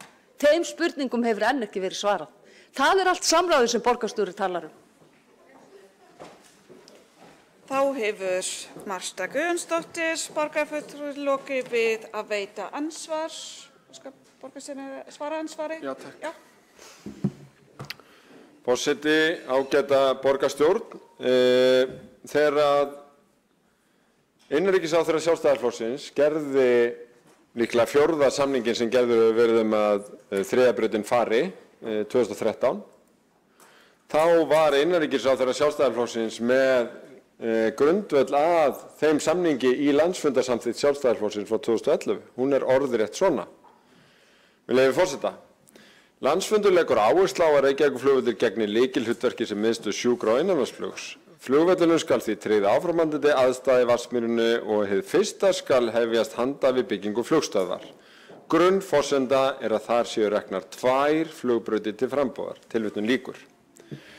Þess vegna er það ekki einhver málatilbúnaður þeirra flokka inngöngu sem nú er í meirihluta í borgarstjórn, heldur meira að minna allra flokka. Ég held að allir flokkar, þar með talið Miðflokkurinn, komið að gerð þeirra samningar sem gerðir hafa verið fækkun þessara brauta.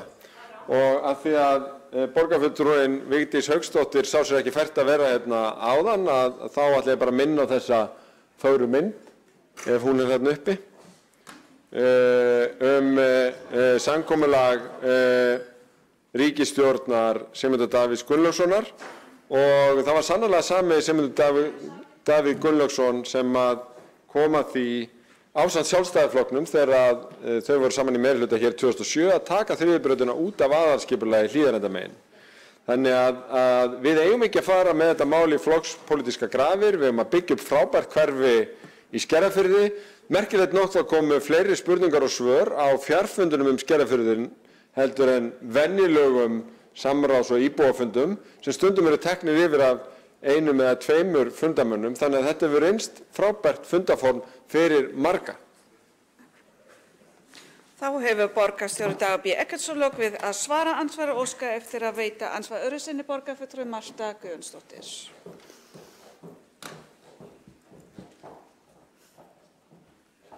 Forseti, góðir borgarfulltrúar, borgarstjóri snillingur í smjörklípu aðferð. Ég held að hann ætti að rifja upp þegar aðalskipulag Reykjavíkur var samþykkt vegna þess að þá voru það við hér borgarfulltrúar, meirihluti borgarfulltrúa í Sjálfstæðisflokksins sem að greiddum atkvæði gegn því aðalskipulagi, meðal annars vegna þess að ekki var gert ráð fyrir flugvellinum í Vatnsmýri þar. Varðandi það að landsfundarsamþykktir hafi hljóðað upp á eitthvað í den, þá er það algjört aukaatriði núna vegna þess að hér erum við að tala nýsamþykktar landsfundarsamþykktir og landsfundarsamþykktir sem að hafa verið samþykktar aftur og aftur allra síðustu ár það að flugvöllurinn verði í óbreyttri mynd í Vatnsmýrinni, enda er það í samræmi við vilja meirihluta landsmanna og borgarbúa allra. Við hlustum þó að borgarbúa og landsmenn þó að borgarstjóri og meirihlutin geri það ekki. Og við teljum ekki rétt að það eigi að vera örfáir borgarfulltrúar sem eigi að taka ákvörðun það að ein aðalsamgönguaðili landsins verði lokað og að við komum í veg fyrir aðgengi landsmanna að eina hátækni sjúkrahúsi landsins með því að loka neyðarbrautinni og þegar mínútur geta skipt máli upp á að bjarga lífum. En borgarstjóri kannski saman það, enda er hann læknismenntaður. Þá hefur Marta Guðjónsdóttir borgarfulltrúi lokið við að veita andsvar öðru sinni og svara andsvar öðru sinni borgarstjóri Dagur B. Eggertsson. Forseti, ágæta borgarstjórn, það er alveg rétt hjá borgarfulltrúanum að einstakir borgarfulltrúar Sjálfstæðisflokksins greiddu ekki atkvæði með aðalskipulaginu. Sjálfstæðisflokkurinn var klofinn í þessu grundvallarmáli og nokkrir borgarfulltrúar Sjálfstæðisflokksins greiddu gegn, aðrir með. Og ég hygg að þannig sé það ennþá að Sjálfstæðisflokkurinn í borgarstjórn sé klofinn í flugvallarmálinu og það er ýmis sem að borgarfulltrúinn tekur sér í þessu máli og Skerjafirðinum breiðir einmitt yfir það að ég hygg að það sé býsna ríkur stuðningur innan jafnvel borgarstjórnarflokks Sjálfstæðisflokksins við byggð í Skerjafirði eins og hefur í gegnum tíðina verið af hálfu talsmanna Sjálfstæðisflokksins hvort sem þeir hafa verið hlynntir flugvelli í Vatnsmýri ekki, þá hafa allir séð skynsemin í því að vera með vel skipulagt hverfi í Skerjafirði og þarf ekkert mörg vitni það. Það hefur margoft komið fram í umræðunni. Þá hefur borgarstjórinn Davíð Eggertsson lokið við að svara andsvari óska borgarfulltrúinn eftir að gera stutta athugasemdir.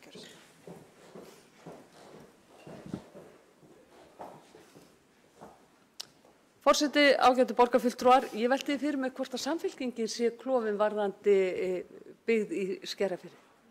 Vegna þess að ég minnist þess að þáverandi borgarstjóri Ingibjörg Sólrún Gísladóttir, hún hætti við fyrirhugaða byggð í Skerjafirðinu. Hún hlustaði nefnilega á íbúana, ólíkt borgarstjóranum Degi Bjargeirssyni, ólíkt meirihlutanum sem situr hér við völd núna. Þannig að það er augljóst mál að Samfylkingin er klofin í þessu máli. Það er augljóst mál. Og ég veit ekki betur en að fyrrverandi samgönguráðherra Samfylkingarinnar, Kristján Möller, hafi verið á móti því að flugvellinum í Reykjavík í Vatnsmýrinni yrði lokað. Þannig að Samfylkingin hlýtur að vera klofin í flugvallamálinu líka. Þá hefur borgarfulltrúinn Marta Guðjónsdóttir lokið við að gera stutta athugasemd.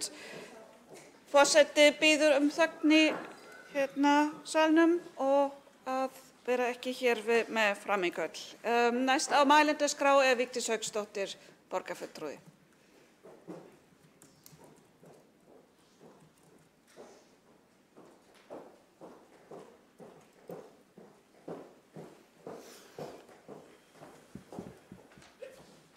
Virðulegi forseti, borgarstjórn og aðrir tilheyrendur, þetta er nú alveg hreint dæmalaust og sýnir hvernig borgarstjóri er innrættur. Hér hefur hann blandað saman mörgum málum og hér erum við að ræða byggðina í Skerjafirði en ekki flugvöllinn. Hann virðist vera að koma hér inn og atar fólki aurinn. Nú ætla ég að fara yfir það helsta í flugvallamálinu og því sem snýr þarna Skerjafirðabyggðinni vegna þess við verðum að fara aftur til þeirra ára þegar það var hörmungar vinstri stjórn hér í landinu 2009–2013, þá var það nú svoleiðis að það var ráðherra Samfylkingarinnar sem samdi við borgarstjóra Samfylkingarinnar það að afsala sér landið þarna í Skerjafirðinum. Og ég man þetta svo vel. Þetta var áramótið 2012–2013 og ég man þetta svo vel vegna þess að árið 2009 var kosin á þing, 2013 vann Framsóknarflokkurinn stórsigur og ég var formaður fjárlaganefndar. Sigmundur Davíð Gunnlaugsson var ekki í Miðflokknum þá og þess vegna er það verið að strá hér efasemdarröddum að Miðflokkurinn hafi komið að þessu máli en það gerir borgarstjóri einungis vegna þess að hann er komin í vörn í málinu núna og þarf að réttlæta sig, klína Miðflokkinn á þetta mál. En ég skal segja ykkur frá því hvernig þetta var, allt saman. Vegna þess að við háðum baráttu í meirihluta fjárlaganefndar í þá veru að af þessu yrði ekki. Og við hentum breytingatillögu sem kom að beiðni borgarstjóra inn í fjárlögin fyrir árið 2014, við hentum inn ruslið. Vegna þess að þessi samningur sem ráðherra Samfylkingarinnar, Katrín Júlíusdóttir, gerði við borgarstjóra Samfylkingarinnar gilti bara til ársloka 2013. Bara til ársloka 2013. En hér er ég með tímalínu. Hér er ég með tímalínu. Og hún er svona. Hún er svona. 23. desember 2013, Reykjavíkurborg sendir innanríkisráðherra bréf þar sem er óskað eftir því að tilkynnt verðum lokun 624 brautarinnar samkvæmt samningi þar 30. desember 2013, einum degi áður þetta samkomulag ráðherra Samfylkingarinnar við borgarstjóra Samfylkingarinnar rann út, þá gerist þetta. Það var búið að leggja svo mikinn þrýsting á innanríkisráðherra sem að starfaði í ríkisstjórn Sigmunds Davíðs Gunnlaugssonar að það var í þá veru að innanríkisráðherra óskar eftir því við Ísavía hafi verið undirbúningur vegna fyrirhugaðar lokunar flugbrautar 624 þar með talið áhættumat.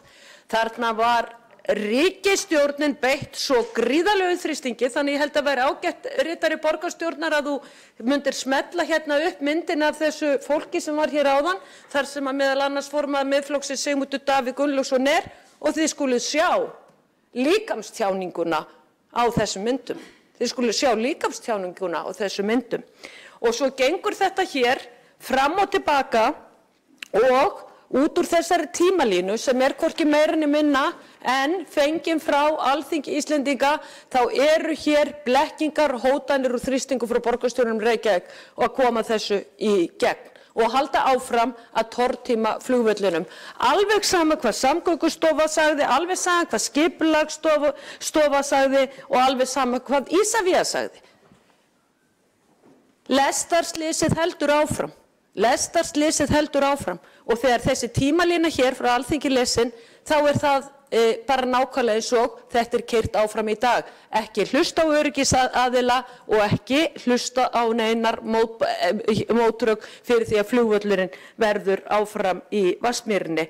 Því miður var samið skerta tímalengt hér á þessari umræðu en þegar þetta hér síðasta þetta minnisblað nær til 21. maí 2017 og það margt hér sem kemur fram og þá kemur mér að efni þessara dagskrárliðar 19. ágúst 2016 og hlustiði nú vel með leyfi forseta. Kaupsamningur og afsal landsvæðis í Skerjafirði kynnt í borgarráði. Þar kemur fram að ríkissjóður selur Reykjavíkurborg 108.000 fermetra landsvæði sem var undir braut 624, kaupverði 440 milljónir króna en viðbótargreiðslur koma til þegar lóðir verða seldar. A. Reykjavíkurborg búið að standa í skilum með þessar 450 milljónir til ríkisins? B. Hvernig stendur á því og það svo sem að þær frétt sem berust úr þinginu í síðustu viku? Að það sé ekki búið að ganga til samningu við ríkið að láta ríkið vita af því hvernig á að ráðstafa þeim hagnaði sem verður til ef að verður? Ég bið orðið aftur. Þá hefur Vigdís Hauksdóttir, borgarfulltrúi, lokið máli sínu og hefur óskað andsvar borgarstjóri Dag B. Eggertsson. Forseti, ágæta borgarstjórn, þessi umræða orðin mjög skemmtileg og áhugaverð og farin yfir í mjög mikilvæga brautir. Það að segja, farin að snúast það að þegar Sigmundur Davíð Gunnlaugsson sem var varaformaður Skipulagsráðs Reykjavíkurborgar tók þriðju brautina út af aðalskipulagi Reykjavíkurborgar þá var hann ekki í Miðflokknum, hann var í Framsóknarflokknum. Þannig að þetta náttúrulega bara allt annað maður og alls ekki hægt að klína þessu á Miðflokkinn eins og sagt var.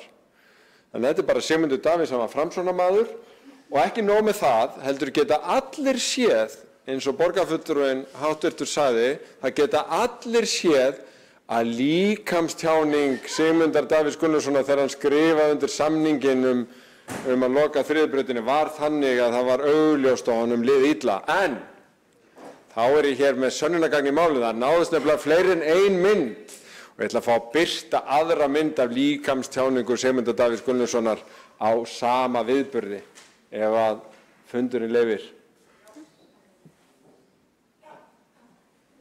Sést hún? Hún að koma.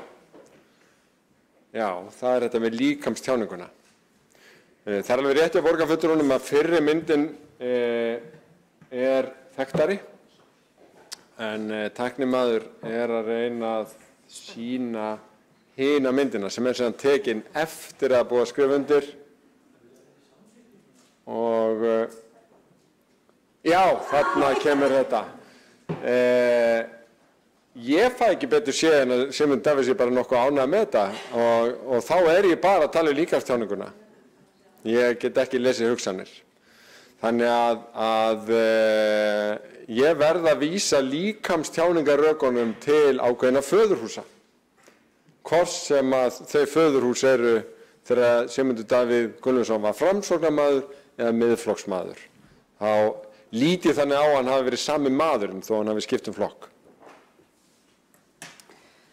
Þá hefur borgarstjórinn Dag B. Eggertsson lokið við að veita ansvar, svara þá ansvari Vigdís Hauksdóttir, borgarfulltrúi. Forseti ítrekar að það ein ræða per borgarfulltrúi. Nei, ræða. Já.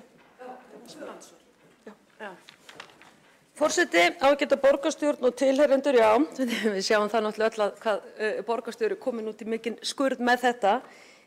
Hvort var þessi mynd borgarstjóri tekin 25. október 2013 þegar innanríkisráðherra Reykjavíkurborg undirrituðu viðaukasamning að innanríkisráðherra tilkynnti lokun brautarinnar fyrir árslok 2013. Það var einnig í þessum samningi ákveðið með endurskoða skipulagsreglu fyrir Reykjavíkurflugvöll frá 2009 þessu til samræmis. Það er athyglisvert. Er það þessi fundur? Eða var þetta á fundi sem að ég tel að innanríkisráðherra hafi ekki verið á, þegar borgarstjórn samþykkti aðalskipulag Reykjavíkurborgar? Eða var þessi mynd tekin á fundi 23. desember 2013 þegar ný deiliskipulagstillaga Reykjavíkurflugvallar var auglýst, þar sem að gert var ráð fyrir að flugbraut 624 er lokað. Þetta er svo mikil steypa að vera að eyða tíma sínum í það að rökræða við borgarstjóra, því eins og ég hef áður sagt, allt sem miður fyrir rekstri borgarinnar árið 2020 er annarkvort Framsóknarflokknum að kenna, Sjálfstæðisflokknum að kenna, Davíð Oddsen að kenna og svo hefur komið rök þá er hlaupinn Trump í minnihlutann. Þeir sem eru Trumpistar í Ráðhúsinu er meirihlutin og borgarstjóri sjálfur. Það er nú bara þannig. Því það er alveg sama hvað við erum málefni og komum mikið rök og erum að færa hérna fram sjónarmið öryggisaðila sem er að gjalda varhug við því að hreyft verði í flugvöllunum, þá snýst umræðan upp í þetta. Ómálefnalegri borgarstjóra og meirihluta hef ég ekki starfað í og var nú vinstri stjórnin á árabilinu 2009 til 2013 slæm. Þetta toppar allt. Þá hefur Vigdís Hauksdóttir, borgarfulltrúi, lokið við að svara andsvari og veitir andsvari sem Dagur B. Eggertsson, borgarstjóri. Forseti, ágæta borgarstjórn. Já, það er kannski hægt að sleppa þessu gamni, en það var nú engan síður borgarfulltrúin sem fór að draga líkamstjáningu einstaklinga á þessum myndum af öllum þessum samningum sem allir flokkar í landinu hafa meira að minna staðið að lokun þriðju brautarinnar og mikilvæga áfanga í því að finna flugvöllunum annan stað. En ef við getum skipt yfir í hina kynninguna, þá vil ég bara hnykkja á því að þetta mál hefur farið fyrir bæði héraðsdóm og Hæstarétt og þar hefur verið fjallað þau öryggismál og því var tjaldað mjög af ríkislögmanni sem vildi hnykkja umræddum samningum og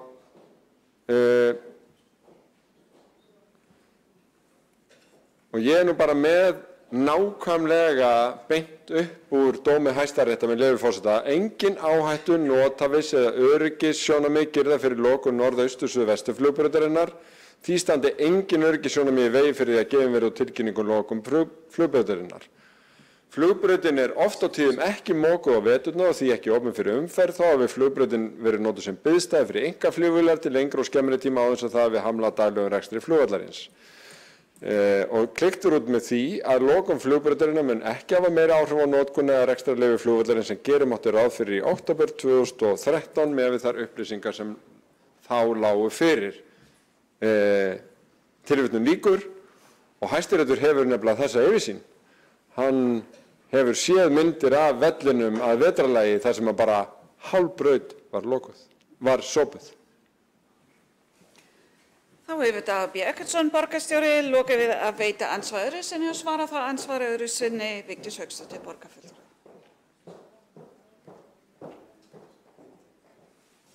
Virðulegi forseti, ágæta borgarstjórn og tilheyrendur, sama uppskrift er notuð núna í Skerjafirði eins og var notuð þegar Hlíðarendasvæði byggðist. 27. október 2015, bygging fyrsta áfanga íbúðabyggðar og Hlíðarendarsvæðinu hefst formlega. 30. október, borgarstjóri ítrekar í bréfi til innanríkisráðuneytisins mikilvægi þess að ríkið standi við gerða samninga vegna uppbyggingar og Hlíðarenda. 7. nóvember 2015, Samgöngustofa hafnar því að reisti verði byggingakranar og Hlíðarenda vegna flugöryggis. 19. nóvember, svar innanríkisráðherra við bréfi borgarstjóra 30. október kynnt í borgarráði. Í því tilkynnir innanríkisráðherra ákvörðun sína að hafna kröfu Reykjavíkurborgar að tilkynna lokun flugbrautar 624. Reykjavíkurborg ákveður að höfða mál gegn ríkinu. Hótanir. Þarna voru allar stofnanir ríkisins búin að átta sig á því að borgarstjóri var búið að slá svo miklu ryki í augun á öryggisaðilum að þarna var ríkið búið að átta sig á þessu. Héraðsdómur vísar málinu frá 14. janúar 2016. Borgin unir úrskurðunum og hyggst höfða nýtt mál og fór með málsrekstur á stað á nýja leik. Það á nefnilega ekki að gefast upp á því að koma flugvöllunum Vatnsmýrinni eins og við sjáum núna, árabilinu 2018–2020. Svona þetta búið að vera þyrnum stráð hjá Reykjavíkurborg, sífelldur þrýstingur á ríkið og það verið núna skipuleggja 1200 íbúa byggð í Skerjafirði og það á að fara þangað með gröfur, það á að fara að taka lóðir þar og grunna til þess að vera á undan ríkinu áður að það getur stoppað þessi gerræðislegu vinnubrögð sem þessi meirihluti stendur fyrir. En mér finnst athyglisvert að borgarstjóri hafi ekki gefið sér tími í það að svara með því hvort að kaupverð upp á 440 milljónir krónur búið að greiðast til ríkisins og hvers vegna viðbótargreiðslur kom ekki til þegar lóðir verða seldar. Jú, vegna þess að borgarstjóri notar sömu uppskriftinni upp í Gufunesi að koma fyrst á lóðinnar félagslegu húsnæði svo að sé hægt að segja við okkur sem að gagnrýna þetta hvað viljið ekki húsnæði fyrir þá sem að minna mega sig. Þetta rosalegt. Þá hefur Vigdís Hauksdóttir borgarfulltrúi lokið við að svara andsvari öðru sinni og næst hefur óskað að taka til máls Skúli Helgason, borgarfulltrúi.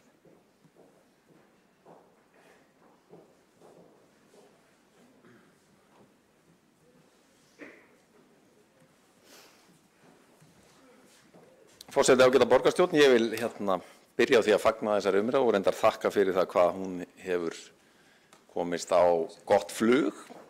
Þessi fundur hefur farið fram úr mínum björtustu vonum og sérstaklega þessi nýjustu innlegg líkamstjáninguna sem að ég reyndar til að verði vart toppuð, þannig ég ætla ekki að eyða miklum tíma í þau mál, fer frekar í lágflug yfir svona þá vít sem að snertir að uppbyggingunni sjálfri í Skerjafirði og svona kjarnanum í þeim áformum sem að núna eru til umræðu og verða grundvöllur deiliskipulagstillögunnar sem að stefnt að því að verði lögð fram til afgreiðslu í skipulags- og samgönguráði næstu mánaðamót og fer síðan í hefðbundið auglýsingaferli og umsögn hjá íbúum í Skerjafirði, Vesturbæ og svo framvegis.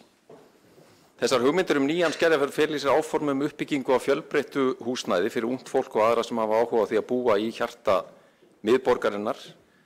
Og eins og komið fram gert ráð fyrir uppbyggingu í Skerjafirði gildandi aðalskipulagi til 2030 með það að markmiði að nýta betur vannýtt svæði í borginni og þétta byggð í þágu þeirra fjölmörgu borgarbúa sem að hafa hagsmuna því að í boði sé hagkvæmt húsnæði á besta staði í borginni.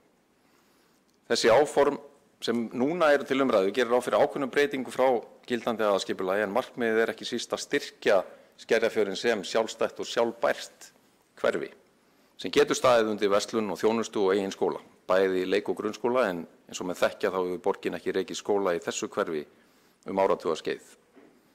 Þá hefur ekki verið matvöruverslun í þessu hverfi í langan tíma, svo breytingin myndi klárlega styrkja verulega nærþjónustu í hverfinu. Sú breyting sem núna til umræðu gerir ráð fyrir fjölgun íbúa frá aðalskipulags hugmyndum úr 800 í 1300 á kostnað atvinnuhúsnæðis og breytingin fjölgar því íbúðum án þess að auka byggingamagn verulega frá því sem áformað var sem mjög mikilvægt. Fjölgunin næst meðal annars fram með því að minnka stærð íbúðanna úr 120 fermetrum í 100 fermetra. Þessi fjölgun hins vegar mikilvæg til þess að nýja byggðin geti einmitt staðið undir fullburða skóla og frístundastarfi með 150 barna leikskóla og fullburða grunnskóla með 300 til 400 börnum og nú unnið að forsögn hönnunarsamkeppni fyrir skólana í Skerjafirði sem að verði byggður upp í áföngum. Væntanlega þannig að byrja verði á byggingu leikskóla í samhliða uppbyggingu fyrsta áfanga þessarar uppbyggingar. Það auðvitað mikilvægt til þess að skapa strax úrræði fyrir fyrstu fjölskyldur sem að flytja inn í nýja Skerjafjörð. Það hefur mikið verið rætt Reykjavíkurflugvöll en við þurfum auðvitað að hafa í huga stóru myndina í þessu máli sem það að uppbyggingi Skerjafirði talar beint inn í eitt stærsta hagsmunamál borgarbúa sem að hafa aðgang að hagkvæmu og fjölbreyttu húsnæði í hjarta borgarinnar á viðráðanlegu verði. Og þar eðlilegt að við rifjum upp og höfum í huga skýra niðurstöðu viðhorfskannana frá undanförnum árum það að ungt fólk vill einmitt helst af öllu hafa möguleika á því að búa í miðborginni, ekki síst vegna nálægðar við stóru háskólana, Háskóla Íslands og Háskólans í Reykjavík. Nýi Skerjafjörður mun svara þessu kalli hátt og skýrt og þess vegna mikilvægt framfaraskref sem í þessu felst. Og ég vil sömuleiðis benda á það og það fagnaðarefni að landfyllingin sem fyrirhuguð í síðari áfanga uppbyggingarinnar, hún minnkar verulega frá eldri tillögu heila 26.000 fermetra eða 2,6 hektara. Og þessi breyting mikilvæg til að standa sem mest vörð hina náttúrulegu strönd og ganga sem minnst á leirur. Umræðan hefur verið talsvert mikil í tengslum við þetta mál umferðarmálin. Íbúar hafa haft áhyggjur af mikilli aukningu umferðar og það rétt að umferðin mun aukast með fjölgun íbúa sem eðlilegt En hins vegar mikilvægt að hafa í huga, og það lykilatriði í mínum huga, að það verður ekki almenn gegnumstreymis umferð einkabíla í gegnum hverfið sem myndi auðvitað auka umferðina til mikilla muna. Lagður verður sérstakur framkvæmdavegur til þess að draga úr umferðarþunga Einarsnesið og núverandi byggð og umferðin verður því mun minni samkvæmt spám en í hverfum af sambærilegri stærð. Samandregið, þessi áform byggja á því að almenningssamgöngur munu batna verulega í hverfinu, nærþjónusta og aðgengi að fjölbreyttu skóla- og frístundastarfi sömuleiðis og fjölmargir borgarbúar, ekki síst ungt fólk, mun geta nýtt sér hagkvæmt húsnæði á besta stað í bænum. Þá hefur Skúli Helgason borgarfulltrúa lokið máli sínu og hafa 2 borgarfulltrúar óskað eftir að veita andsvar, Marta Guðjónsdóttir, Vigdís Hauksdóttir og fyrst Marta Guðjónsdóttir.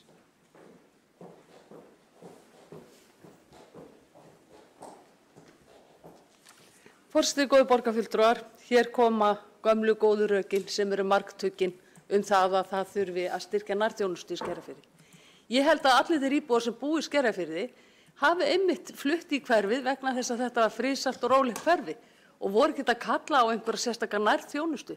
Þeir hafa alveg sætt sig við það að senda börnin sín í Melaskóla og sækja Neskirkju og senda börnin sín í leikskóla og fara í Vesturbæjarsundlaugina án þess að það hafi hlotist af einhver mikil vandræði af því.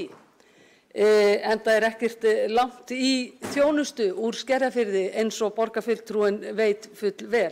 En ég velti því aðeins fyrir mér hvort að það standi jafnvel til að byggja kirkju þá á þessu svæði sem að borgarstjórnarmeirihlutinn hefur svo mikinn áhuga á að tróða niður byggingum með teskeið.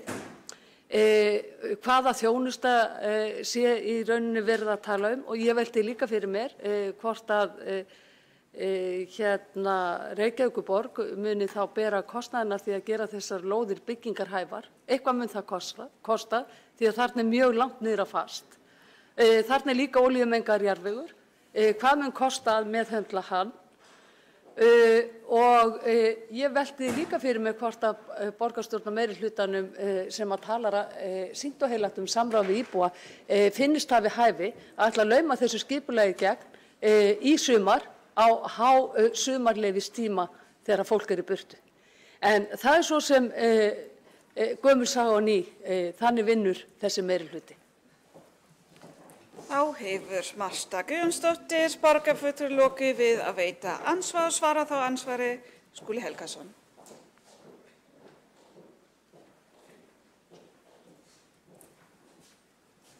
Forseti, ágæta borgarstjórn, eru áform að byggja kirkju í Skerjafirði? Nei, ég held að við getum svarað því fljótt og vel að það stendur ekki til. En það hins vegar merkilegt að borgarfulltrúi Marta Guðjónsdóttir gerir lítið úr því að það sé mikilvægt að vera með nærþjónustu í þessu hverfi sem að flestir borgarbúar eru sammála að sé mjög mikilvægt, sem sé bara venjuleg grunnþjónusta. Þá ég að tala rekstur leikskóla, rekstur grunnskóla og til dæmis að vera með aðgengi að lágurverslun sem að kallar ekki á það að menn þurfi að leggja langan veg og ferðast á bíl til þess að fara og kaupa nauðsynjavörur.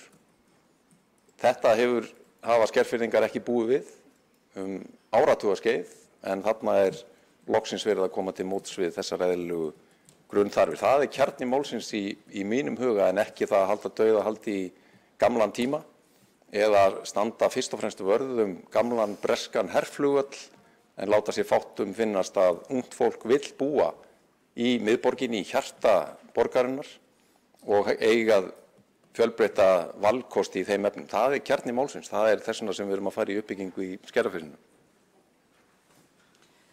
Þá hefur Skúli Helgason, borgarfulltrúi, lokið við að svara andsvari og veita þá ansvar öðru sinni Marta Guðjónsdóttir.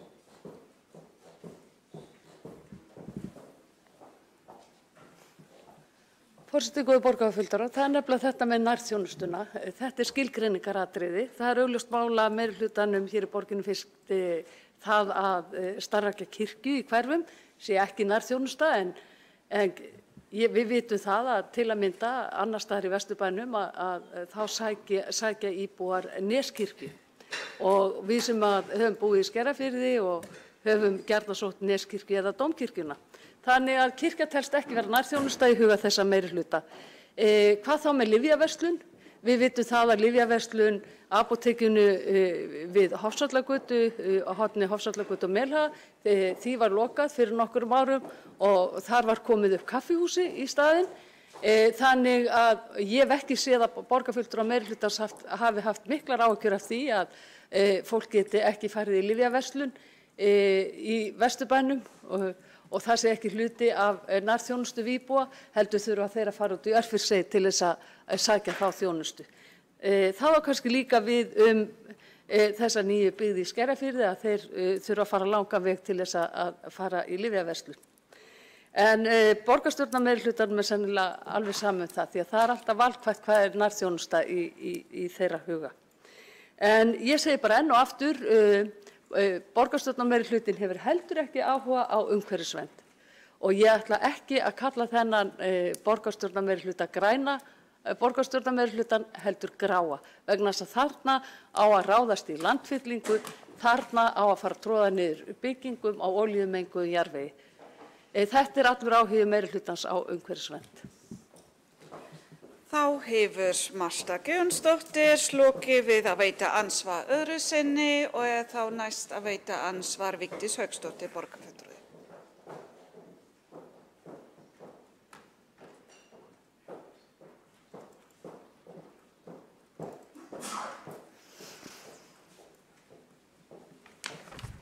Virðulegi forseti, ágætu tilheyrendur og borgarfulltrúar. Ég heyri það að borgarfulltrúin hefur framsögumaður hér í þessari ræðu hefur mjög mikinn áhuga á þessu máli og vill gjarnan fá þessa 1200 íbúðabyggð þarna á þetta svæði. Við erum búin að ræða hér flugvöllinn og í dag og þennan veg sem hafa komið gegnum flugskýlið hjá flugfélaginu Erni. Til þess að koma öllu mengaða jarðveginum úr Vatnsmýrinni, þessi meirihluti telur sig vera á tyllidögum umhverfisvænan. Hvað gerist með framtíðar áform þessa svæðis, virðulegi borgarfulltrúi Skúli Helgason, ef að af þessari vegalagningu verður ekki, því þegar þetta svæði er skoðað, þá er ekki pláss fyrir þennan veg sem að þið áformið í meirihlutanum að leggja á neinum öðrum stað. Ekki meðan þessi samningur flugvöllin er í gildi, ekki á neinum öðrum stað, ekki nema þó að þið farið að fórna göngu- og hjólastígum sem er vestanmegin við fyrirhugaðan veg, ekki getið þið farið með veginn hægra megin eða austanmegin við flugskýlið því þá eru þau komin inn á friðunarhelgunarsvæði flugvallarins. Hvað ætlið þið að gera? Ætlið þið að fara með mengaða jarðveginn í Prömmum eða ætlið þið að fara með henni gegnum Einarsnes sem er mjög þröng íbúagata sem er búið að þrengja mjög svo mikið og þetta er íbúahverfi. Segðu okkur í borgarstjórn hvernig þið ætlið að koma þessu mengaða jarðvegi í burtu. Þá hefur Vigdís Hauksdóttir, borgarfulltrúi, lokið við að veita ansvar og svara þá ansvari Skúli Helgason, borgarfulltrúi.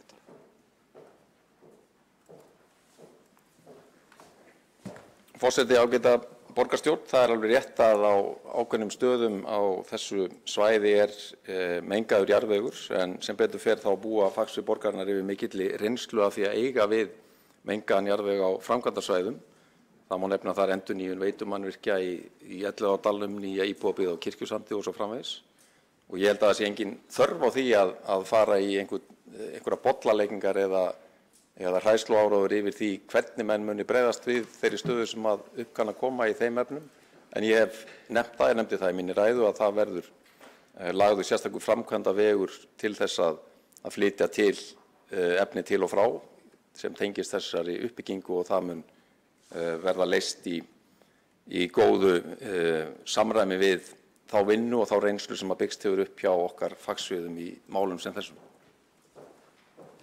Þá hefur Skúli Helgason, borgarfulltrúi, lokið við að svara andsvari og veitir þá andsvar öðru sinni Vigdís Hauksdóttir, borgarfulltrúi. Virðulegi forseti, borgarfulltrúar og tilhendur. Já, hér bara blekkingunni haldið áfram. Það ekki pláss fyrir veginum í gegnum flugskilið. Það ekki búið að eiga fund með flugfélaginu Erni þá ákvörðun, íþyngjandi ákvörðun hjá okkur að rífa skilið að bóta. Það 17. júní á morgun. Þetta stjórnsýsla sem stenst ekki stjórnsýslulög. Í öðru lagi. Það hvergi til móttökustöð fyrir olíumengaðan jarðveg. Það smá vísir af því í Sorpu, en hvað ætlaði að gera úr úrganginn? Hvað í jörðinni þarna? Það asbest, það miltisbrandur, það olíuúrgangur, það gamla sprengjur? Hvernig væri nú þú myndir segja hér á opnum fundi borgarstjórnar kannski eitthvað af þessu fólki sem að fylgjast með fundunum og býr þarna á þessu svæði og fær þessa hörmung yfir sig, ef að verður, sem ég trúi náttúrulega ekki, frá því bara hér á opnum fundi hvernig þið ætla að leysa þessi mál og umferðarþungan sem af þessum þungaflutningur hlýst. Því eins og við komum hér fram, það var mjög langt niður á fast þarna og það vita það allir. Það vita það allir. En úr því að borgarfulltrúinn Skúli Helgason nú búinn að vera lengur í borgarstjórn en ég, þá kannski rétt að hann upplýsum það hérna, fyrsta borgarstjóri gat ekki gert það. Fyrsta borgarstjóri gat ekki gert það. Reykjavíkurborg búinn að borga kaupverðið upp á 440 milljónir til ríkisins. Og hvers vegna Reykjavíkurborg að fara á stað með skipulag þarna og setja fyrst inn á lóðinar, félagslegt húsnæði og húsnæði á vegum Bjargs sem sem sagt úrræði sem fyrir þá sem að minna mega sín. Í stað þess að fara með þetta og selja þetta fyrir frjálsum markaði, fara með þetta í útboð, heldur en að afhenda lóðinar yfir borðið. Það ólöglegt samkvæmt samningnum sem að Reykjavíkurborg gerði við ríkið. Það verið að færa til gæði, það verið að lækka verðmæti ríkisins á kaupsamningunum sem var gerður, sem kynntu var í borgarráði hinn 19. ágúst 2016. Þá hefur Vigdís Hauksdóttir, borgarfulltrúi, lokið við að veita andsvar öðru sinni og svara þá andsvari öðru sinni Skúli Helgason, borgarfulltrúi.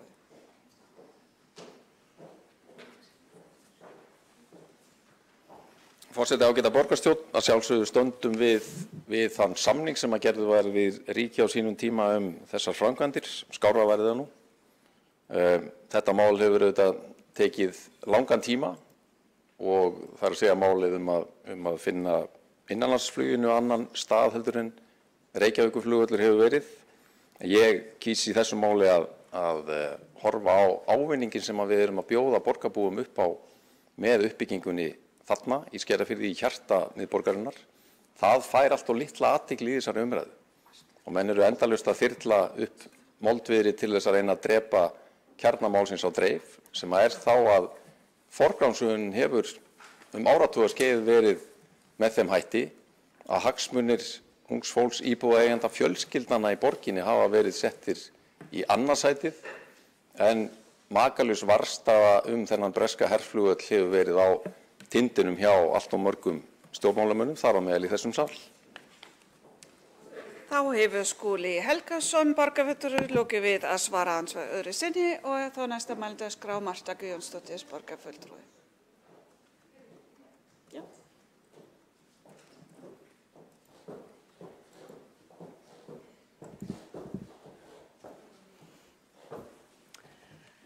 Forseti, góðir borgarfulltrúar, ég þakka umræðuna sem hefur orðið þessa tillögu, en það veldur mér hins vegar vonbrigðum hvernig viðtökur hún hefur fengið.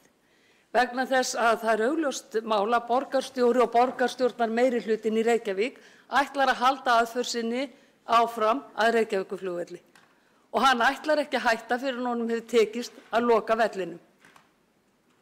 Þrátt fyrir mikla andstöðu eins og ég hef komið inn á hér áður í máli mínu og ætla ekki að rekja frekar að þessu sinni og þrátt fyrir það að ýmsir samningar hafa verið gerðir varðandi flugvöllinn og rekstrargrundvöll hans.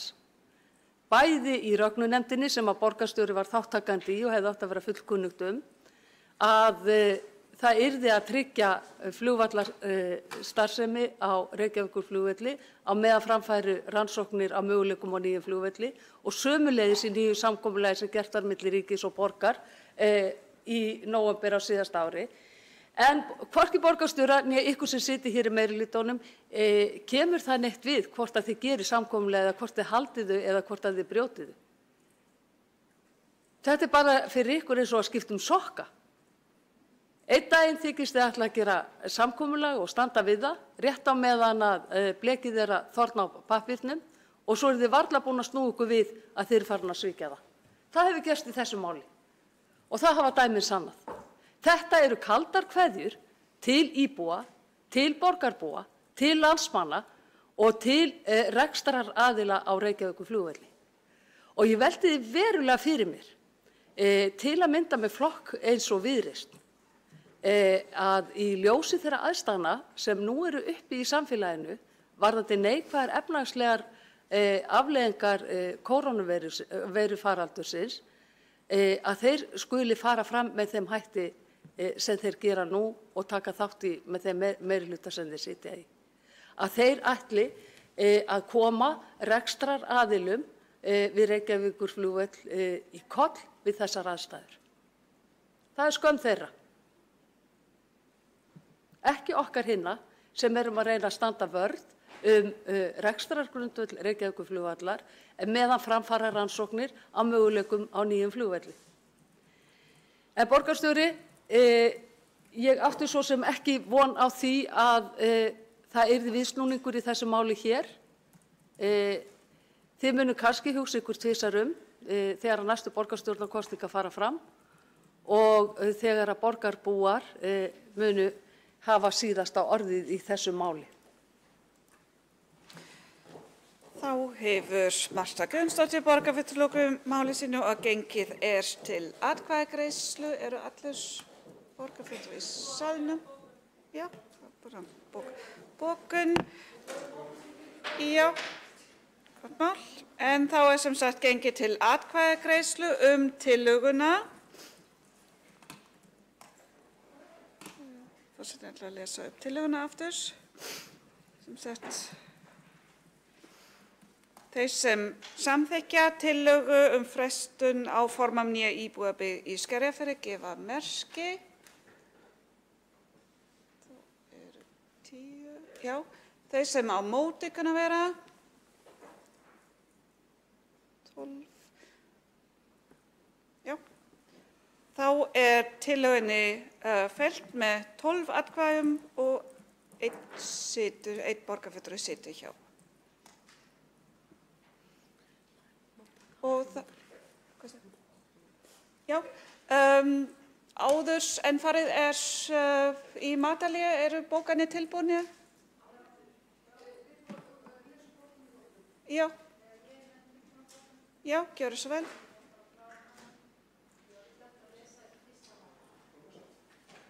Ætla borgarfulltrúinn lesa í þessu máli núna? Já, þessu máli eins og á ég eftir fyrsta máli.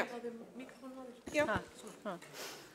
Já, flugvöllurinn verður á þessum stað næstu 15 árin samkvæmt borgarstjóra. Flokkur fólksins telur að fresta eigi byggingaráformum í nágrenni flugvallarins þar til hann fari hann það að segja.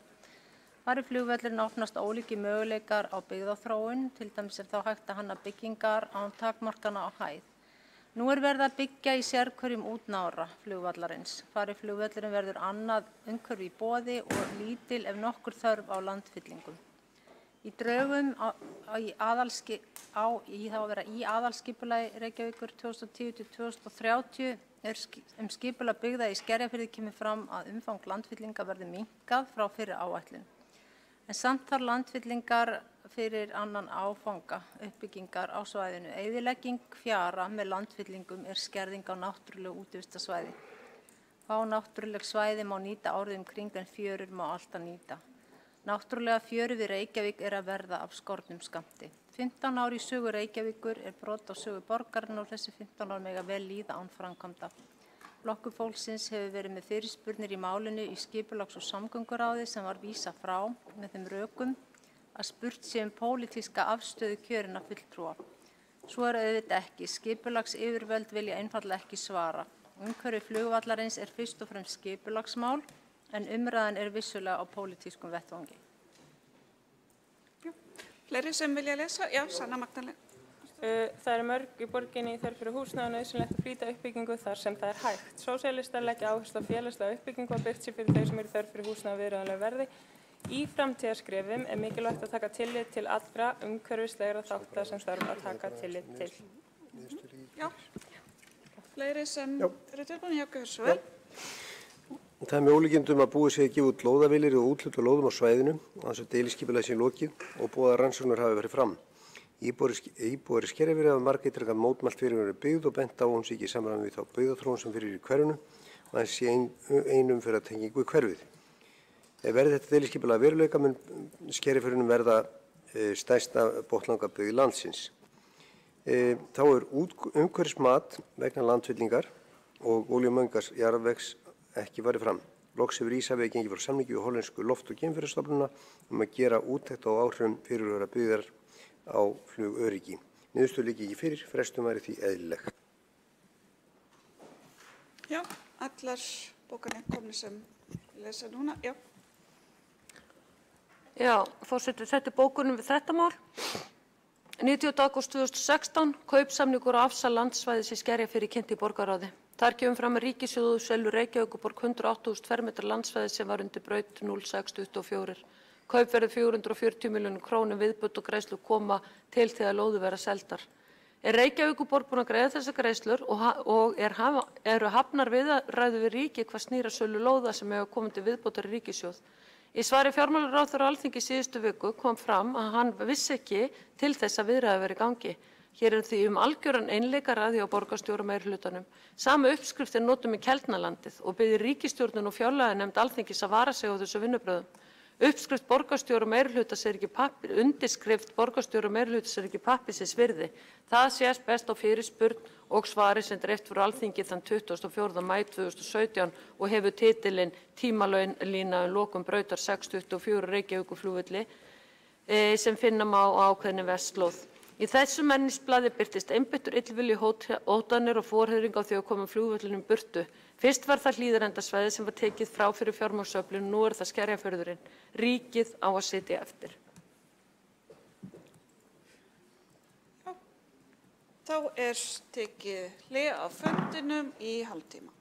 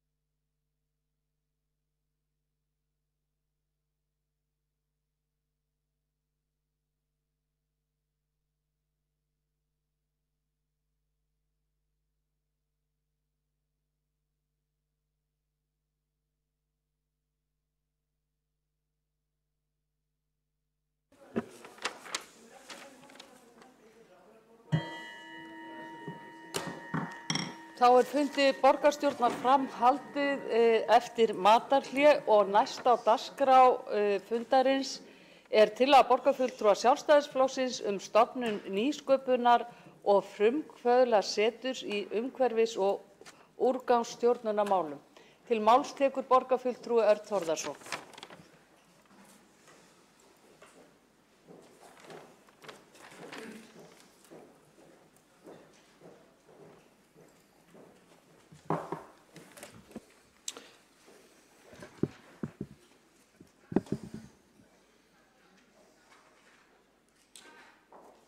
Ertu með opið?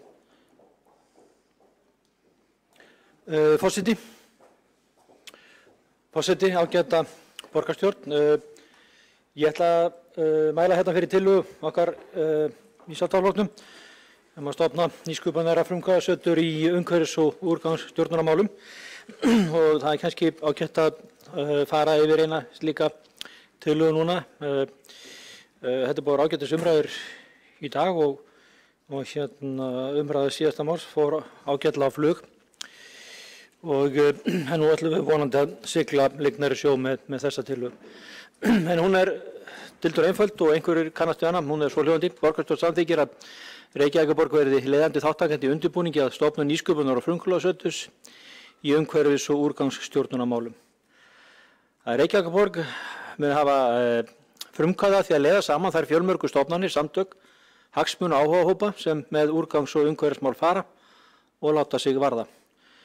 Sömuleiðis yrði einstaklingum og einkafyrirtækjum boðið að taka þátt í verkefninu og undirbúningi þess og ég held að það væri vel til fundið að borgarstjórn skipaði stýrihóp sem væri falið að undirbúa verkefninu og kalla eftir aðkomu hlutaðeigandi aðila sem áhuga hafa og leið að fara að leita hentugu húsnæði fyrir klasasamstarf af þessum toga með það fyrir augum að leggja til verkefnisins. Ég heldur að sé tillaga sem er ágætt að taka núna því að það eru eiginlega allir sem geta verið sammála og sáttir við það að Reykjavíkurborg sé leiðandi í málum. Við erum búin að fara yfir það hérna í dag. Sérstaklega í þessum málum sem að tengjast úrgangsstjórnun og annað. Þannig að ég ætla að vona það og ég svo sem ætla ekki að fara orðlengja sérstaklega það hvaða aðilar þetta geta verið sem hægt að leiða saman. Þeir eru ótrúlega margir og fjölbreytnir og fjölbreytileiki þeirra er líka ótrúlegur. Þannig að það eru margir aðilar sem að koma að málinu. Þetta þarfnast þess að máli sé tekið áhuga og það sé leitt áfram af áhuga. Og ég trú ekki öðru heldur en að bæði hér inni og í borgarkerfinu séu aðeila sem að vera tilbúin til að fóstra þetta verkefni og keyra það fram. Sjálfur ég úr þeim hópi að hafa gríðarlegan áhuga á þessu máli og þokkalega reynslu í gegnum tíðina og sérstakann áhuga á að leiða fyrirtæki, stofnanir og hagsmunaaðila saman. Þekki það í gegnum ýmiss konar byggðasamlög, sveitarfélaga vítt og breitt um landið og við þekkjum það líka hvaða árangri við getum náð bara innan borgarinnar. Þannig að ég vona að þessari tillögu verði vel tekið. Ég sé hana fyrir mér að hún falli mjög vel af mörgu því sem verið að gera akkurat þessa dagana, bæði í grænaplaninu, skapandi sumar og fleiri þættir sem Reykjavíkurborg að beita sig fyrir núna til þess að gera borgina áhugaverð og skemmtilega og framsækna og horfa fram á við og þessi tillaga hún horfir bara fram á við, hún horfir ekki tilbaka sem betur fer, enda held ég hefum lítið af fyrri tíð að læra í úrgangsstjórnun. Þetta er framsækið.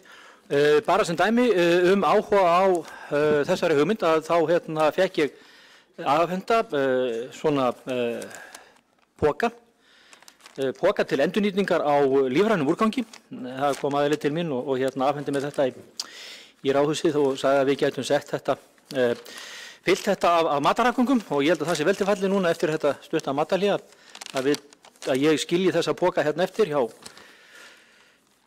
þeim sem þá vilja þiggja og við komum þá matarafgöngunum fyrir í því. Þannig hægt að taka þessi skref og þau þurfi ekki að vera stór. Hugmyndin að koma alls staðar að, þessi hugmynd kemur erlendis frá, þetta erlend fyrirmynd, hvernig fara þessu.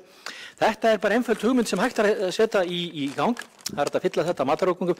Það jafnvel hægt að setja þetta í svörtu tunnuna eða gráu tunnuna, þó að sé ekki búið upp á flokkun enn sem komið er. En það myndi enga síður gera það að verkum að hlutfall endur nýtanlegs lífræns úrgangs myndi aukast í sama hlutfalli. Þannig að lausnirnar eru alls þar, okkur vantar bara fleiri hugmyndir af þessum toga. Þannig að ég vil endilega setja þetta í gang, þessa hugmynd, og ég ætla að hvetja ykkur til þess að sýna henni jafn mikinn áhuga og ég hef á henni, og ég hef fyrir því heimildir að það séu fleiri innan borgarkerfisins sem hafa á þessu máli. En ég ætla bara að vona það að þessu verið vel tekið og kannski ég skilji bara eftir pokana hérna fram yfir þannig að þeir geta notað undir lífræna úrgangi sem tilfellur af þessum fundi. Takk.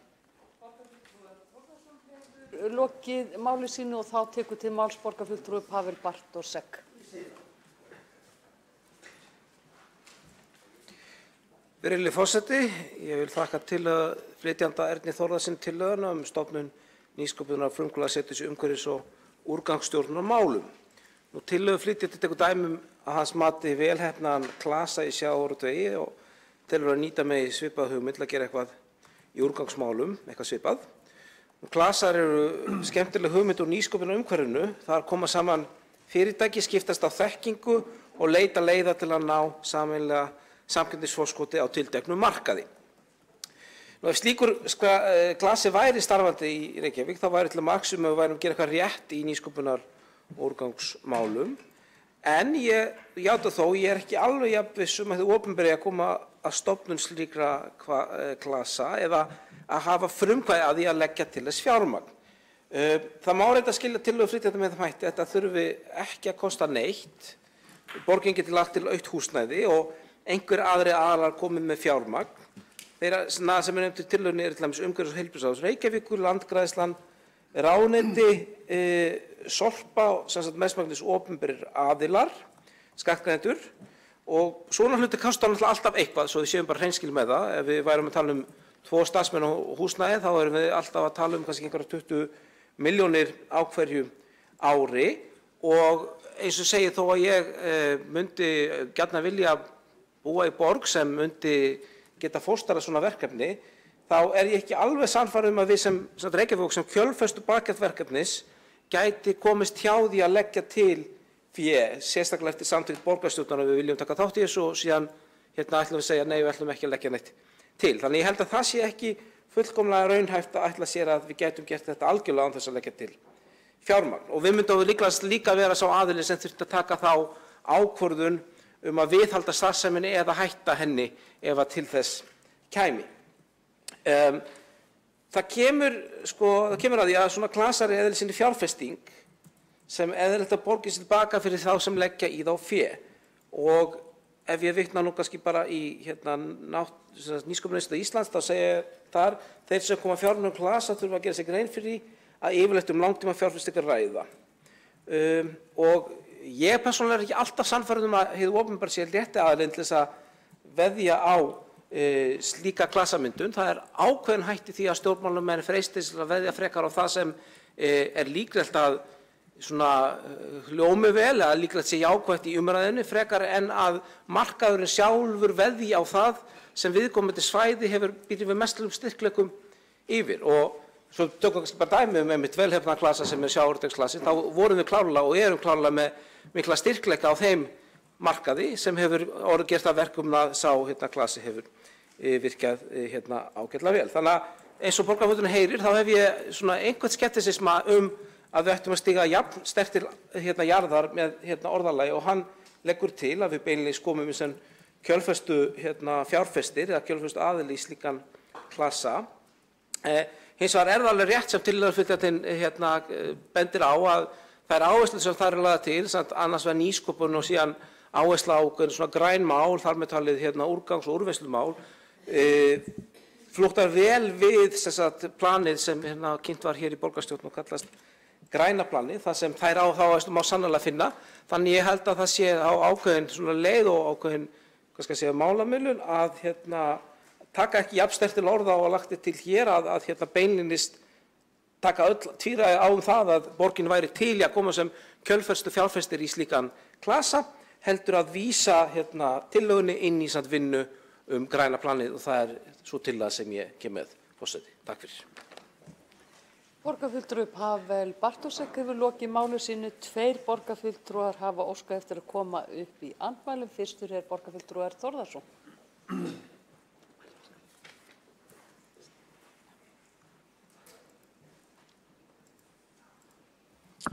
Forseti, ágæta borgarstjórn. Já, ég hef kannski ekki verið nógu skýr áðan þegar ég talaði hver aðkoma borgarinnar, enda var mér ekki ætlað nema 300 sekúndur í að mæla fyrir þessari tillögu, og það er ansi knappu tími til að útskýra málið í þaula. Þess vegna settum við nú saman þessa ágætu greinargerð sem að fylgdi, og ég auðvitað hefði viljað að ég hafði tíma til að lesa hana eða borgarfulltrúar kynna sér hana með einhverjum öðrum hætti. En það segir beinlínis að það séu aðilar, einkaaðilar, og það er engin ástæða til þess að vera tilgerðið þá sérstaklega hér í þessum sal.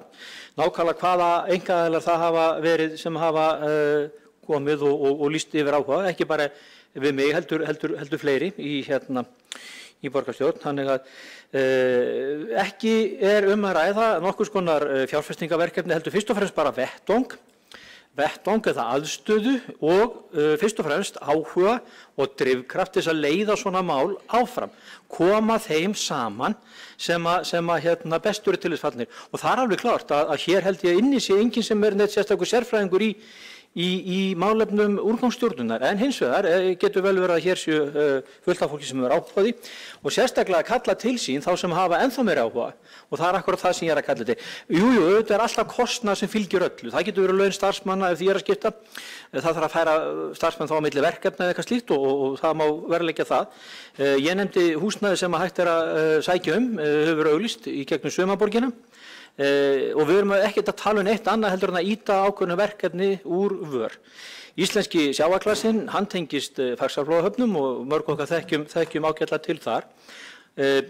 Ekki það að Faxaflóahafnir ber einhvern sérstakan stórkostlegan kostnað eða sé fjárfestir í því verkefni, heldur fyrst og fremst er þetta hugsað í þessu tilfelli til að leiða aðala saman, vera vettvangur, úrgangsstjórnunar samstarfsvettvangurinn. Þá er borgarfulltrúi Örn Þórðarson lokið við að veita andsvar, og þá veitir andsvar borgarfulltrúi Vigdís Hauksdóttir.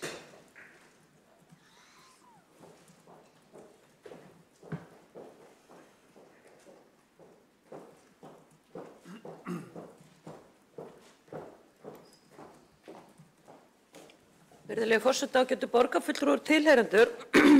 Ég þakka borgarfulltrúanum Erni Þórðarsyni hafa komið hér og með þessa frábæru tillögu, því þetta er náttúrulega eitthvað sem við þurfum að gera.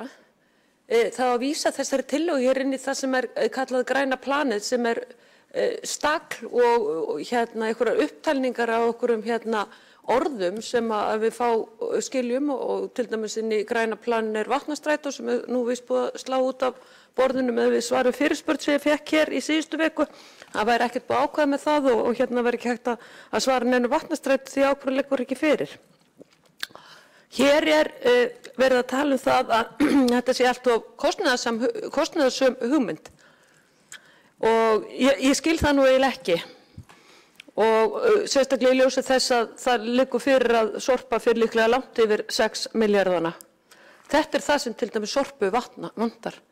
Hér er borgarfulltrúinn Örn Þórðarson komið hér með þetta sem sagt frá Varmdö komún í Sverige, póka til okkar, og það er akkurat það sem að má fara í þennan póka. Það er til dæmis alls konar matarafgangar og það er afgangur af ávöxtum og grænmeti, eggjaskurn og svo víðari. Það er bara þannig, þetta er það sem okkur vantar. Það er vöntun á þessu sem að gera Sorpu erfitt fyrir í dag. Það er nú bara svoleiðis. En Reykjavíkurborg, stærsta sveitarfélag landsins, það er bara að stundar ykkur tilraunaverkefni með lífrænan úrgang. Jú, það var sett á stað upp á Kjalarnesi, svo verður það sett upp í Árbæ, en sko það er ekkert alvöru framkvæmdur í þessu. Akkur þarf Reykjavíkurborg alltaf að finna upp hjólinn. Hér kemur mjög framsækin hugmynd fram og þá skal henni vísað inn í græna planið í stað þess að taka þessu feginsendi sem að hér liggur fyrir þessari tillögu og samþykkja hana og gera úr henni alvöru. Þá hefur borgarfulltrúi Vigdís Hauksdóttir lokið við að veita andsvar. Þá hafa ekki fleiri borgarfulltrúar óskað eftir að taka til máls og þá telst umræðu borgarfulltrúi Sanna Magdalena Mörtusdóttir hefur óskað eftir að taka til máls. Gjörðu svo vel.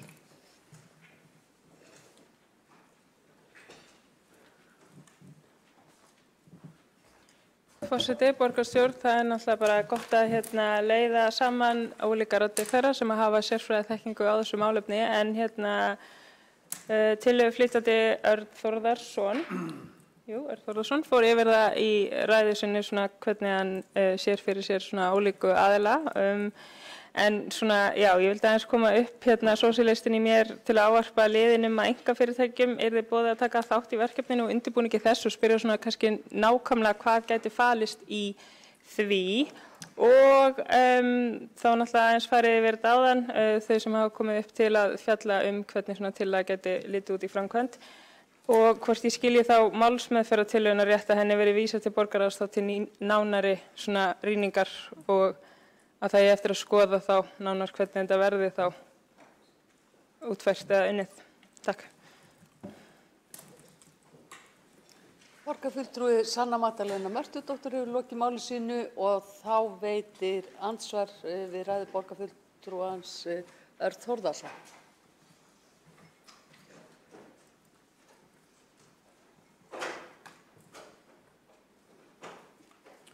Já, forseti ágæta borgarstjórn, takk fyrir spurninguna, Sanna Magdalena Mörtusdóttir. Auðvitað, eins og ég sagði áðan, er ekki hægt að tilgreina sérstaklega einkafyrirtæki, hvernig þau nákvæmlega koma að þessu. Við vitum það að það er fullt af einkafyrirtækjum, ég nefni sem dæmi matvöruverslanir sem hafa mikinn áhuga að láta til sín taka málefni matarsóunar og mörg stigið stór skref og við skulum sjá eða vona og það væri óskandi að stærri skref eru tekin ef svona vettvangur væri skapaður. Með hvaða hætti nákvæmlega einkafyrirtæki getur komið að þessu, það er kannski ágætt bara með að nefna það bara með þessu sýnidæmi. Svona pokar gætu legið frammi í grænmetis- og ávaxtadeildum stórmarka fyrir viðskiptavinni til að fylla þá af vöru í búðinni, hafa með sér heim, setja í sína ruslafötu og taka síðan það sem afgangsfellur og nýta þetta þannig. Þannig erum við búin að leiða saman fyrirtæki og leysa vandamál í báðum áttum. Þetta eru skref, þetta eru einföld skref og það er ekkert bara að finna neitt upp hér, hvorki hér í borgarstjórn, né hér á Íslandi. Þetta eru bara lausnir sem verið að skoða annars staðar frá. Einkafyrirtæki og einkaaðilar sem hafa lýst yfir áhuga á að koma að málinu, ekkert endilega við mig, þeim vantar einhvern samnefnara, einhvern sem að dregur þá saman. Við vorum í gær á fundi í sameiginlegum velferðarráði, skólaráði og mannréttindaráði að tala að draga saman og fá fólk til samstarfs. Og þar var akkurat nefnt að Reykjavíkurborg væri hugsanlega rétt í samstarfsaðilinn eða aðilinn til að leiða þetta samstarf. Það var líka við í þessu máli, vera leiðandi og drífandi. Borgarfulltrúi Örn Þórðarson hefur lokið við að veita andsvar. Hafa fleiri borgarfulltrúar óskað eftir að fara á mælendaskrá? Ef svo er ekki, þá telst umræðu þennan lið lokið og við tökum hann þá til afgreiðslu. Við tökum þá tillöguna til afgreiðslu þar sem tillögu borgarfulltrúa Sjálfstæðisflokksins stofnun nýsköpunar og frumkvöðlaseturs í umhverfis- og úrgangsmálum.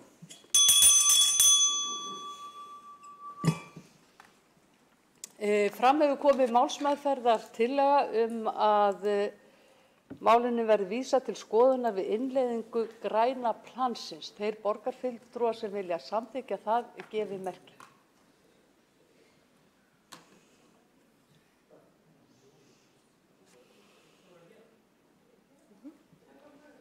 Þeir borgarfulltrúar sem eru á móti málsmeðferðartillögunni vinsamlegast gefi merki.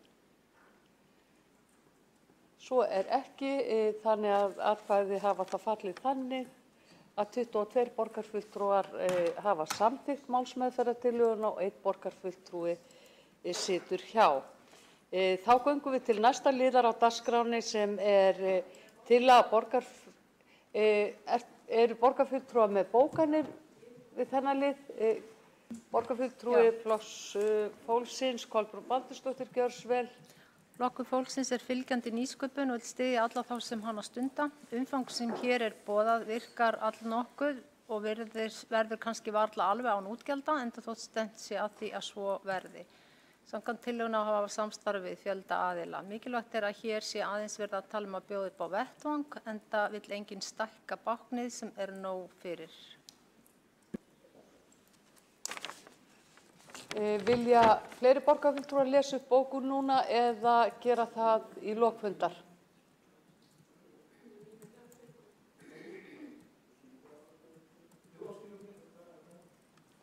Já, borgarfulltrúar Sjálfstæðisflokksins áskilja sér rétt til bókunar í lok fundar.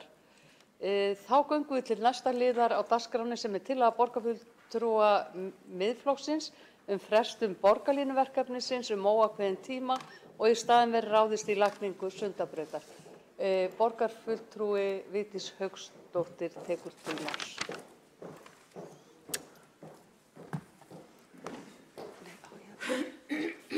Virðulegi forseti, ágætu borgarfulltrúar og tilheyrendur. Það verið að ræða hér samgöngumál mikið í báðum húsunum við Austurvöll og húsinu við Tjörnina. Ég var að horfa í matarhlíðinu á fréttir Stöðvar 2 þar sem samgönguráðherra var inntur út í til dæmis þetta félag sem á að stofna.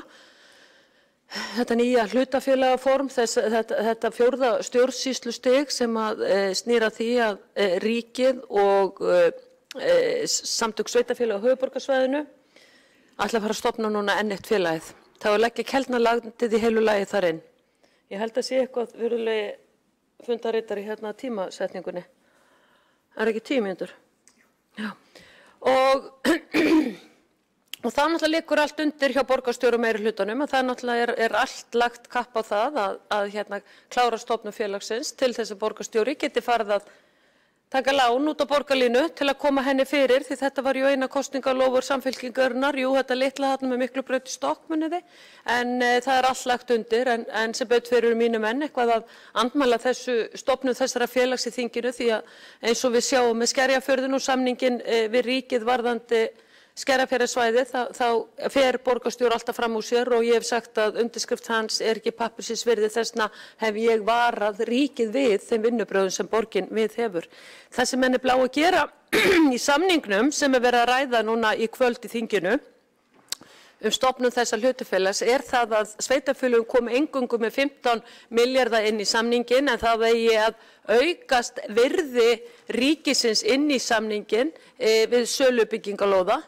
Það vinn-vinn fyrir sveitarfélögum á höfuðborgarsvæðinu og segja að það verði ekki selt á markaðsverði lóðirnar þarna en það liggur allt undir hjá ríkinu því ef það verður ekki seldar lóðir á markaðsverði þá á ríkið að koma með úr ríkissjóði lesist frá skattgreiðendum peninga inn í samningin. Þannig að þetta alveg sama módelið og ég þráspurði það hérna áðan hvort að borgin væri búin að efna kaupsamningin við ríkið varðandi Skerjafjarðarlandið og ég fæ bara ekkert svar. Og ég kem til með að leggja þær fyrirspurnir fram á réttu vettvangi inn í borgarráði næst þeirri borgarráðsfundur. Þetta sama módelið og það alltaf þessar blekkingar í gangi og svo byrja þrýstingurinn og svo farið með litlu tonnin á lóðina og svo gert meira og svo úthlutað til félagsbústaða eða bjargs eða einhverja annara. Alveg sami hluturinn að gerast upp í Gufunesi. Það meira segja búið að planleggja það að setja smáhýsi fyrir utan skipulag ofan í vegstæði Sundabrautar.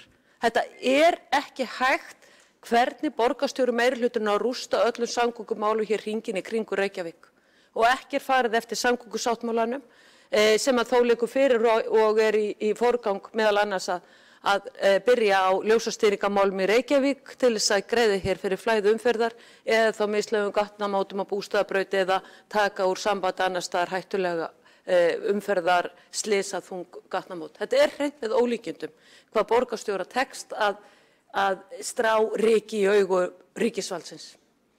En ég hér með tillögu að þessum sökum og hún hljóðar svo með leyfi forseta. Borgarstjórn samþykkir að borgarlínuverkefninu verði frestað óákveðinn tíma. Þess í stað verði lögð áhersla á að fjármagni sem annars varið í það verkefni verði ráðstafað við lagningu Sundabrautar með nýju samkomulagi milli sveitarfélaga á höfuðborgarsvæðinu og ríkisins. Greinargerð. Stjórnmálamenn verða fyrirgefðu ritari borgarstjórnar þetta ekki sett í prófarkalestur að þetta birtist á netinu. Já, þetta tillaga mín full af, það vantar þarna innfullt. Ég þarf að athuga hvernig upphaflega tillaga mín var því þarna vantar 2 að mestu kosti smáorðin. Greinargerð hljómar svo með leyfi forseta. Stjórnmálamenn verða að kunna lesa í aðstæður. Fjármálaráðuneytið áætlar að halli á ríkissjóði verði tæplega 500 milljarðar í ár og á næsta ári. Þessi uppsafnaði halli samsvarar til 5,35 milljónum króna á hverja 4 manna fjölskyldu. A-hluti Reykjavíkur ber rúmlega 100 milljarða skuldir, reyndar nýjustu tölur, það náttúrulega þannig að A-hlutin, borgarsjóður ber núna 116 milljarða skuldir eftir síðustu lántöku og samstæðan öll ber rúmlega 300 milljarða skuldir og það uppfærsla á því að það komið í 340 milljarða. Þannig að það búið að hækka, þið sjáu hvað þetta hækkar hratt á bara til dæmis þessu ári. Samgöngusáttmáli ríkisins og sveitarfélaga á höfuðborgarsvæðinu var undirritaður fyrir nokkrum misserum. Fjármögnunin var skýr frá hlið ríkisins og skilert. Enda kom það skýrt fram í ræðu fjármálaráðherra í fyrirspurnatíma á Alþingi að framtíð sáttmálans yrði ákvörðuð á Alþingi. Það ber merki dómgreidabrest hjá borgarstjóra að ætla sér að keyra borgarlínuverkefnið áfram þegar ekki búið að samþykkja frumvarp til laga að stofna upp opinbert hlutafélag uppbyggingu samgönguinnviða á höfuðborgarsvæðinu. Á fundi borgarráðs þann 28. maí samþykkti meirihlutinn að Reykjavíkurborg myndi auka framlög sín úr 430 milljónum í 995 milljónir inn í sáttmálann. Öll áherslu lögð á borgarlínu og búið að fjölga í stýrihópi borgarlínu. Það mjög óábyrgt með ástandið.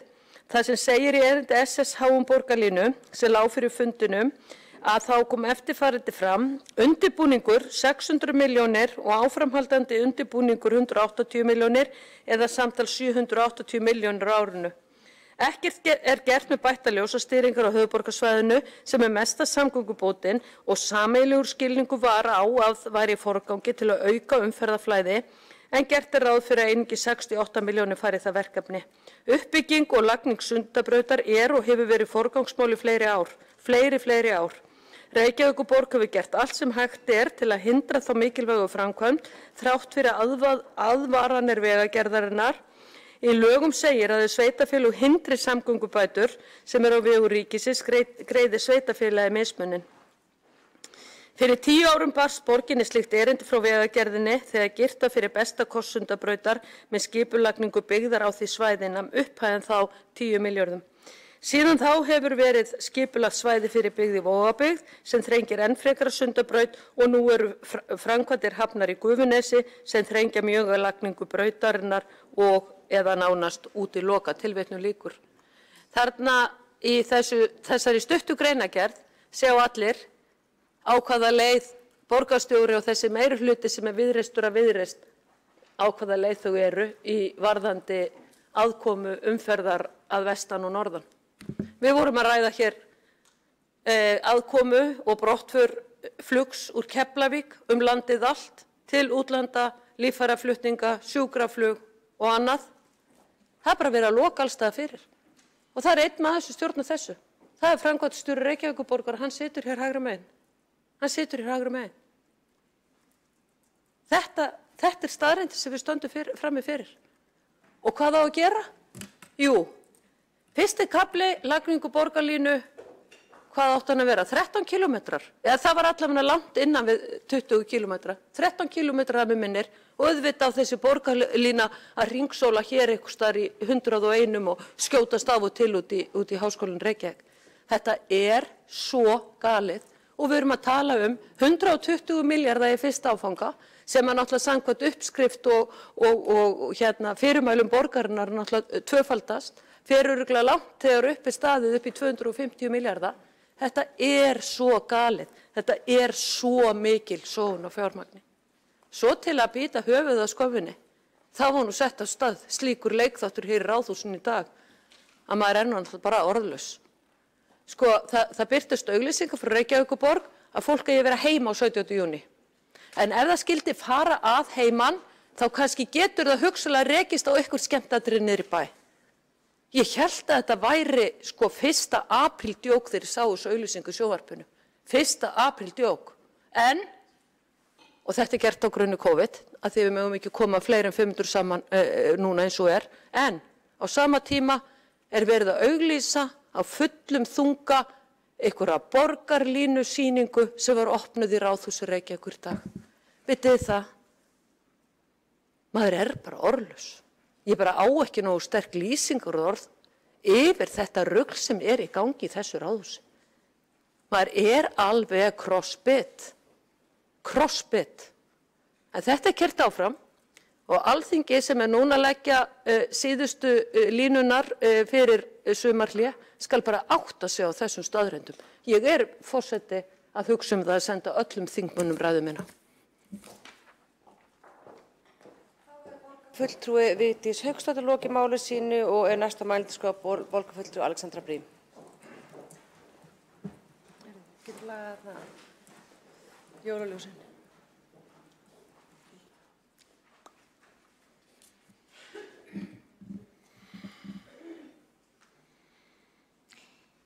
Forseti, ágæta borgarstjórn og tilheyrendur. Ég verð að viðurkenna að ég skil ekki alveg hvað borgarfulltrúanum Vigdísi Hauksdóttur gengur til að bera saman þessi tvö ólíku verkefni. Mér finnst persónulega ljóst að einhverjir sakna þess að vera á Alþingi af því að þetta hljómar eins og eitthvað sem hægt að ræða þar. En borgarlínan er fyrst og fremst skipulagsmál. Það snýst þéttingu byggðar í kringum öfluga uppbyggingu á almenningssamgöngum og því verkefni er ætlað að draga úr umferð og kolefnislosun og búa til mannvænna samfélag þar sem fólk kemst stærri hluta ferða sinna fótgangandi eða fótgangandi á hjóli eða með öðrum hætti og getur fækkað bílferðum og svo á milli þéttingarsvæða í almenningssamgöngum. Og það er stór og mikilvægur þáttur í því að ná markmiðum borgarinnar í loftslagsmálum til að leggja okkar af mörkum til að takast á við hlýnun af mannavöldum, loftslagslínun af mannavöldum. Uppbygging vegtengingar milli Sundahafnar, Grafarvogs og Kjalarness hins vegar, sem maður kallast í daglegu tali Sundabraut, er allt annars eðlis. Ekkert á mótinni, hún er fín og hún er á aðalskipulagi, við erum ekki á mótinni hérna, þannig, en hún snýr mun fremur að samgöngum til og frá borginni en samgöngum innan hennar. Hún gerir ekkert til að þétta byggð eða draga úr kolefnislosun, að minnstakosti ekki nándannari jafn mikið ef einhver áhrif verða. Og Sundabraut, hún fer í gang þegar að fjármögnun liggur fyrir á henni, það veltur á samgönguáætlun sem er á ábyrgð Alþingis. Ef Alþingi fjármagnar hana þá mun ekki standa á okkur, en það er af og frá að borgarstjórn Reykjavíkur forgangsraði henni ofar borgarlínu og þeirri byltingu í almenningssamgöngum sem hún mun valda. Það eru skýrir hagsmunir borgarinnar að einbeita sér að þeim bættu innviðum sem felast í uppbyggingu borgarlínu og ég hreinlega velti fyrir mér hvaða hagsmuna borgarfulltrúar sem tala gegn því eru að gæta. Hvað varðar smáhýsi, þá er áhersla okkar í meirihlutanum að koma fyrir húsnæði fyrir fólk í samræmi við húsnæði fyrst. Umrædd smáhýsi eiga fyrir það fyrsta ekki að flækjast fyrir lagningu Sundabrautar, en eru þar að ekki hugsuð þannig að þau getur verið færanleg. Og við skulum sjá, framkvæmdastjóri, hann starfar í umboði borgarstjórnar, hann ber ekkert einn ábyrgð á þessu, hann væri ekki framkvæmdastjóri borgarinnar ef að meirihluti borgarstjórnar væri ekki tilbúinn til að fela honum þessa ábyrgð. Þannig að höfum það bara í huga. Og í ljósi þess hve oft og ítrekað borgarfulltrúinn sem flytur þessa tillögu hefur spurt út í hvernig borgarlínan eigi nú að vera og hvernig hún eigi að ganga og hvar hún eigi að liggja og hvort það eigi að vera lest eða flugvél eða bíl eða hjól eða hvað, og mæli ég alveg með því að skoða þessa sýningu, það mögulega myndi við komandi læra eitthvað. Og þannig að í grunninn legg ég til að við fellum tillöguna, sem nei, við ætlum ekki að kúvenda allri okkar skipulagsstefnu hérna á einu bretti, og ég ætla að lesa bókun. Ekki þýðir að stilla upp framkvæmdum við hágæða almenningssamgangnakerfi sem gagnar stórum hluta fólks sem býr á höfuðborgarsvæðinu saman við framkvæmd vegtengingu sem tengir saman Sundahöfn, Grafarvog og Kjalarnes. Framkvæmdirnar eru gjörólíkar í eðli sínu og hafa mjög ólík áhrif á losun gróðurhúsalofttegunda frá samgöngum. Í gildi samkomulag milli sveitarfélaga á höfuðborgarsvæðinu og ríkisins uppbyggingu borgarlínu og fjármögnun hennar. Þar kemur fram að heildarkerfi borgarlínu áætlað að kosti 49,6 milljarða. Hins vegar gerði síðasti starfshópur Sundabraut tillögu að kostnaður við Sundabraut gæti numið 70 milljörðum. Fyrsti áfangi borgarlínu að fara af stað enda nauðsynlegur til að bregðast við fólksfjölgun á höfuðborgarsvæðinu. Sundabraut mun gera lítið til að styðja við þá fólksfjölgun né heldur að breyta ferðavenjum, minnka losun gróðurhúsalofttegunda, bæta loftgæði eða styðja við sjálfbæra byggðaþróun. Það því ekki með nokkru móti réttlætanlegt að fresta þeirri samgöngubyltingu sem borgarlínan fyrir Sundabraut. Sundabraut nú þegar í aðalskipulagi Reykjavíkur og bíður ákvörðunar Alþingis hvenær og hvernig hún verður fjármögnuð.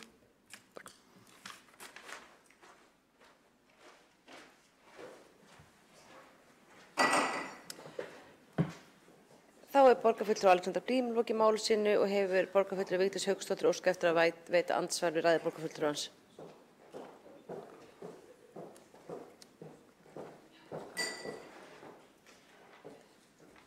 Virðulegur forseti, ágætu borgarfulltrúar og tilheyrendur.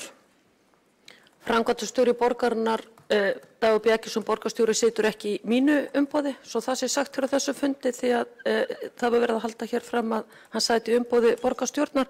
Hann situr nefnilega heldur ekki í umboði meirihluta Reykvíkinga því að sá meirihluti sem að heldur á völdum með minni hluta atkvæða bak við sig, svo það sé sagt. Það alveg merkilegt að hlusta hér á ræðu Alexandru Briem, borgarfulltrúa, því að hún byrjaði ræðu sín á því að borgarlína væri ekki samgöngumál, borgarlína væri skipulagsmál. Einmitt. Látið þá samgöngunni Reykjavík í friði ef að borgarlína alfa og omega þéttingarstefnu ykkar. Leyfiði þeim mislegu gatnamótum sem ofarlega í samgöngusáttmála ríkisstjórnarinnar þá að halda sér og leyfiði þá ljósastýringaflæðinu að koma hér með nýjum umferðarljósum sem eru í forgang í samgöngusáttmálan sem eru í forgang. En merkilegt nokk, svo fór borgarfulltrúin Alexandra Briem að lesa upp bókun og þá var akkúrat fyrsta línan að borgarlína væri mikilvægt samgöngutæki og ætti eftir að gjörbylta öllu hér í Reykjavík. Þetta hræsnin og þetta það sem ég að tala um. Það svo erfitt að eiga orðastað við þetta fólk vegna þess að það bara skiptir skoðun og notar það sem efst einmitt. Borgarlínu skipulagsmál en ekki samgöngumál, en samt segir í bókunni þeirra að borgarlín sé mikilvægt samgöngumál og samgöngubót. Það bara ekki hægt að ræða við þetta fólk. Það bara þannig.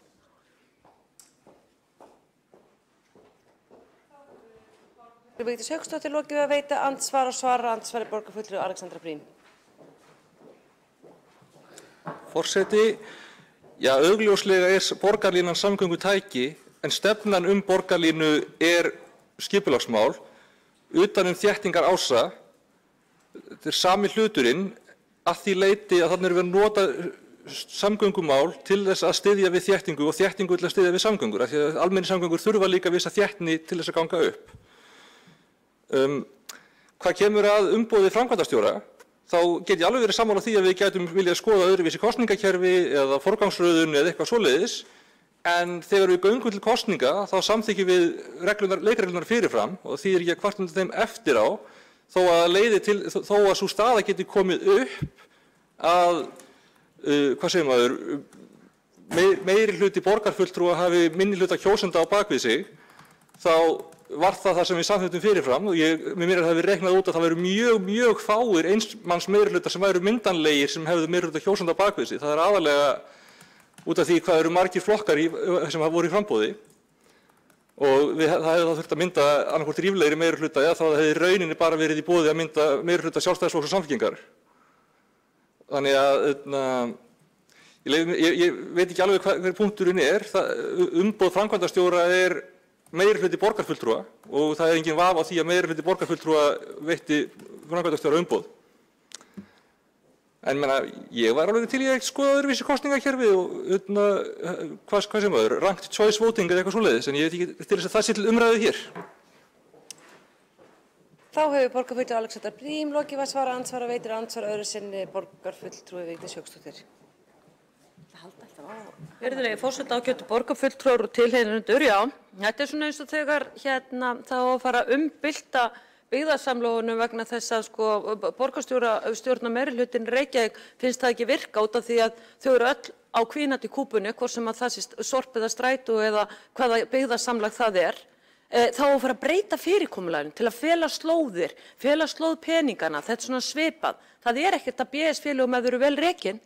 Það er bara það fólk sem velst í það og hvernig það er haldið á málunum, það er það sem skiptir máli. Að nú er talað það út af því að borgarstjóri og meirihlutin situr með minni hluta atkvæða á baki sér, þá eru þau bara tilbúin í að það að fara að skoða kosningakerfið. Það er ekkert að kosningakerfi landsins, það er kosningasvindlið sem er málið. Og ég er mjög fegin að borgarfulltrúinn Alexandra Briem hafi gefið mér tækifæri á því að rifja hérna upp álit persónuverndar sem er eftirlitsstofnun ríkisins sem kemst að því að meirihlutin í Reykjavík þáverandi sem að fer með kosningarnar á milli kosninga svindlaði í síðustu kosningum. Eina sem að hélt þessum meirihluta var þetta 7 daga ákvæði í lögunum að ef ekki kemst upp kosningasvindl innan 7 daga frá kosningum þá er ekki hægt að gera neitt í því. Þið sitið uppi með kosningasvindlið. Takk fyrir pakkan og ykkar verður minnst fyrir það. Og það verður rifjað upp núna á seinni hluta kjörtímabilsins og takk fyrir að gefa mér tækifæri á að opna það mál núna. Borgarfulltrúi Vigdís Hauksdóttir og svara þá andsvari borgarfulltrúi Alexandra Briem. Forseti, ef að borgarfulltrúi lítur svo á að með því að ræða kosningakerfin sé ég að opna umræðu meint kosningasvindl, þá veit ég ekki alveg í hvaða veröld viðkomandi borgarfulltrúi býr, en ljóst er henni virðist vera að fara að leiðast og það er hann að rifja upp mál sem hafa fyrir löngu síðan bæði hefur verið svarað og fullkomlega hrakin og ég kannast ekki við það að neinn hér inni hafi kosningasvindlað eða orðið uppvísað slíku. Og ég er ekki að grínast, ekki trufla mig með að nýja með orðið og þetta er fáránlegur málflutningur og ég bið borgarfulltrúan bara að gæta orða sína. Þetta er ekki Alþingi, það er actually hægt að gera sér sekan meinsæri með því að tala með orðið sínum hér. Það er fáránlega ásökun einhver hérna hafi verið að kosningasvindla. Alexandra Briem lokið við að svara andsvari. Ég minni borgarfulltrúa á það að vera ekki með framúrköllu sætu sínum heldur óska eftir orði ef þið óska eftir því að tjá okkur. Þá er næstur á dagskrá borgarfulltrúi Eyþór Laxdal Arnalds.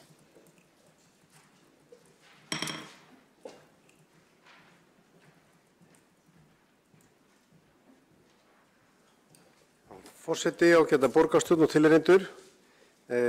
Við erum að ræða hér tillögu Miðflokksins 2 samgöngumál sem eru að mörgu leyti mjög ólík.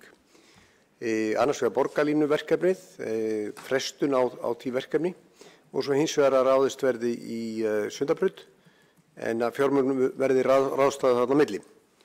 Nú bara áður en ég fer inn í tillöguna beint að þá vil ég bara segja að það eru mjög spennandi tímar í samgöngum í heiminum. Þeir eru jafn spennandi og þeir voru fyrir svona 12-13 árum í fjarskiptum þegar við vorum að stíga fyrstu skrefin í fjarskiptum með snjallsímavæðingunni. Það er nú ekki lengra síðan. iPhone kom nú bara fyrir 13 árum síðan, það er svo stutt síðan og öll þessi samfélagsforrit sem hafa komið síðan eftir það voru að fæðast bara akkurat þá fyrir 12-13 árum. Við erum búin að sjá það að þetta hefur algjörlega bylgt okkar lífsháttum. Við erum núna með bankann í vasanum, myndirnar, skilaboðin, vinskapinn. Við erum með allt mögulegt í vasanum í dag. Þetta er náttúrulega búið að þurrka út fullt af tækjum sem áður voru nauðsynleg eins og vekjaraklukkan og reiknivélin og fleira sem enginn framleiðir í dag og búið til miklu einfaldara líf fyrir okkur mörg þó að við séum líka suma drukna í farsímanum eða snjallsímanum. Það sem er að gerast í samgöngum er líka ótrúlega spennandi og þetta gerist í bylgjum. Við erum að sjá tæknina koma inn með ýmsum hætti inn í bíla og síðar í flugvélar þar sem að sjálfvirkni, snjallvæðing og nýjir orkugjafar er að gerast á sama tíma. Við erum að sjá rafmagnsbíla sem að menn töldu að yrðu kannski að fjölga hér á landið 23%, að það er helmingur nýrra bíla á þessu ári sem er annarkvort hreinir rafmagnsbílar eða tvinnbílar. Þetta er algjör bylting í orkuskiptum og annars hefur ekki gerst í 100 ár. Bíllinn með sínu sprengirhreyfli er búin að vera í meir en 100 ár og við erum að sjá þarna byltingu á sviðum orkuskipta í samgöngum. Á sama tíma erum við að sjá stóra snertiskjái taka við af stjórnkerfinu í bílunum. Á sama tíma erum við að sjá sjálfkerrandi tækni, skynjara. Við erum að sjá hvernig Google Maps og leyserar og myndavélar og annað gera bíla að sjálfkerrandi fyrirbærum. Á þeim tímapunkti, þegar við sjáum þessa miklu byltingu, sem er svo mikil að frekar nýtt fyrirtæki, Tesla, er núna orðið verðmætasta bílafyrirtæki í heimi og önnur ný fyrirtæki sem ekki hafa ennþá framleitt einn bíl á markað eru metin á $10 billjóna. Við erum að sjá byltingu í samgöngum. Sama má segja lestar, sama má segja síðar flugvélar, rafvæðing þar, sjálfvirknivæðing þar og svo framvegis. Þessi samgöngubylting sem við erum að sjá, sem er svo mesta í allavega 100 ár, hún gerir það verkum að við þurfum að skoða hvað við erum að gera. Það væri ekki gáfulegt á sama tíma og snjallvæðing væri að verða veruleika í farsímum að fara af stað og borgin færi að ISDN væða heimilin, svo dæmi sér tekin. Það man nú kannski engin lengur hvað ISDN er, en það var svona mjög takmörkuð nettenging sem var föst í innstungunni. Við erum að sjá svo mikla breytingar að við erum að láta markaðinn, tæknimennina og vísindamennina leiða þetta, en passa upp á skipulagið í borgin okkar sé í lagi. Og í því felast tækifærin.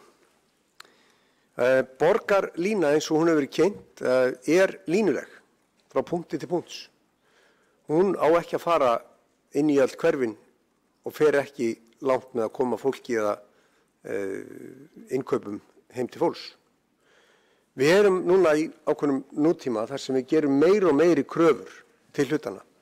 Ekki nóg með það að við viljum hafa síman með öllum þægindum í vasanum, heldur viljum við líka geta pantað pítsuna heim, matinn heim sem við upplifum núna í COVID, að fólk er að panta alls konar mat heim og hingað í Ráðhúsið, fínasta sushi, hvað sem er, og síðan erum við að panta frá útlöndum, hvort sem er Amazon eða frá Kína, og viljum fá það heim.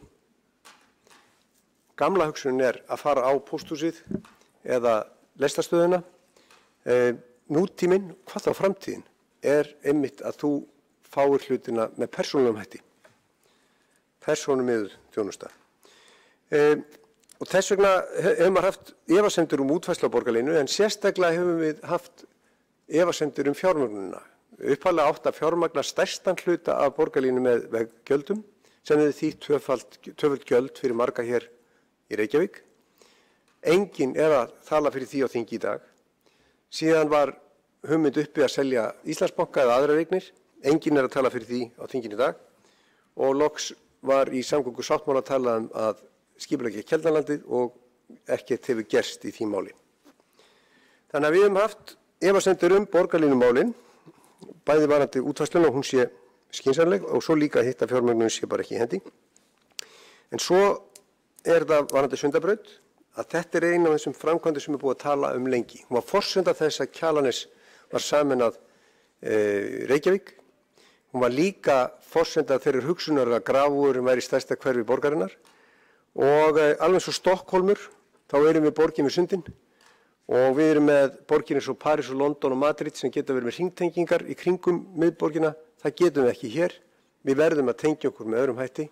Þess vegna hafa menn talað fyrir Sundabraut og verið með hugmyndir Skerjafjarðarbraut og fleira. En við styðjum það að Sundabraut sé sett í algjöran forgang og nú er líka ákveðið tækifæri í því. Það er nefnt að skila af sér í ágústlok heppilegustu leguna. 3 útfærslur eru í skoðun. Og við styðjum það eindregið sem kemur fram í tillögu Miðflokksins að það mál verði sett í algjöran forgang. En við viljum kannski ekki endilega vera að færa peningarna þarna á milli. Þetta er fjármögnun sem almennt er á hendi ríkisins og umræða hefur verið að setja í enga fjármögnun. Reykjavíkurborg ber ekki að borga fyrir Sundabraut og Reykjavíkurborg hefur ekkert í hendi hvað verið borgað af hálfu ríkisins varðandi borgarlínuna. Það er svona staðan. En vildi bara fara yfir þetta vítt og breytt að þessi tillögur á dagskrá. Við erum ennþá þeirrar skoðunar að það sé hægt að fara í Sundabraut. Hún mun ekki bara nýtast Kjalarnesi og Vestlendingum. Hún mun nýtast fólki alveg norður á Sauðárkrók. Hún mun nýtast fólki í Grái, Árbæ og Breiðholti sem núna er fast í umferðarstíflu í Ártúnsbrekku vegna þess að hún léttir einfallega á ásnum austur-vestur sem er svo þungur. Þannig að þetta er svona súmeringin í málinu. Vonandi gerist eitthvað núna í lok sumars. Þá er borgarfulltrúi Eyþór Axel Arnalds lokið máli sínu og næsta á mælendaskrá er borgarfulltrúi Vigdís Hauksdóttir.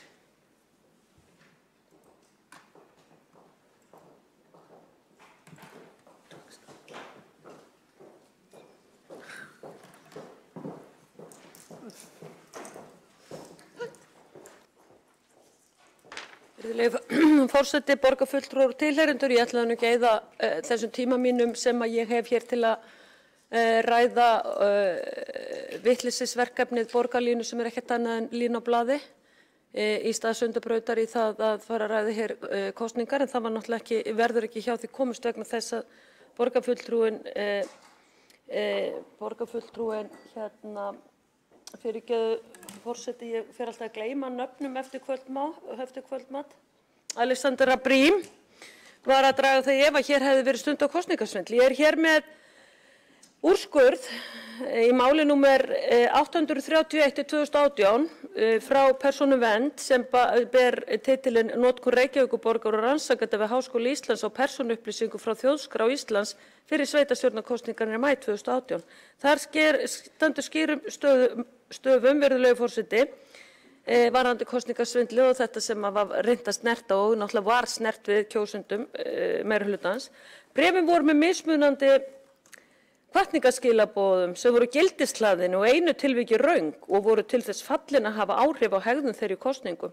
Helmingur ungra kjósenda fékk jafnframt smáskilaboð meðal annars með upplýsingum í kjörstaði. Var tilgangur þessara vinnslu persónuupplýsinga rannsaka hvaða áhrifamátt hinna ólíku bréfa og smáskilaboða á kjörsókn þessa hóps. Þá notaði Reykjavíkurborg framangreinda persónuupplýsingar frá Þjóðskrá einnig til að senda konum 80 ára og eldri og erlendur ríkisborgurum bréf með gildishlöðnum skilaboðum sem voru til þess fallin að hafa áhrif á hegðun þeirra í kosningunum. Niðurstaða Persónuverndar var að við framangreinda vinnslu persónuupplýsinga hefðu Reykjavíkurborg og rannsakendur við Háskóla Íslands ekki gætt að þágildandi persónuverndarlögum meðal annars að við vinnslu persónuupplýsingalaga ber að gæta gagnsæis og fyrirsjáleika og hafi því brostið heimild til vinslunar tilvitnun lýkur. Hér 2 árum seinna er beinlínis staðið hér í þessu ræðustól og logið að þeim sem eru að hlusta á fundin og sitja hér í salnum að þetta hefur bara alls ekki gerst og ég væri bara að fara með fleipur, að veri ég sem var að ljúga. Svona þarf maður að vera með alla áfellisdómana, úrskurðina og allt það sem hefur komið frá eftirlitsstofnunum ríkisins á takteinum að lesa hér upp og reka ofan í meirihlutann. Því að þeir bara breyta sannleikanum. Að breyta sannleikanum, það þýðir það að ljúga að fólki og ég kann ekki við það. Og ég óska eftir borgarfulltrúin Alexandra Brím láta af þeim ósið í eitt skipti fyrir öll. Hér er þetta rekið óniði, kæri borgarfulltrúi.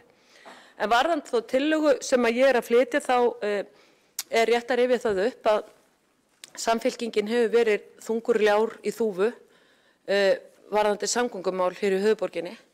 Árið 1998 þegar Kjalarnes sameinaðist Reykjavík þá sagði þáverandi borgarstjóri Ingibjörg Sólrún Gísladóttir þessi orð að Sundabraut væri forsenda sameiningar og hún yrði komin eftir 2 ár til Reykjavíkur.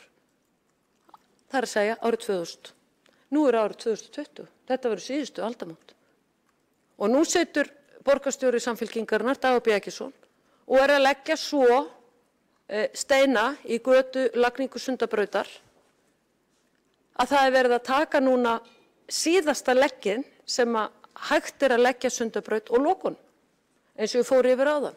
Það er verið að loka flugvellinum, það er verið að loka Sundabraut, allt er þetta gert á grunni þess að það er verið að byggja hér upp íbúðir fyrir fólk sem minna má sín í samfélaginu.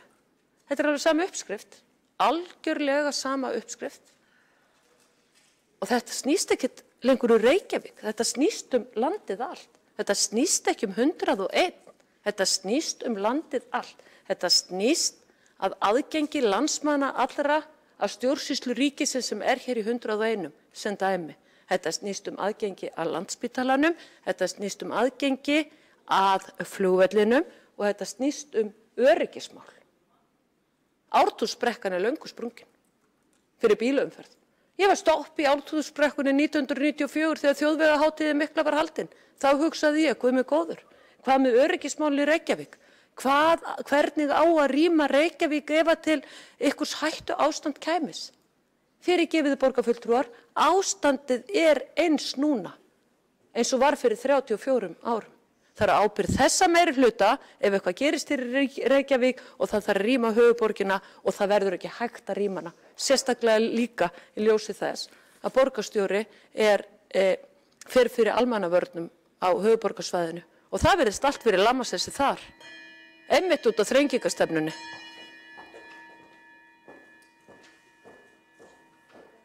Þá hefur borgarfulltrúi Vigdís Hauksdóttir lokið máli sínu og næstur á mælendaskrá er borgarfulltrúi Örn Þórðarson.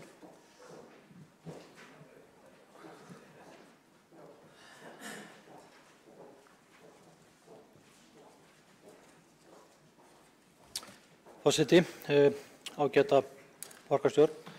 Jæja, nú hef ég 600 sekúndur. Aðeins að tala hérna borgarlínuna, en fyrst leiða hugan að nýjung sem við erum að sjá hérna í dag.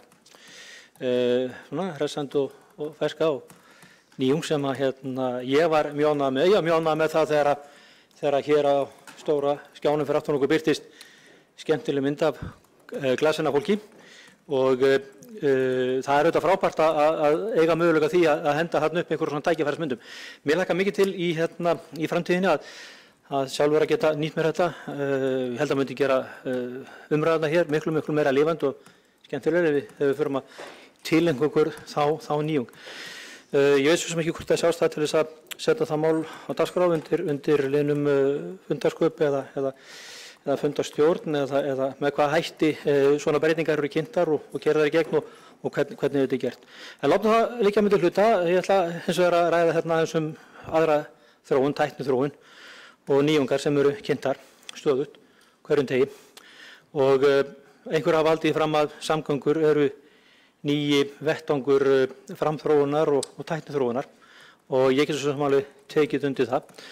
Ég sé það að þar er þróunin alveg gríðarlega röð og við sem höfum tækifæri til þess að kaupa okkur nýlega bíla, jafnvel nýja bíla, við þekkjum það að bílarnir eru komnir langt fram með okkur sjálfum, ökumönnunum, með alls konar öryggismál og stýringu á nýtingu eldsneyti og annað, meðal annars á rafmagni. Þannig að ég held að þróunin verði hvað mest þarna á þessu sviði á næstu árum. Svona rétt eins og símar sem að ungt fólk hefur með í dag. Við þurfum ekki að horfa langt aftur í tíman og átt okkur á því hvaða símar voru í notkun þegar ég var ungur og þurfti að eiga samskipti í gegnum síma, þá var hann fastur í snúru í vegg. Það er langur vegur frá því. En það er fleira línulegt sem er að líða undir lok. Það er til dæmis eins og línulegt sjónvarp. Ég held að unga fólki sé löngu hætt að horfa á línulegt sjónvarp. Það ræður sinni dagskrá sjálft, fer inn á þá miðla sem að því hendar. Ég held að sömuleiðis að línulegt fjölmiðlar eins og dagblöð við getum komist þannig orðið að þau eigi líka undir högg að sækja einmitt út af því að ungt fólk vill klæðskerasauma sína lausnir. Það vill ekki lausnir sem eru línulegar. Við getum nefnt dæmi hlaupahjólin sem að við sjáum hér vítt og breitt borgina sem að hafa slegið í gegn. Þau gera fólki kleift að grípa þau þar sem til þeirra sést og skila þeim þar sem að þeirra er ekki lengur þörf og ég held að það sé akkurat lykillinn að velgengni hlaupahjólina. Ef við mættum bara taka hlaupahjólinu upp á Hlemmi og skila hann síðan aftur á Lækjartorgi þá held ég að væri afskaplega lítil eftirspurn og jafnvel þó við getum skilað einhverjum 2-3 stöðum í borgina. Það er bara ekki sú lausn sem að ungt fólk er að kalla eftir. Snúrusími og borgarlína. Ég ætla að halda þér fram að borgarlína sé línulegt fyrirbæri. Hún er gamaldags, segi ég, og við sem erum að gangi inn í 21. öldina og komum þó nokkuð langt og orðum þó nokkuð fullorðin eins og ég, að ég sé það ekki fyrir mig sem valkost ungs fólks að taka línuna á milli A og B eða. Það geti hugsanlega verið að við værum með útbreitt net af fleiri hlaupahjólum og það er kannski bara skynsamlegt að fara frekar þá leið að bara fjölga hlaupahjólum og gera þá í notendavænni og hugsanlega kannski öruggari fyrir fólk sem er komið yfir 50-aldurinn og jafnvel að þau getu svarað þeim aðstæðum sem upp geta komið hér í borginni, svo sem eins og veðurfarslegar, vetrarveður og annað slíkt. Þannig að ég ætla að halda því fram að við þurfum að horfa í allt þar áttur heldur við erum að gera akkurat núna. 19. eða 20. aldar lausnir eiga ekki heima inn í 21. öldina. Það er þessi fjölbreytti valkostir sem að unga fólki vill, klæðskerasniðinu eða einstaklingsmiðuðu tæki og lausnir sem þau eru að kalla eftir. Samgöngur snúast flæði, að fólk á ferðinni komist á milli staða. Þetta snýst ekki að setja niður í ákveðnar línulega línur, við sjáum það bara í sjónvarpi og annars þar. Þannig að ég er sjálfur ekki hrifinn af þessari borgarlínu hugmynd, bara þó ekki væri fyrir annað heldur en þessar tækni framfæri. Og þó að ég þekki ekki í framtíðina, þá hef ég grunn það að þið þekki hana þá jafnvel enda minna heldur en ég. Og nú er ég ekki að reyna að vera dónalur, ég er bara að reyna hvet ykkur til þess að huga að nýjum lausnum sem að unga fólki er að horfa á. Þið þurfum ekki annað en að fara bæinn og sjá hvaða samgöngumáta það er að nota. Takk. Það var borgarfulltrúi Örn Þórðarson, lokið máli sínu, ekki hafa fleiri borgarfulltrúar óskað eftir að taka til máls undir þessum lið og telst því lokið. Næst á dagskrá er Já. Jú, fyrirgefðu. Við fórum svo víðan völl í þessu, ég var bara búin að gleyma að þetta væri runni tillaga. Já, tillaga borgarfulltrúa Miðflokksins fresti borgarlínu vegna ákveðinn tíma og í staðinn verið ráðast í lagningu Sundabrautar og ég ber hann undir atkvæði. Þeir sem styðja tillöguna bera gefa merki. Þeir sem á móti kunna vera. Og hún er felld með 12 mótatkvæðum gegn 1 atkvæði, 13 mótatkvæðum 1 atkvæði með, aðrir sátu hjá og það eru fleiri sem búa bókun. Eru þið tilbúið með ykkar bókanir? Má bjóða að lesa hana núna? Já, ég ætla bara að fá að lesa hann úr sæti, ég er búin að standa svo oft upp. Heyriði mér? Já. Virðulegi forseti, hérna er bókun mín við lið 8. Stjórnmálamenn verða að kunna lesa í aðstæður, fjármálaráðuneyti áætlar að hallar ríkissjóði verði tæplega 500 milljarðar í ár og á næsta ári. Þessi uppsafnaði halli samsvarar 5,35 milljónum króna hverja 4 manna fjölskyldu í Reykjavík.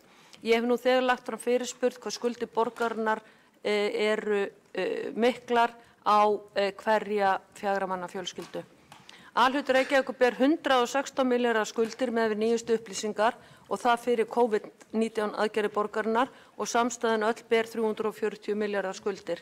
Samgöngusáttmáli ríkisins og sveitarfélögum höfuðborgarsvæðinu var undirritaður fyrir nokkrum misserum. Fjármögnunin var skýr frá hlið ríkisins og skilyrt enda kom það skýrt fram í ræðu fjármálaráðherra í fyrirspurnatíma á Alþingi að framtíð sáttmálans yrði ákvörðuð á Alþingi. Það ber merki dómgreiddarbrest hjá borgarstjóra ætli sér að keyra borgarlínuverkefnið af stað og áfram þegar ekki búið að samþykkja frumvarp til laga um stofnun opinbers hlutafélags uppbyggingu samgönguinnviða á höfuðborgarsvæðinu og það á lántökum. Það væri farsælt að Alþingi myndi ekki samþykkja frumvarpið fyrr en í fyrsta lagi við gerð fjárlaga næstkomandi haust eða vetur, þá verður tjónið sem ríki og borg hafa þurft að bera vegna COVID-19 skýrara. Já, þið tilbúin að lesa? Já, ekki bara nefnið af? Já, ég þekki, þú ræður að þú þráir að koma upp með vatna. Á ég að slökka eða? Nauðsynlegt að flýta undirbúningu lagningu Hringbraautar og hún verði í forgangi meðal samgönguverkefna á höfuðborgarsvæðinu. Mikilvægt að kannaðir verði kostir þess að framkvæmdir fari í einkaframtak og auglýst verði eftir áhugasömum samstarfsaðilum þegar útfærsla Sundabrautar liggur fyrir haust. Með þessum hætti engin þörf á beinni aðkomu borgarinnar að fjármögnun Sundabrautar.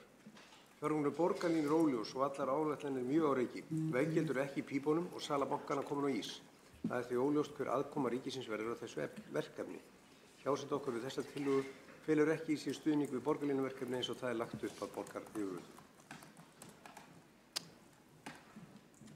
Já, takk fyrir. Þá næsta mál á dagskrá, það tillaga borgarfulltrúa fólksins jafnréttisskimun í grunnskólum, frístundaheimilum. Já, við sendumst það lið. Já, flott, takk. Og félagsmiðstöðum. Og fyrst á mælendaskrá borgarfulltrúi Kolbrún Baldursdóttir.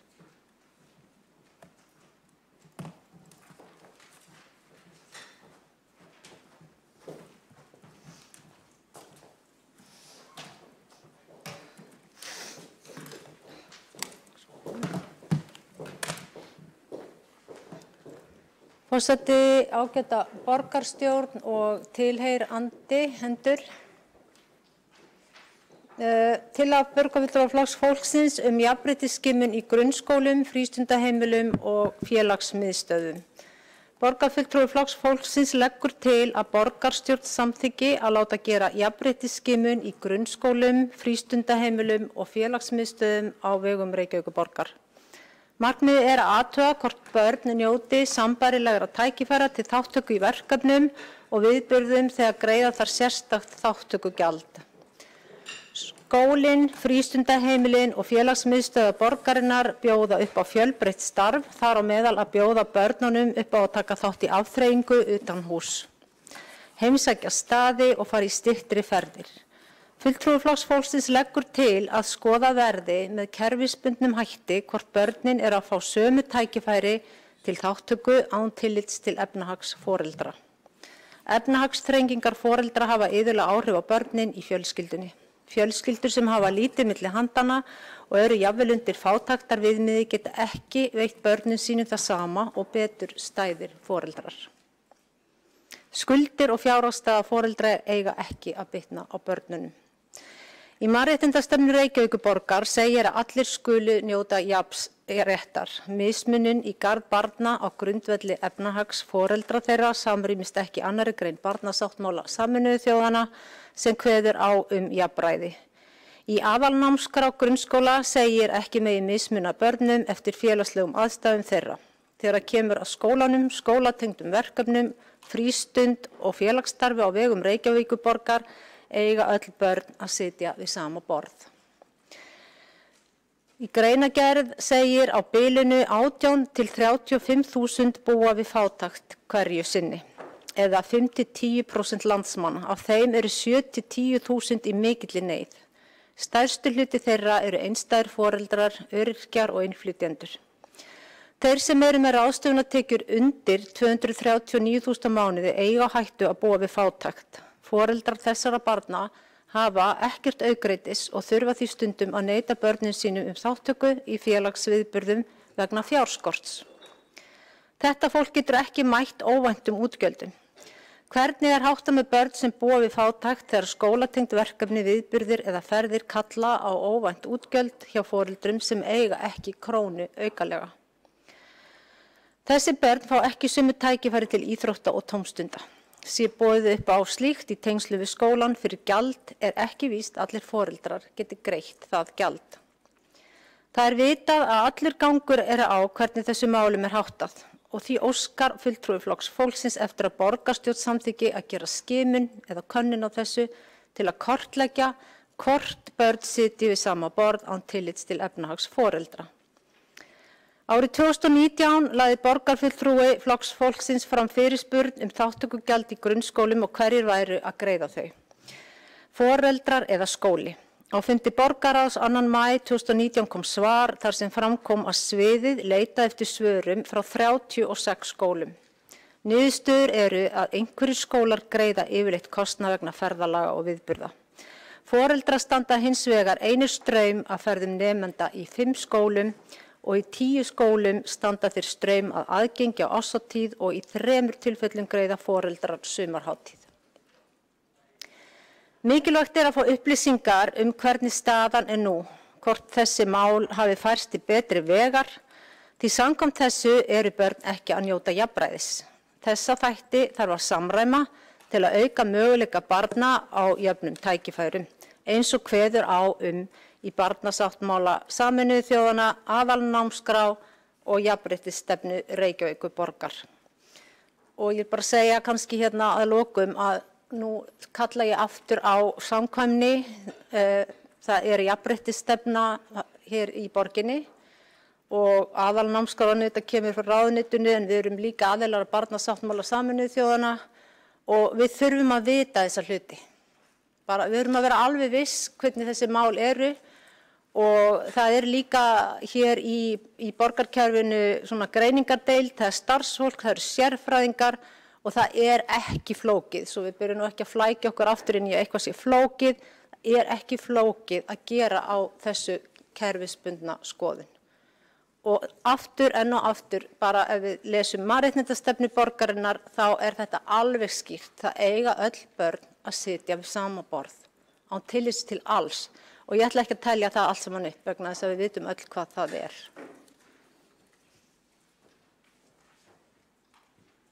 Borgarfulltrúi Kolbrún Baldursdóttir við lokið máli sínu. Þá hefur óskað eftir að taka til máls Sanna Magdalena Mörtusdóttir, borgarfulltrúi.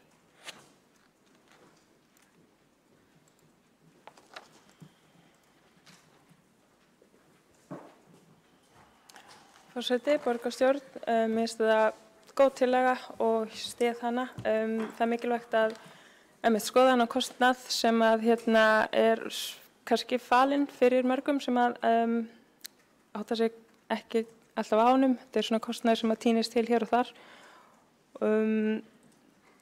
Nú þessi kostnaður, maður hefur mikið verið að leiða hugan að því og það var fyrir einhverju síðan hér í borgarstjórn sem að við sósíalistar leiðum fram tillögu að kostnaður vegna viðburða, skemmtana og ferða á vegum grunnskóla borgarinnar yrði kannaður og þar var að ræða alla þá viðburði sem að eru á einn eða annan hátt á vegum grunnskólana, þar með talið skólaferðir, dansleiki, bekkjakvöld og viðburði foreldrafélaga og það var vel tekið í þá tillögu og þar sem að slík skráning hafði ekki farið fram áður, það var ákveðið að það myndi taka gildi á næsta skólaári og þá væri áhugavert að sjá hvað hefur komið út úr því.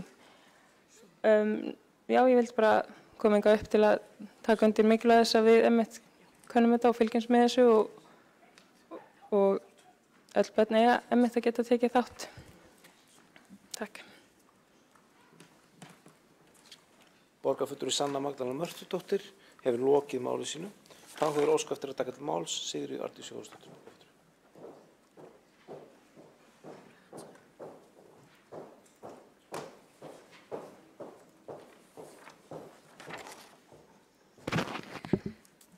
Forseti, borgarstjóri, ágætt borgarfulltrúar og aðrir áheyrendur. Það liggur fyrir greinargóðar upplýsingar frá skóla- og frístundasviði tilhögun fjármögnunar á ýmiss konar kostnað sem fellur til vegna ferðalaga, viðburða í tengslum við skóla- og frístundastarf í borginni. Að ræða ýmiss konar athafnir eins og dagsferðir, ferðalög með gistingum, ferðir og menningarviðburði og stofnanir, árshátíðir, sumarhátíðir, íþróttahátíðir og fleira. Samantekt á svörum sviðsins frá skólastjórnendum í grunnskólum borgarinnar sýnir að fyrirkomulagið með ýmsum hætti. Oftast greiðir skólinn þann kostnað Sem dæmi greiðir skólinn kostnað dagsferða í 75% tilfella, ferðir á söfn og leikhús í 90% tilvika, aðra ferðir á viðburði í 83% tilvika, íþróttahátíðir í 80% tilvika og verið þátttöku í ýmis öðrum viðburðum í 78% tilvika. Í ákveðnu tilvikum samstarf foreldra, nemenda og skóla að ræða við fjáröflum, einkum þegar að ræða ferðalög með gistingu, en rétt að taka fram að samkvæmt úrskurði mennta- og menningarmálaráðuneytisins liggur fyrir skýr heimild fyrir því að innheimta gjöld af foreldrum vegna gistingar og uppihalds í slíkum ferðum. Þá nokkuð algengt að foreldrar beri kostnað vegna árshátíða í skólum, annaðhvort einir eða taki þátt í sameiginlegri fjármögnun með nemendum og skólum. Því liggur það fyrir að ekki nema, og það ekki nema heiðarlegt að viðurkenna það að þetta misjafnt eftir skólum hvernig staðið að fjármögnun. Viðbrögð af þessu tagi og þessir dæmi að foreldrar taki þátt í einhverjum kostnaði. Ekki liggur fyrir hvert umfangið en það kemur fram í svörum skólastjóra að áhersla lögð á að nemendur geti tekið þátt í ferðum og viðburðum á vegum skólans án tillits til efnahags foreldra. Það því leitast við að finna leiðir til að leysa málin ef upp koma einstök tilfelli þar sem fjárhagur foreldra hamlandi þáttur. Varðandi þessa tillögu sem hér til umfjöllunar, þá tekur hún í raun ekki á kjarna málsins, sem að takast á við það hvort þessi pólitísku vilji til að leggja þennan kostnað að fullu á borgarsjóð og létta honum af foreldrum. Slíkt skref var tekið í tíð núverandi meirihluta varðandi kostnað við námsgögn í skólum fyrir sirka 2 árum síðan. En það pólitísk spurning forgangsröðun fjármuna. Hvort við teljum að fjármunum til skóla og frístundastarf sé best varið í að greiða þennan kostnað við ferðir og viðburði eða til dæmis í innra starf skólans. Sá tæknilegi annmarki á tillögunni að hún gerir ráð fyrir jafnréttisskimun, en því tæki fyrst og fremst beitt á tillögur þar sem vafi leikur á hvort þurfi að fara í ítarlegt jafnréttismat. Ég tel að sú nálgun sé ómarkviss og óþörf. Það liggur skýrt fyrir að fyrirkomulagið mismunandi eftir skólum. Málið snýst það hvort skynsamlegt sé út frá forgangsröðun fjármuna að leggja þennan kostnað á borgarsjóð. Því legg ég til að þessi tillögu jafnréttisskimun verði vísað frá. Takk fyrir. Borgarfulltrúi Sigríður Arndís Jóhannsdóttir hefur lokið máli sínu. 2 borgarfulltrúar hafa óskað eftir að veita andsvar við ræðu hennar. Fyrst þeirra Kolbrún Baldursdóttir, borgarfulltrúi.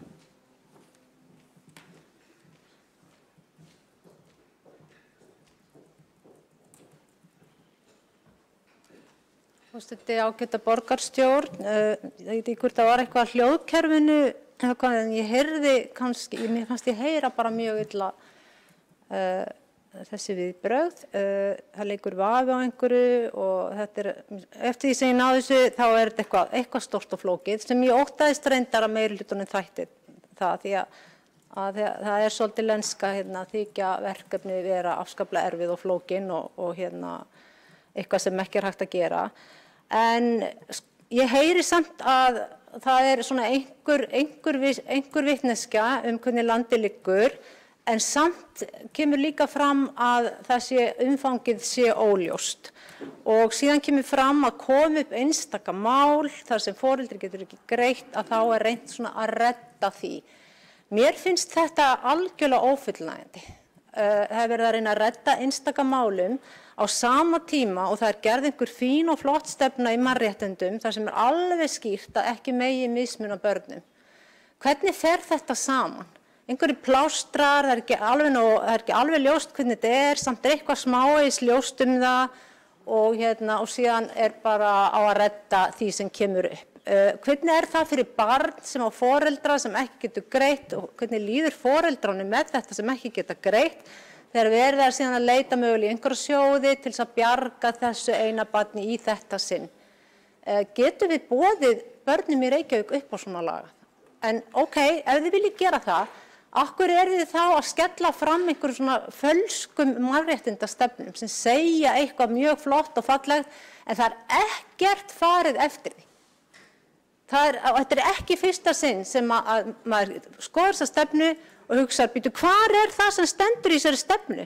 Akkur fer meirihlutinn ekki eftir því sem þau kvittu upp á? Þetta algjörlega óþolandi. Hættið þá bara að gera einhverjar svona hallarislegar, falskar stefnur ef þið getið síðan bara ekki fylgt þeim. Borgarfulltrúinn Kolbrún Baldursdóttir hefur lokið við að veita andsvar. Forseti beinir því enn og aftur til borgarfulltrúa að beina máli sínu til forseta en ekki einstaka borgarfulltrúa. Þá hefur næst óskað eftir að taka til máls Sanna Magdalena Mörtusdóttir borgarfulltrúi. Nei, afsakið, það rétt. Forseti biðst afsökunar. Þá hefur óskað eftir að veita andsvar Sanna Magdalena Mörtusdóttir borgarfulltrúi. Forseti, borgarstjórn, var ég að skilja borgarfulltrúa Sigríði Arndísi Jóhannsdóttur rétt í þeim skilaboðum sem komið fram í ræðinni að það er mikilvægt að fara rót vandans og ég held við séum öll sammála það. En ef ég skildi skilaboðin rétt sem komið fram í ræðinni og ég ætlaði þá að spyrja út í það að meirihlutinn hefði tekið á sig pólitíska ábyrgð, þar með talið með því að bjóða upp á gjaldfrjáls námsgögn og að það var einhvern veginn svona gott markmið í þessu, en það þarf meira til.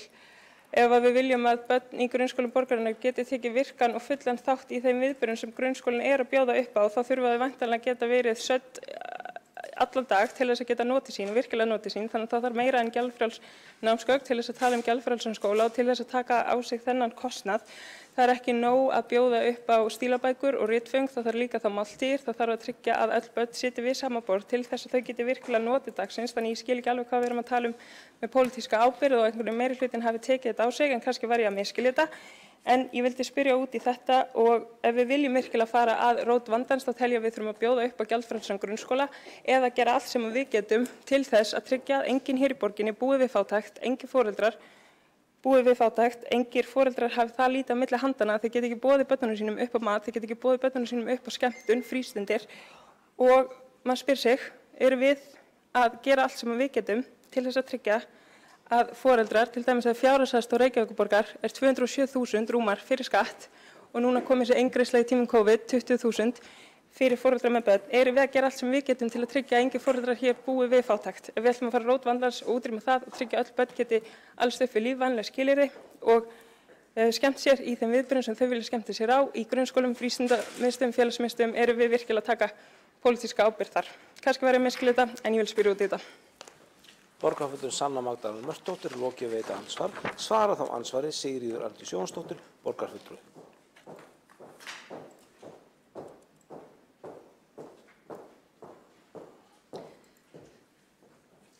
Borgarstjóri og ágætu borgarfulltrúar.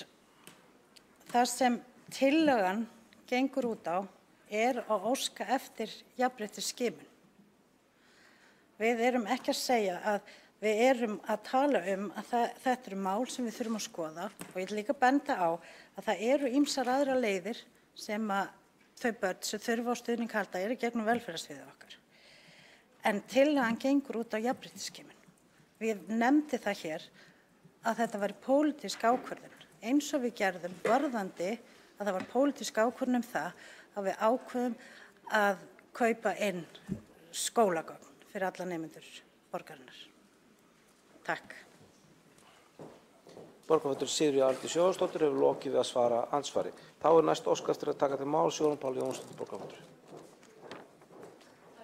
Nei, borgarfulltrúinn ekki andsvari.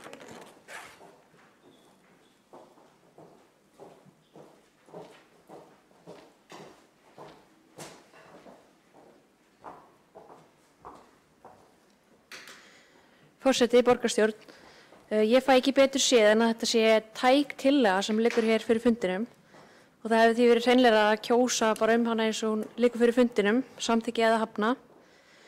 Nú öðrum kosti að leggja þá fram breytingatillögu ef að það er þannig eins og mátti skilja málflutning borgarfulltrúa Sigríðar Arndísar hér áðan Jóhannesdóttur að það sé ljóst að einhver börn í Reykjavík búi ekki við jafnrétti. Það er auðvitað alvarlegt og ef það er svoleiðis þá er það líka pólitísk ákvörðun að leggja hendur í skaut og gera ekkert. Að börn búi í umhverfi sem ræðst ekki af stétt foreldra þeirra er eitt af dýrmætasta sem við eigum hér á Íslandi og ég held að það þurfi að skoða þetta betur áfram. Takk. Borgarfulltrúi Jóhanna Fríða Jónsdóttir hefur lokið máli sínu. Næst hefur óskað eftir að taka til máls Heiða Björk Hilmisdóttir, borgarfulltrúi.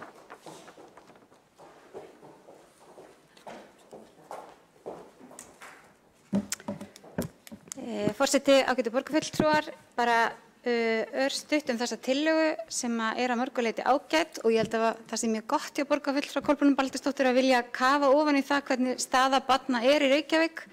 Af því það eru okkar hlutverk að tryggja að öll börn geti tekið virkan þátt í skólastarfi og frístundastarfi og átt hér gott líf. Hins vegar finnst mér fallegt að byggja þá tillögu á mannréttindastefnu og mikilvægt að við borgarfulltrúar tölum ekki mannréttindastefnu Reykjavíkurborgar niður, þar sem við erum auðvitað að byggja okkar starf allt saman á henni. Í greinargerðinni með tillögunni má segja að það sé jafnréttisskimun. Það má eiginlega segja að greinargerðin að mörgu leyti svari, því það er ekki talað jafnréttismat, það er óskað eftir jafnréttisskimun. Jafnréttisskimun er frekar svona einföld aðgerð, ef svo má segja, sem fylgir mjög mörgum stórum tillögum og ég held að það sé bara augljóst fyrir okkur hér að verkefnið okkar er að jafna stöðu þessara barna. Við erum kosin til þess og að við þurfum í rauninni ekki að skima meira eins og framkemur hér. Það lagði borgarfulltrúum fram fyrirspurn þátttökugjöld og fleira sem hefur verið svarað. Þannig ég held að við sem ekki komum ágætis mynd á stöðunni og þurfum bara að leita lausna til þess að tryggja öllum börnum aðgengi.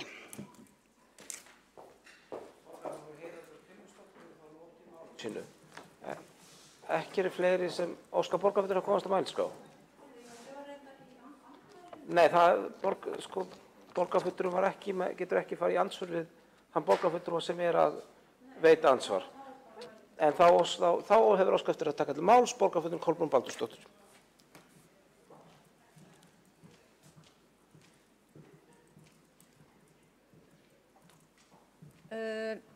Forseti, ágæta borgarstjórn.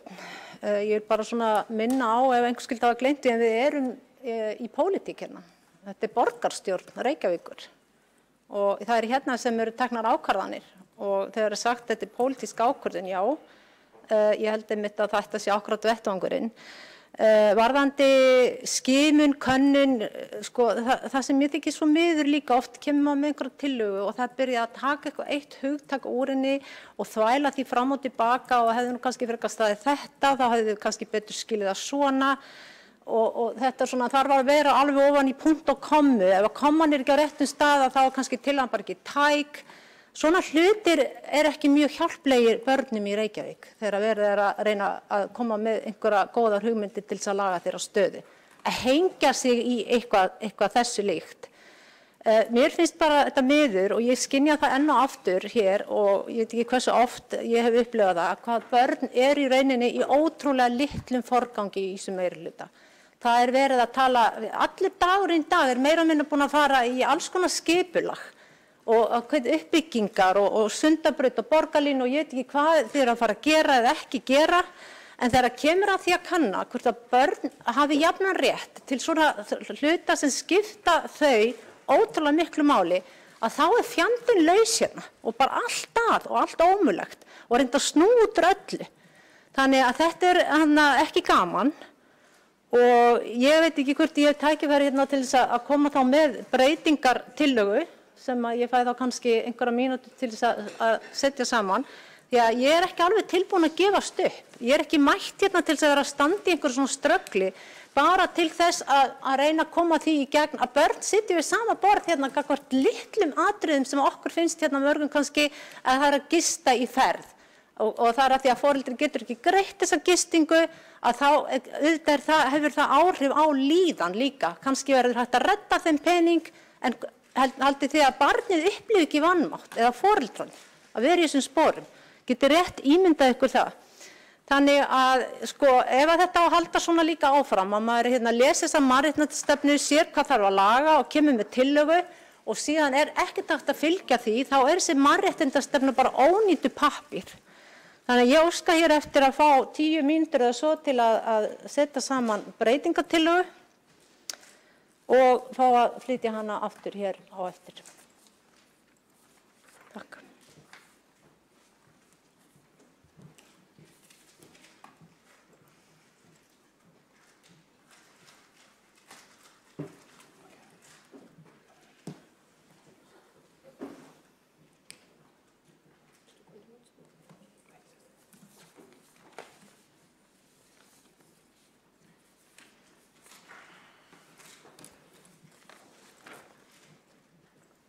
Borgarfulltrúinn Kolbrún Baldursdóttir hefur lokið máli sínu.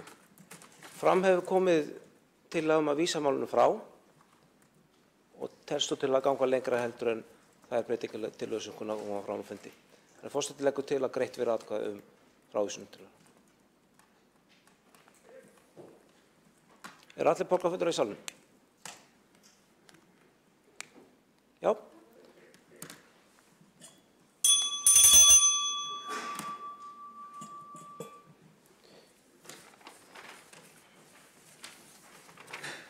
Þá tekin til afgreiðslu tillaga borgarfulltrúaflokks Fólksins jafnréttisskimun í grunnskólum, frístundaheimilum og félagsmiðstöðvum. Fram hefur komið tillaga að vísa tillögunni frá, þau ykkar sem því samþykkt vinsamlegast gefið merki. Svo þau sem á móti kunna vera.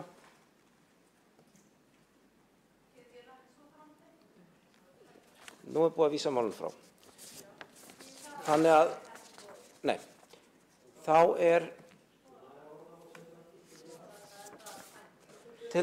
tillagan frávísun samþykkt með 12 atkvæðum gegn 10, einn greiðir ekki atkvæði. Á móti, 12 atkvæðum gegn 11.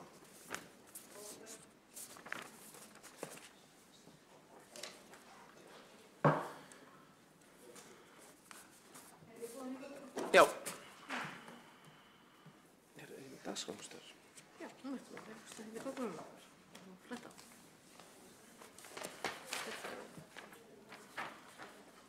Og svo þarfst að vera með hérna og ég búið að setja textan. Rétt að höfða.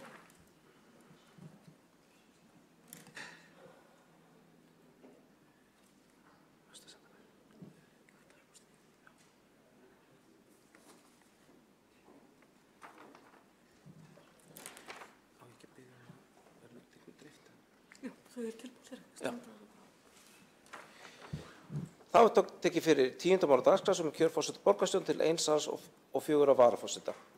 Nú munu starfsmenn fundarins ganga með salinn og dreifa atkvæðaseðlum og borgarfulltrúar eru beðnir merkja þar við nöfn þess borgarfulltrúa sem óska verði kjörinn þess eina borgarfulltrúa sem óska verði kjörinn forseta borgarstjórnar.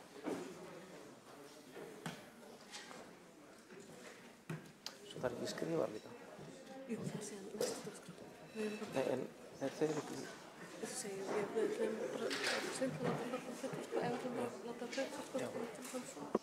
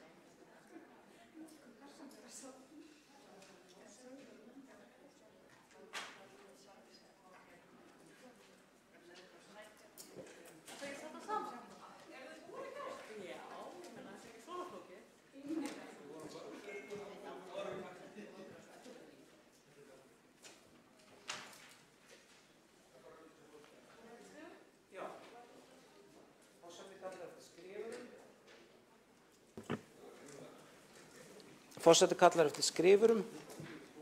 Hver skrifar í meiri hlutans? Hjálmar ekki. Hjálmar. Já. Dóra Þorfuma. Já, herri, það er ekki að opna, já.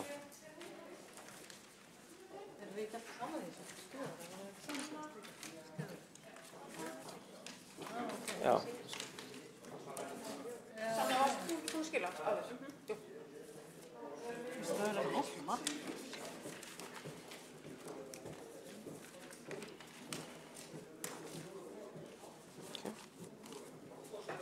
Það er að telja hérna. Það er að telja? Já. Þetta opna það og þetta er að telja. Þegar við erum að fullast okkur að þetta sé 23, þá vil ég að þið standið fyrir framkvæmur. Fyrir framkvæmur? Já, og sýnum honum hvað er á selnum og hann les.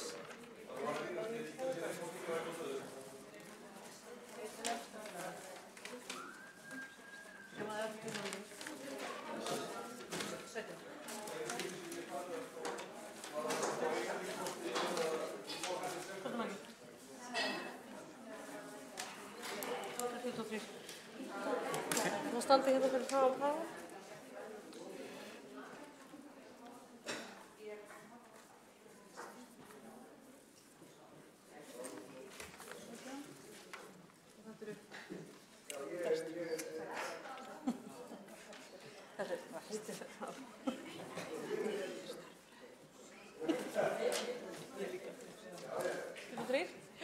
Það þrír.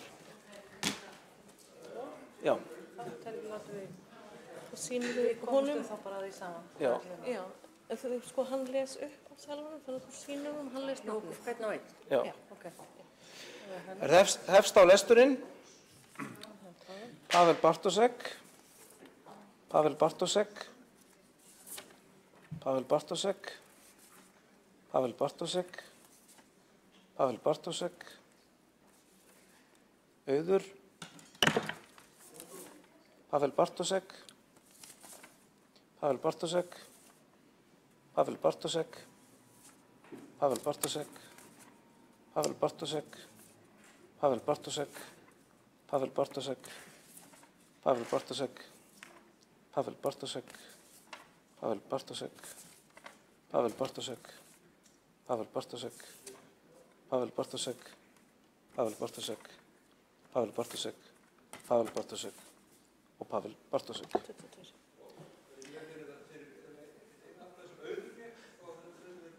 Já. Þá sem við viljum ekki. Þá telst Pavel Bartosek forseti borgarstjórnar með 22 atkvæðum. Forseti þakkar traustið og forseti vill við þetta tækifæri sérstaklega þakka óvenjulegan en enga síður áhugaverðan vetur hér í borgarstjórn. Forseti sérstaklega þakklátur fyrir þá samstöðu sem tókst í forsætisnefnd á þeim tíma þegar COVID-19 faraldurinn gekk hvað hæst yfir og þar tókst að ná saman þær nauðsynlegu aðgerðir sem nauðsynlegar voru til að tryggja það að borgarstjórn Reykjavíkur geti starfað áfram óhindrað við þessar aðstæður og fyrir það er forseti ævilina þakkarlátur.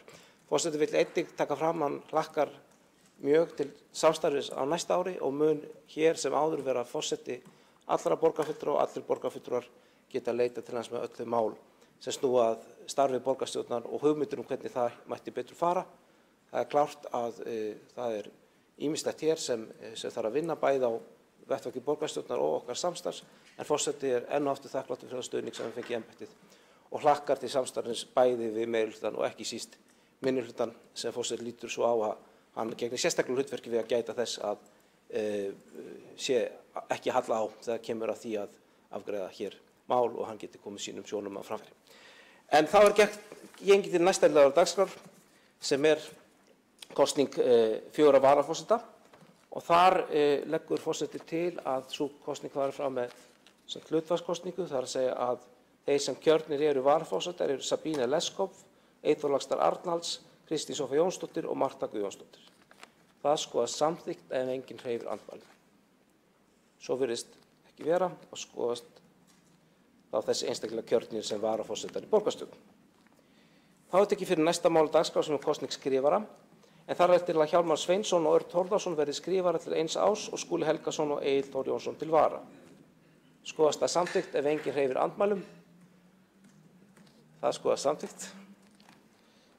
Þá er næst kosning í borgarráð, en þar er lagt til að Þórdís Lóa Þórhallsdóttir, Heiða Björk Hilmisdóttir, Dóra Björt Guðjónsdóttir, Líf Magnúsdóttir, Eyþór Laxdal Arnalds, Hildur Björnsdóttir og Valgerður Sigurðardóttir taki sæti í borgarráði til 1 árs. Jafnframt er lagt til að Þórdís Lóa Þórhallsdóttir verði formaður ráðsins. Einnig lagt til að Pavel Bartósek, Elín Oddný Sigurðardóttir, Sigurborg Ósk Karlsdóttir, Skúli Helgason, Marta Guðjónsdóttir, Egill Þór Jónsson og Katrín Arnardóttir taki sæti sem varamenn í borgarráði til 1 árs og skoðast það samþykkt ef enginn hreyfir andmælum. Er það samþykkt? Þá er næst komið að kosningu varamann í forsætisnefnd, en það er til að Diljá Ámundóttir Sóveka, Líf Magnúsdóttir, Hildur Björnsdóttir, Alexandra Brím og Valgerður Sigurðardóttir taki sæti sem varafulltrúar í forsætisnefnd og skoðast það samþykkt ef enginn hreyfir andmælum. Þá er næst tekin fyrir kosning í skóla- og frístundaráð, en þar er lagt til að Örn Þórðarson taki sæti í skóla- og frístundaráði í stað Egils Þórs Jónssonar. Jafnframt lagt til að Egill taki sæti sem varamaður í stað Arnar. Það skoðast samþykkt ef enginn hreyfir andmælum og er það samþykkt. Þá er komin að kosningu í velferðarráð, en þar er lagt til að Egill Þór Jónsson taki sæti í velferðarráði í stað Arnar Þórðarsonar. Jafnframt er lagt til að Örn taki sæti sem varamaður í ráðinu í stað Egils. Skoðast það samþykkt ef enginn hreyfir andmælum og er það samþykkt. Næst er þá komið að kosningu við endurskoðunarnefnd, en þar er lagt til að Diljá Mist Einarsdóttir taki sæti í endurskoðunarnefnd. Jafnframt lagt til að Anna Kristín Traustadóttir taki sæti sem varamaður í stað Diljár. Skoðast það samþykkt ef enginn hreyfir andmælum. Er það samþykkt? Þá er komið að kosningu stjórn Faxaflóahafna Samverknafélags, en þar er lagt til að Kristín Soffía Jónsdóttir. Já.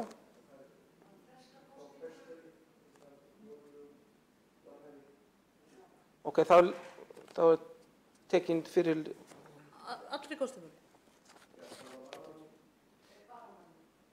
Fresta varamanni.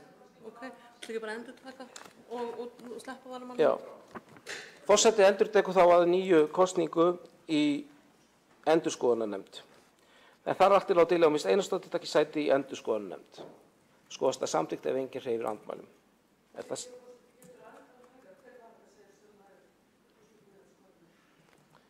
Lagt er til að Diljá Mist Einarsdóttir taki sæti í endurskoðunarnefnd. Skoðast það samþykkt ef enginn hreyfir andmælum. Er það samþykkt? Og þá er komið að kosningu stjórn Faxaflóahafna Samverknafélags. Þar er lagt til að Kristín Soffía Jónsdóttir, Þórdís Lóa Þórhallsdóttir, Skúli Þór Helgason, Marta Guðjónsdóttir og Örn Þórðarson taki sæti í stjórn Faxaflóahafna SF til 1 árs og Sabína Leskop, Pavel Bartósek, Dóra Björt Guðjónsdóttir, Valgerður Sigurðardóttir og Hildur Björnsdóttir taki sæti til vara. Jafnframt er lagt til að Kristín Soffía Jónsdóttir verði formaður stjórnarinnar. Skoðast það samþykkt ef enginn hreyfir andmælum. Er það samþykkt? Þá kom að kosningu í stjórn Orkuveitu Reykjavíkur.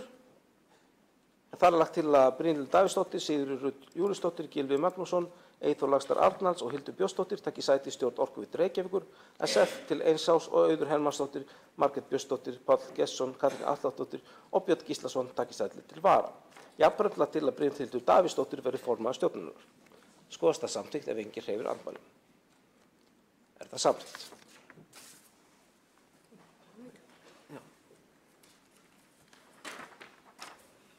Þá er komið að 19. lið sem er fundargerð borgarráðs frá 11. júní, en þar þarf að greiða sérstaklega atkvæði 3. lið, deiliskipulag Nauthólsvíkur, 4. lið, deiliskipulag Reykjavíkurflugvallar og 17. lið viðauki við fjárhagsáætlun.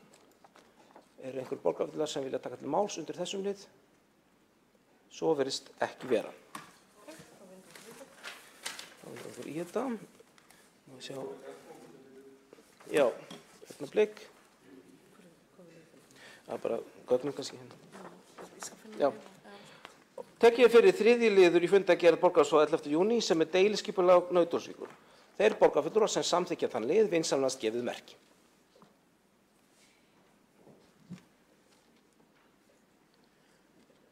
Þeir sem á móti kunna vera, það skoðast á samþykkt með 12 atkvæðum, 13. Þetta hefur komist til skila 13 atkvæðum gegn 10. Já, það stemmir. Þá komið næsta lið sem er 4. liður deiliskipulag Reykjavíkurflugvallar. þeir borgarfulltrúar sem samþykkja þann lið vinsamlegast gefið merki. Svo þeir borgarfulltrúar sem móti kunna vera. Það skoðast á samþykkt með 13 atkvæðum gegn 9, 1 greiðir ekki atkvæði. Þá komið að 17. lið sem viðauki við fjárhagsáætlun. Óskað eftir að atkvæðis endurtekin. Þá förum aftur í atkvæðagreiðslu 4. lið sem deiliskipulag Reykjavíkurflugvallar, eru borgarfulltrúar beðnir að fylgjast vel með, og þá komið að því að kjósa þann lið, þeir borgarfulltrúar sem hann samþykkja vinsamlegast gefið merki. 4. liðin að 9, það beðið endurtaka atkvæðagreiðslu. Og síðan eru þá þeir borgarfulltrúar sem eru á móti. Þá liður samt með 13 atkvæðum gegn 10. Þá komið að 17. lið viðauki við fjárhagsáætlun. Þeir borgarfulltrúar sem styðja þann lið vinsamlegast gefið merki. Svo þau sem á móti kunna vera. Sá liður samþykkt með 15 atkvæðum, 8 greiða ekki atkvæði. Nú tek ég fyrir 20. dagskrármál. Þar undir fundargerð forsætisnefndar frá 12. júní. Fundargerð mannréttinda, nýsköpunar og lýðræðisráðs á þeim dögum sem þar segir, fundargerð menningar, íþrótta og tónlistarráðs 25. maí og 8. júní, fundargerð skipulags- og samgönguráðs frá 3. og 10. júní, fundargerð skóla- og frístundaráðs frá 9. júní, fundargerð velferðarráðs frá 3. júní. Og forseti vekur athygli á að afgreiða þarf annan lið í fundargerð forsætisnefndar sem sumarleyfi borgarstjórnar. Óska eftir að taka til máls Örn Þórðarson borgarfulltrúi.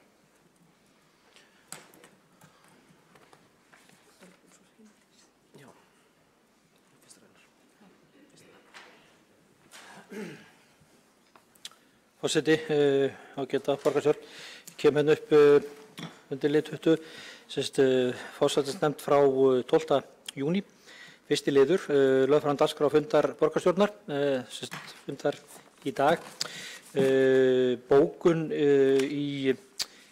neðst í fyrsta lið, þar sem farið yfir hvernig við víkjum frá hefðbundnum fundarsköpum hér í þessum sal, og það ágætlega útlistað með nákvæmlega hvað hægt á að gera það. Þá víkur sögunni aftur á þessu máli sem ég ræddi hérna áðan, þessu áhugamáli mínu að fá að birta hér uppi tækifærismyndir og sem mér finnst vera vel til fundin nýjung og væri gaman að geta tekið fram símann og hent upp myndum og þá velti ég fyrir mér að því að ég líka áhugamaður jafnrétti, að það sé ekki verið að gera upp á milli aðila, og ég líka áhugamaður jafnræðis í stjórnsýslu eins og það heitir, að þá velti ég fyrir mér hvar sú heimild að víkja frá því að birta myndir með þessum hætti sem var gert hér á fundunum. Ég þekki það sjálfur ágætlega að það hreint ekkert einfalt fyrir mann eins og mig að koma hér með efni með mér inn á fundin, þannig að þetta voru kærkomin nýmæli að sjá þetta. Þannig að ég vil bara fá að vita það, í hvaða ráðu það nefnd þessi ákvörðun var tekin að þetta væri heimilt, af því að í mínum huga þá þarna verið að víkja frá hefðbundnum fundarsköpum, og hvenær, á hvaða fundi eða hvaða dag, það liggur það fyrir, og á hverjum, hverjir tóku þess ákvörðun, hver kynnti breytinguna að hafa þetta með þessum hætti og hvernig, og hvar hún var samþykkt og ferlið í kringu það, hvaða samþykkt var að vísa því og fleira. Ég myndi sætta mig við það að fá bara skýr munnleg svör á þessum fundi, en ef það ekki hægt þá get ég líka alveg hugsað mér að leggja þessa spurninga fram sem skriflega fyrirspurn og þá væntanlega í forsætisnefnd. Þannig að þetta voru nýmæli fyrir mig og ég held að þetta væri allavega með það sem ég hef reynt hér í þessum sala að koma með gögn með mér og fá birt upp á skjá.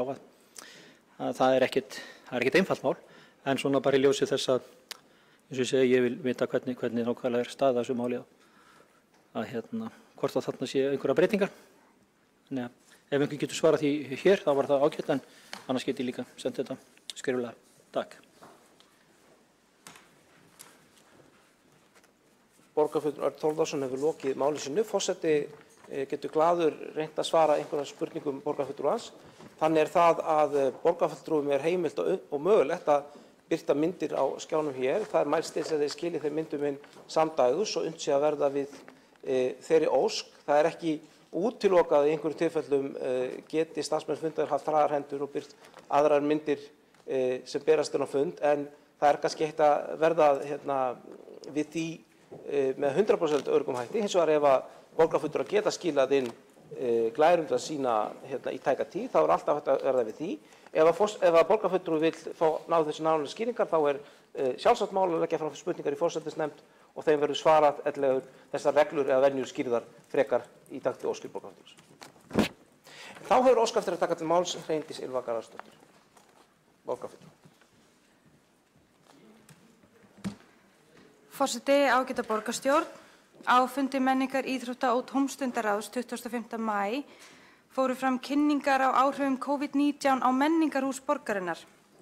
Ég efast ekki að þar hafi fulltrúar sem sitja í því ráði fengið kynningar sem sýndu mikil áhrif og erfiða tíma. Sjálf starfa ég innan menningargeirans og get vitnað og staðfest að þau áhrif eru gríðarleg bæði á menningarhús borgarinnar sjálf sem á allt menningarlíf landsins.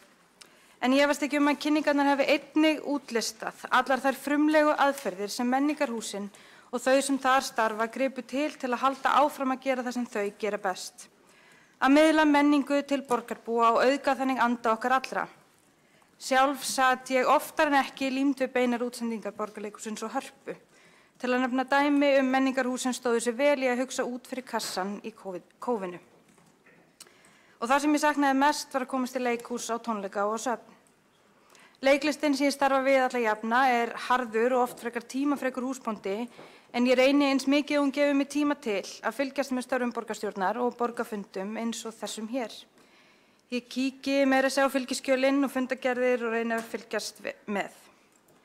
Umræðuefnin eru oft á þá leið sem sjá má á dagskrá fundarins í dag. Mörg mál sem koma fyrir aftur og aftur og aftur og eru rædd í margar hringi en önnur koma sjaldan eða jafnvel aldrei fyrir. Ég vil alls ekki draga úr mikilvægi þeirra mála sem fulltrúum í þessum sal er tíðrætt en þau eru góð og þau eru gild. En mér langar að nýta þetta tækifæri og segja ég sakna þess að sjá umræðu í þessum sal menningu og listir og eiginlega sérstaklega á tímum eins og núna. Það hefur oft verið sagt að það sé menningin sem grípur okkur þegar samfélag verður fyrir áföllum. Við sáum það eftir hrun þegar bækur og tónlist, leiklist, kvikmyndir, myndlist, hönnun, hannyrðir og allt þar fram undir götunum var eftirsótt sem aldrei fyrr. Það eru menning og listir sem munu hjálpa okkur að skilja það sem dunið hefur á okkur og tilfinningarnar sem því munu óumflýjanlega fylgja þegar framlíða stundir. Menning og listir eru líka það sem mun varðveita þessa ótrúlegu sameiginlegu lífsreynslu okkar sem þjóð svo komandi kynslóðir geti lesið, heyrt og fræðst árið 2020. Árið sem við heilsuðust með olnbogum og foreldrar nýstúdenta fylgdust með útskriftarathöfnum barna sinna í beinu streymi á netinu þar sem þau sátu út í bíl fyrir utan skólann. Og nú hefur listafólk lagt sig í líma við að koma okkur öllum temmilega glöðum og kátum í gegnum tíma sóttkvíar, einangrunar, inniveru, 2 metra reglu og samkomubanns. Við höfum öll heyrt talað menningarborgina Reykjavík. Og ég held að menningarborgin Reykjavík eigi skilið að henni sé oftar sinnt í þessum sal. Sem varaborgarfulltrúi, sem ekki oft hér í þessari pontu, þá vona ég að við getum öll stutt menninguna í Reykjavík eins ötulega og hún studdi okkur öll í gegnum COVID. Takk. Borgarfulltrúinn Hreindís Ylva Garðarsdóttir hefur lokið máli sínu og vill forseti benda borgarfulltrúa á það að þetta var hennar fyrsta ræða og óskar forseti henni innilega hamingju með hana. En þá hafa ekki fleiri kvart sér hljóðs undir þessum lið og hægt að ganga til þess að afgreiða þá tillögu sem afgreiða þarf undir þessum lið sem í lið númer 2 í fundargerðum forsætisnefndar frá föstudegi síðastliðnum. En það er tillaga sumarleyfi borgarstjórnar þess að tillaga forsætisnefndar að fella niður reglufundi borgarstjórnar júlí-ágúst. Lagt er til að borgarstjórn samþykki að fella niður reglulega borgarstjórnarfundi í júlí og ágúst næstkomandi samkvæmt heimild í 4. málsgrein 7. greinar samþykktar stjórn Reykjavíkurborgar og fundarskóla borgarstjórnar númer 715/2013. Í sumarleyfi borgarstjórnar fer borgarráð með sömu heimildir og borgarstjórn hefur ella samanber ákvæði 5. málsgreinar 31. greinar sveitarstjórnarlaga. Og þá hægt að ganga til þess að afgreiða þessa tillögu. Þau ykkar sem samþykkja tillöguna vinsamlegast gefið merki. Tillagan er samþykkt einróma. Þá liggur ekki fleira fyrir fundunum annað en að lesa upp fundargerðir. Lesa upp, það er rétt. Til allra hamingju þarf ekki að lesa upp fundargerðina í heild sinni. En bókanir má lesa gjarnan. Og orðið nú laust varðandi upplýstu bókana og borgarfulltrúar að koma upp og tilgreina undir hvaða lið þeir hyggjast lesa upp bókanir, svo hægt sé að sjá til þess að allt komist til skila. Gjör svo vel, Kristín Svava Jónsdóttir, borgarfulltrúi. Takk, forseti ágæta borgarstjórn, lesa 2 bókanir meirihlutans, fyrri á við 4. lið. Atvinnulíf í Reykjavík er afar fjölbreytt. Fjölbreytnin er einnig mikilvæg með þeirra sem eru sjálfstætt starfandi eða í fyrirtækjum. Mikilvægt er að sá hópur geti nýtt sér þau margvíslegu tækifæri sem finnst í borginni. Tillögunum er víst til borgarráðs að skoða hvernig atvinnustefna borgarna getur tekist á þessar áskoranir og hvernig margvíslegu aðgerðir sem borgin hefur nú þegar gripið til nýtt þessum hópi. Bókun undir 5. lið. Bílastæðasjóður Reykjavíkurborgar á og rekur 7 bílastæðahús í borginni. Það eru biðlistar eftir langtímakortum í öllum húsum nema Stjörnuporti og skammtímanótkun er mjög góð í öllum húsum nema Stjörnuporti og Vitatorgi. Skammtímanótkun í þeim húsum hefur þó batnað.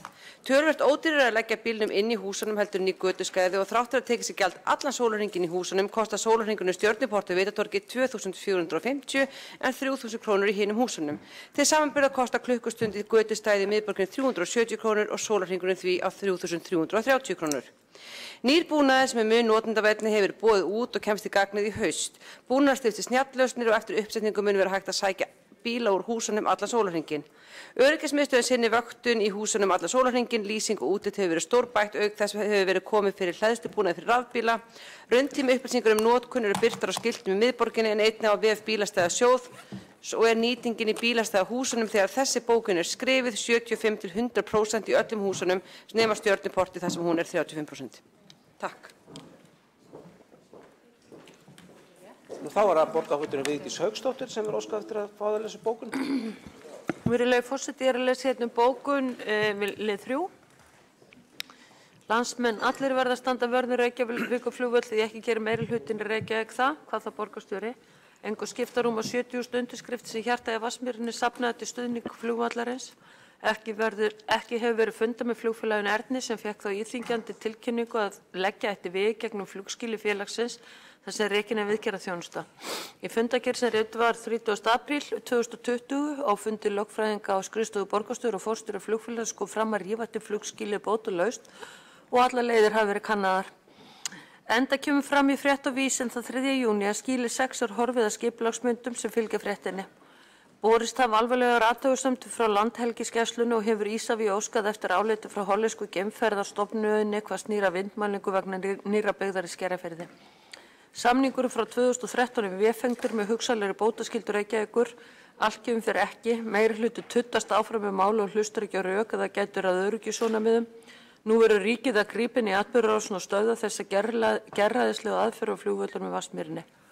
Svo er að liður 7, ég var búin að lesa lið númer, dagskrárlið númer 6. Það var að liður 7. Frábær hugmynd, nú að drepa hana inn í þeim fáraleika sem heitir græna planið sem borgarfulltrúi Miðflokksins kalla neyðarplanið eða skuldaplanið, en auðvitað treystir meiri hluti sér ekki til að samþykkja hana með sorpubíi standandi 6 milljörðum. Kynnti tillögu flytjandi einfalda og auðvelda lausna vandamálum sorpum með vísan í sænskar aðferðir yrði bara þess einfalda tillaga að sortera lífrænan úrgang, þá væru moltu vandræði fyrirtækisins úr sögunni. Og svo var ég með númer 8 og ég hef búin að lesa hana en ég tilkynnt að ég er aðeins að laga eitt orðalag í síðustu setningunni lið 7 og senda aftur ritari.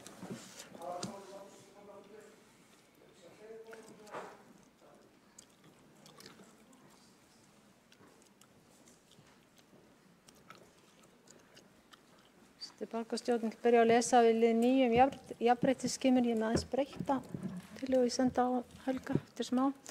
Lögð hefur verið fram tillaga að gerð verði jafnréttisskimun í grunnskólum, frístundaheimilum og félagsmiðstöðvum til að athuga jafnrétti til þátttöku í verkefnum og viðburðum þegar greiða þar sérstakt þátttökugjald. Tillögunni hefur verið vísað frá. Enn og aftur er þessi meirihluti í borgarstjórn ekki í takt við sjálfan sig. Hann setur fram fína mannréttinda og jafnréttisstefnu sem að síðan virðir að vettugi. Viðurkennt er að þetta sé með ýmsum hætti sem þó er ekki alveg vitað. Flokkur fólksins vill að þessar upplýsingar liggi skýrt fyrir svo hægt sé að finna leiðir til að engu barni verði mismunað vegna efnahagsþrenginga foreldra. nýja nokkru öðru leiti að sjálfsögðu. Nú er verið að reyna að leysa einstaka mál sem uppkoma. Í sumum skólum eiga foreldrar greiða sem dæmi gistingu sé verið að fara í ferðalag og fleira í þeim dúr og þurfa þá að leita á náðar hjá skólanum. Hvernig skildi þeim foreldrum og þeim börnum líða?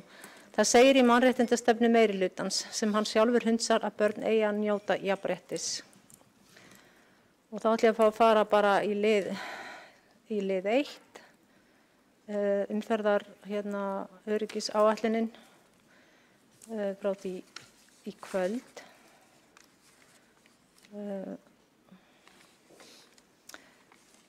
Það er hér.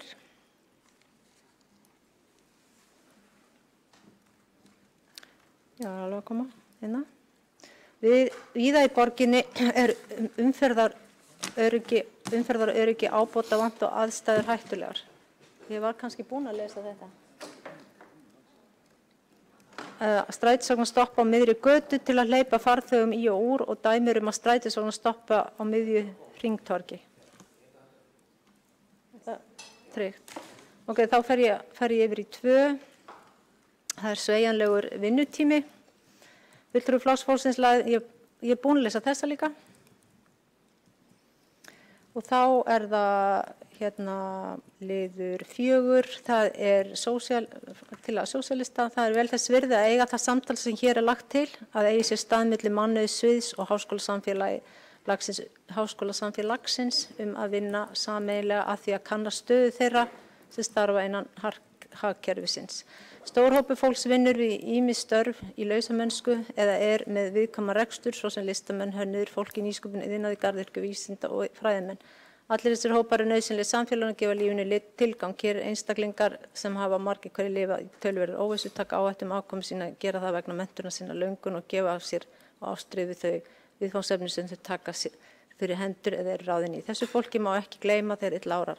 Og því þarf að hlúa. Fyrsta skref er sannlega að skoða málið, hvernig launafólk, lausráðið fólk, einyrkjar og aðrir meta starfsaðstöðu sína með tilliti til aðbúnaðar, ánægju og tekju öryggis og kartleggja hvernig fólk meti starfsframlag sitt til samfélagsins og hvernig aðrir meta það og hvernig það telur starfsöryggi sitt vera. Og svo er það bílastæðamálin. Vill borgarmeirihlutinn fækka bílum á götum eða ekki? Svarið er já, af hverju er þá ekkert gert í því sambandi? Af hverju eru bílastæðahús borgarna mörg hver hálftóm? Gjalds í bílastæðahúsum er krafist. Allan opnunartíma gjald í bílastæðum og götum fylgir nokkurn veginn opnunartíma verslana. Bílastæðahús taka heldur ekki við greiðslum frá snjallkerfum. Bílastæðahúsin er lokað á nóttu en bílastæð á götum er alltaf tiltak. Næturlokum veldi að sækja þar bílinn fyrir kl. 12. Ella bíða til morgun. Sum bílastæðahús eru auk þess illa lýst og kuldaleg. Sterkar vísbendingar að fólk sem komið er á og yfir ákveðin aldur noti ekki bílastæðahús. Margt eldra fólk segist heldur ekki treysta sér að eiga við miðakerfið. Bráðaþjónustu er ábótavant lendi fólk í vandræðum. Borgin hefur byggt mörg bílastæðahús væntanlega með það markmið að þau verði nýtt sem best. Tilhöf Flokks fólksins sem gætu betrumbætt og gert bílastæðahús meira aðlaðandi hafa farið forgörði með þeim rökum að tap bílastæðahús yrði svo mikið. Ef notkun bílastæðahús er eins lítil og raun ber vitni þá ætti það ekki að valda miklum kostnaði þótt þau, eitt eða fleiri, verði gjaldfrjáls á nóttinni. Á meðan hagkvæmara er að leggja bílnum úti en inni leggja að sjálfsögðu fleiri úti en inni. Ég er kannski búin að lesa þessa. Og síðan er það ég har einmitt sér búin að stytta þess. Ég las hana í lengri kantinum. Og síðan kemur Skerjafjörðurinn. Flugvöllurinn verður á þessum stað næstu 15 árin. Ég er búin að lesa þessa. Og hvað er fegin. Og síðan er það frumkvöðlar, ég var búin að lesa hana líka, já bara eftir þess að síðustu, það er liður 19. Ef litið er yfir árið 2019, þetta er liður 18 í fundagerð 11.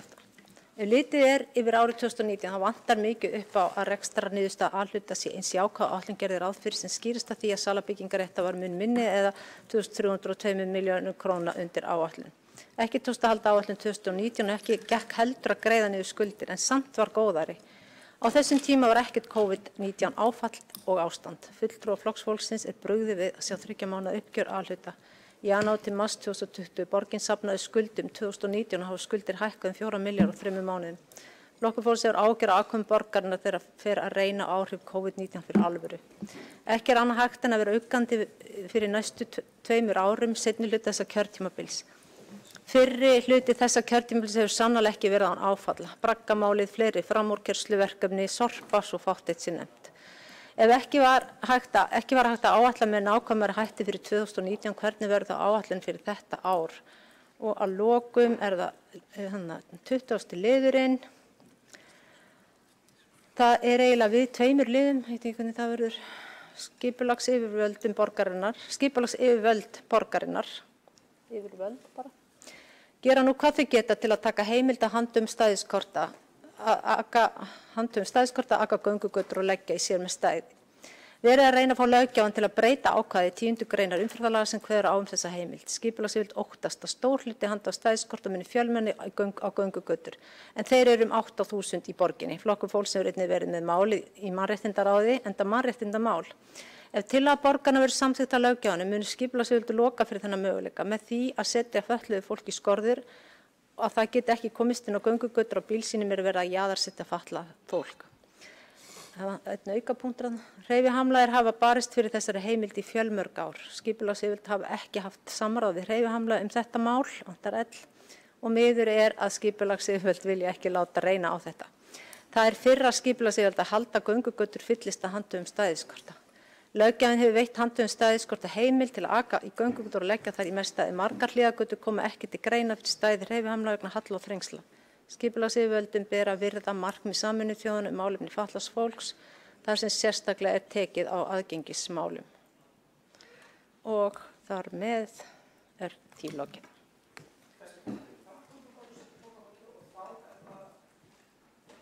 Örn Þórðarson, bókafulltrúi. Sem ætlaði þessi bókun.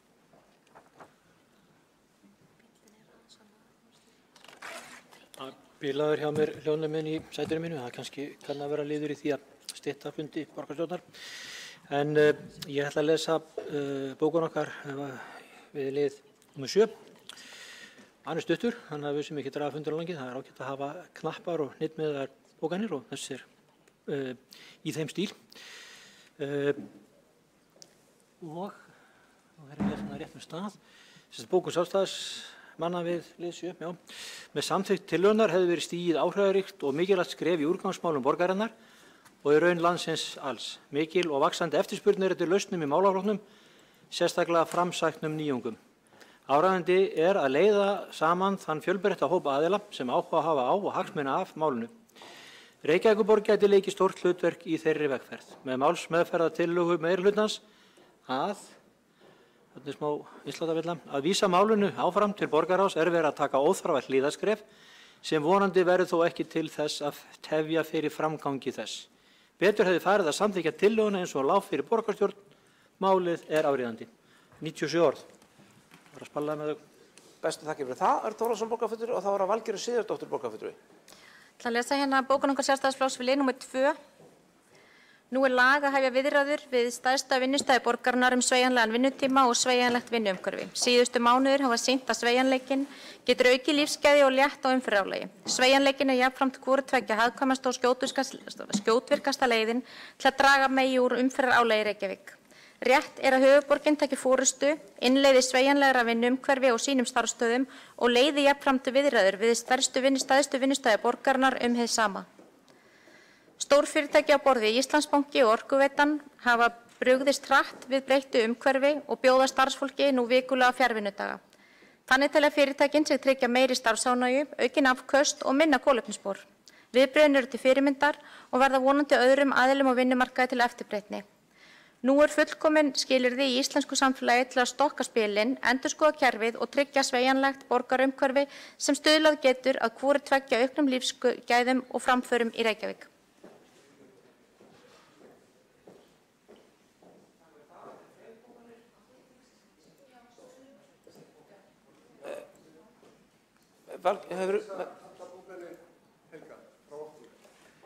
Nú spyr forseti, hefur þú lokið máliðinu, Valgerður Sigurðardóttir? Já. Þá Ellen Sakling Kalmán, borgarfulltrúi. Nei, ég var að lesa. Ég búin að lesa. Það hérna við umferðaröryggisáætlunina. Umferðaröryggisáætlun 2019 til 2023 mikilvægur áfangi í umferðaröryggi í Reykjavík. Stefnt á að Reykjavíkurborg taki upp núllsýn í umferðaröryggismálum. Það þá langtímasýn að enginn hljóti varanlegt heilsutjón sökum umferðarslysa. Sett markmið fækkun slysa, stöðu innviða og hegðun vegfarenda. Þar með talið hlutfall þeirra sem nýta sér virka ferðamáta. Í framhaldinu verður ráðist í aðgerðir í hverfum, til dæmis með það markmiði að lækka umferðarhraða í íbúðahverfum.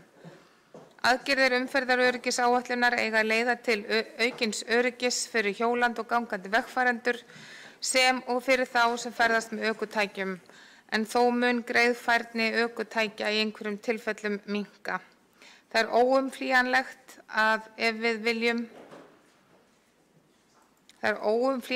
ef við viljum byggja upp barnvæna borg. Einhver innsláttu að villa hérna. Okay. Svo það annar liður þarna til að borgarfulltrúar Sjálfstæðisflokksins sveigjanlegra vinnuumhverfi.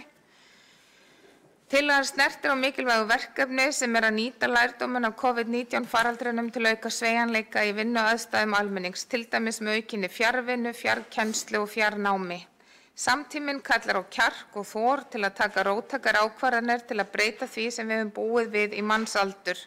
Ekki síst ofurvægi einkabílsins í borgarasamfélaginu með þeim afleiðingum mengun, aukna losun gróðurhúsalofttegunda, fjölgun banaslysa og alvarlegra slysa sem raun ber vitni.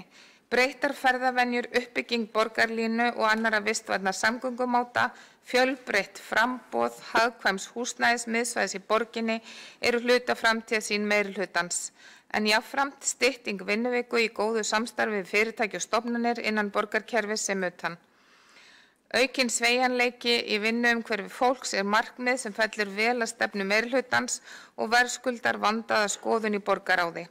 Þar skiptir þó máli að horfa á málið út frá jafnréttissjónarmiðum því sveigjanleiki má ekki einskorðast við tiltekna hópa.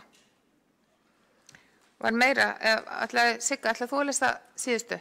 Og ég taka hana. Fyrirgefðu, það 3, umræða flugvöllinn í Vatnsmýri.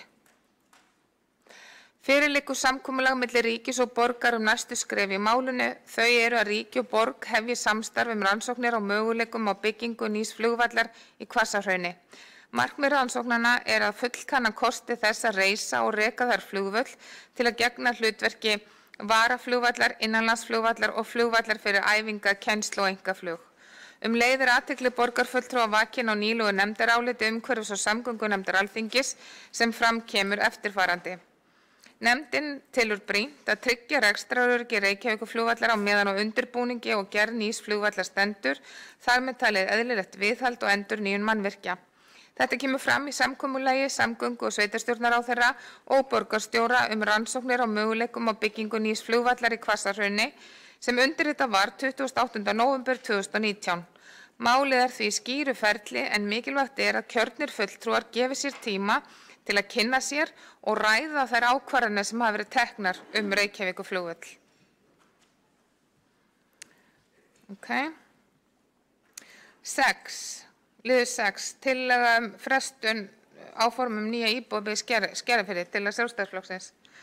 Áform nýja íbúðabyggð í Skerjafirði mikilvægur hluti af húsnæðisstefnu borgarinnar og svarar kalli ungs fólks eftir hagkvæmu húsnæði á Bessastaði í borginni. Nærþjónusta verður aukin til muna fyrir alla íbúa hverfisins, nýja og gamla með uppbyggingu leikskóla og grunnskóla þar sem reiknar með lágvöruverslun fyrir íbúa hverfisins. Næstu skref í Skerjafirði að auglýsa deiliskipulagið fyrir því nýja hverfi en þar gefst tækifæri til að gera athugasemdir. Framundan uppbygging í 102 Skerjafirði sem í samræmi við marksamning borgarinnar og ríkisins lokun 3. brautarinnar en 60% uppbyggingarsvæðisins fellur undir þann samning. Okay. Og svo það hérna eitthvað neðar, það hérna tillaga Flokks fólksins jafnréttisskimum, það liður 9. Greiningar liggja nú þegar fyrir inni á skóla- og frístundasviði heildarkostnað við ýmiss konar viðburði innan skólanna í borginni. Í nær öllum tilfellum greiðir skólinn stóran hluta kostnaðar ýmissa viðburða þótt fjármögnun milli skóla geti verið mismunandi. Í vissum tilfellum, þegar að ræða ferðalög með gistingu, fjármögnun samstarf foreldra, nemenda og skóla með fjáröflunum. Þá rétt að taka fram að innheimta skuli af foreldrum vegna gistiferða gjöld af foreldrum vegna gistiferða samkvæmt leiðbeiningum mennta- og menningarmálaráðuneytisins. Ef upp koma einstök tilfelli þar sem fjárhagur foreldra hamlandi þáttur, þá alltaf leitast við að leysa málin farsællega. Já, þá komið bara held ég. Já, það komið.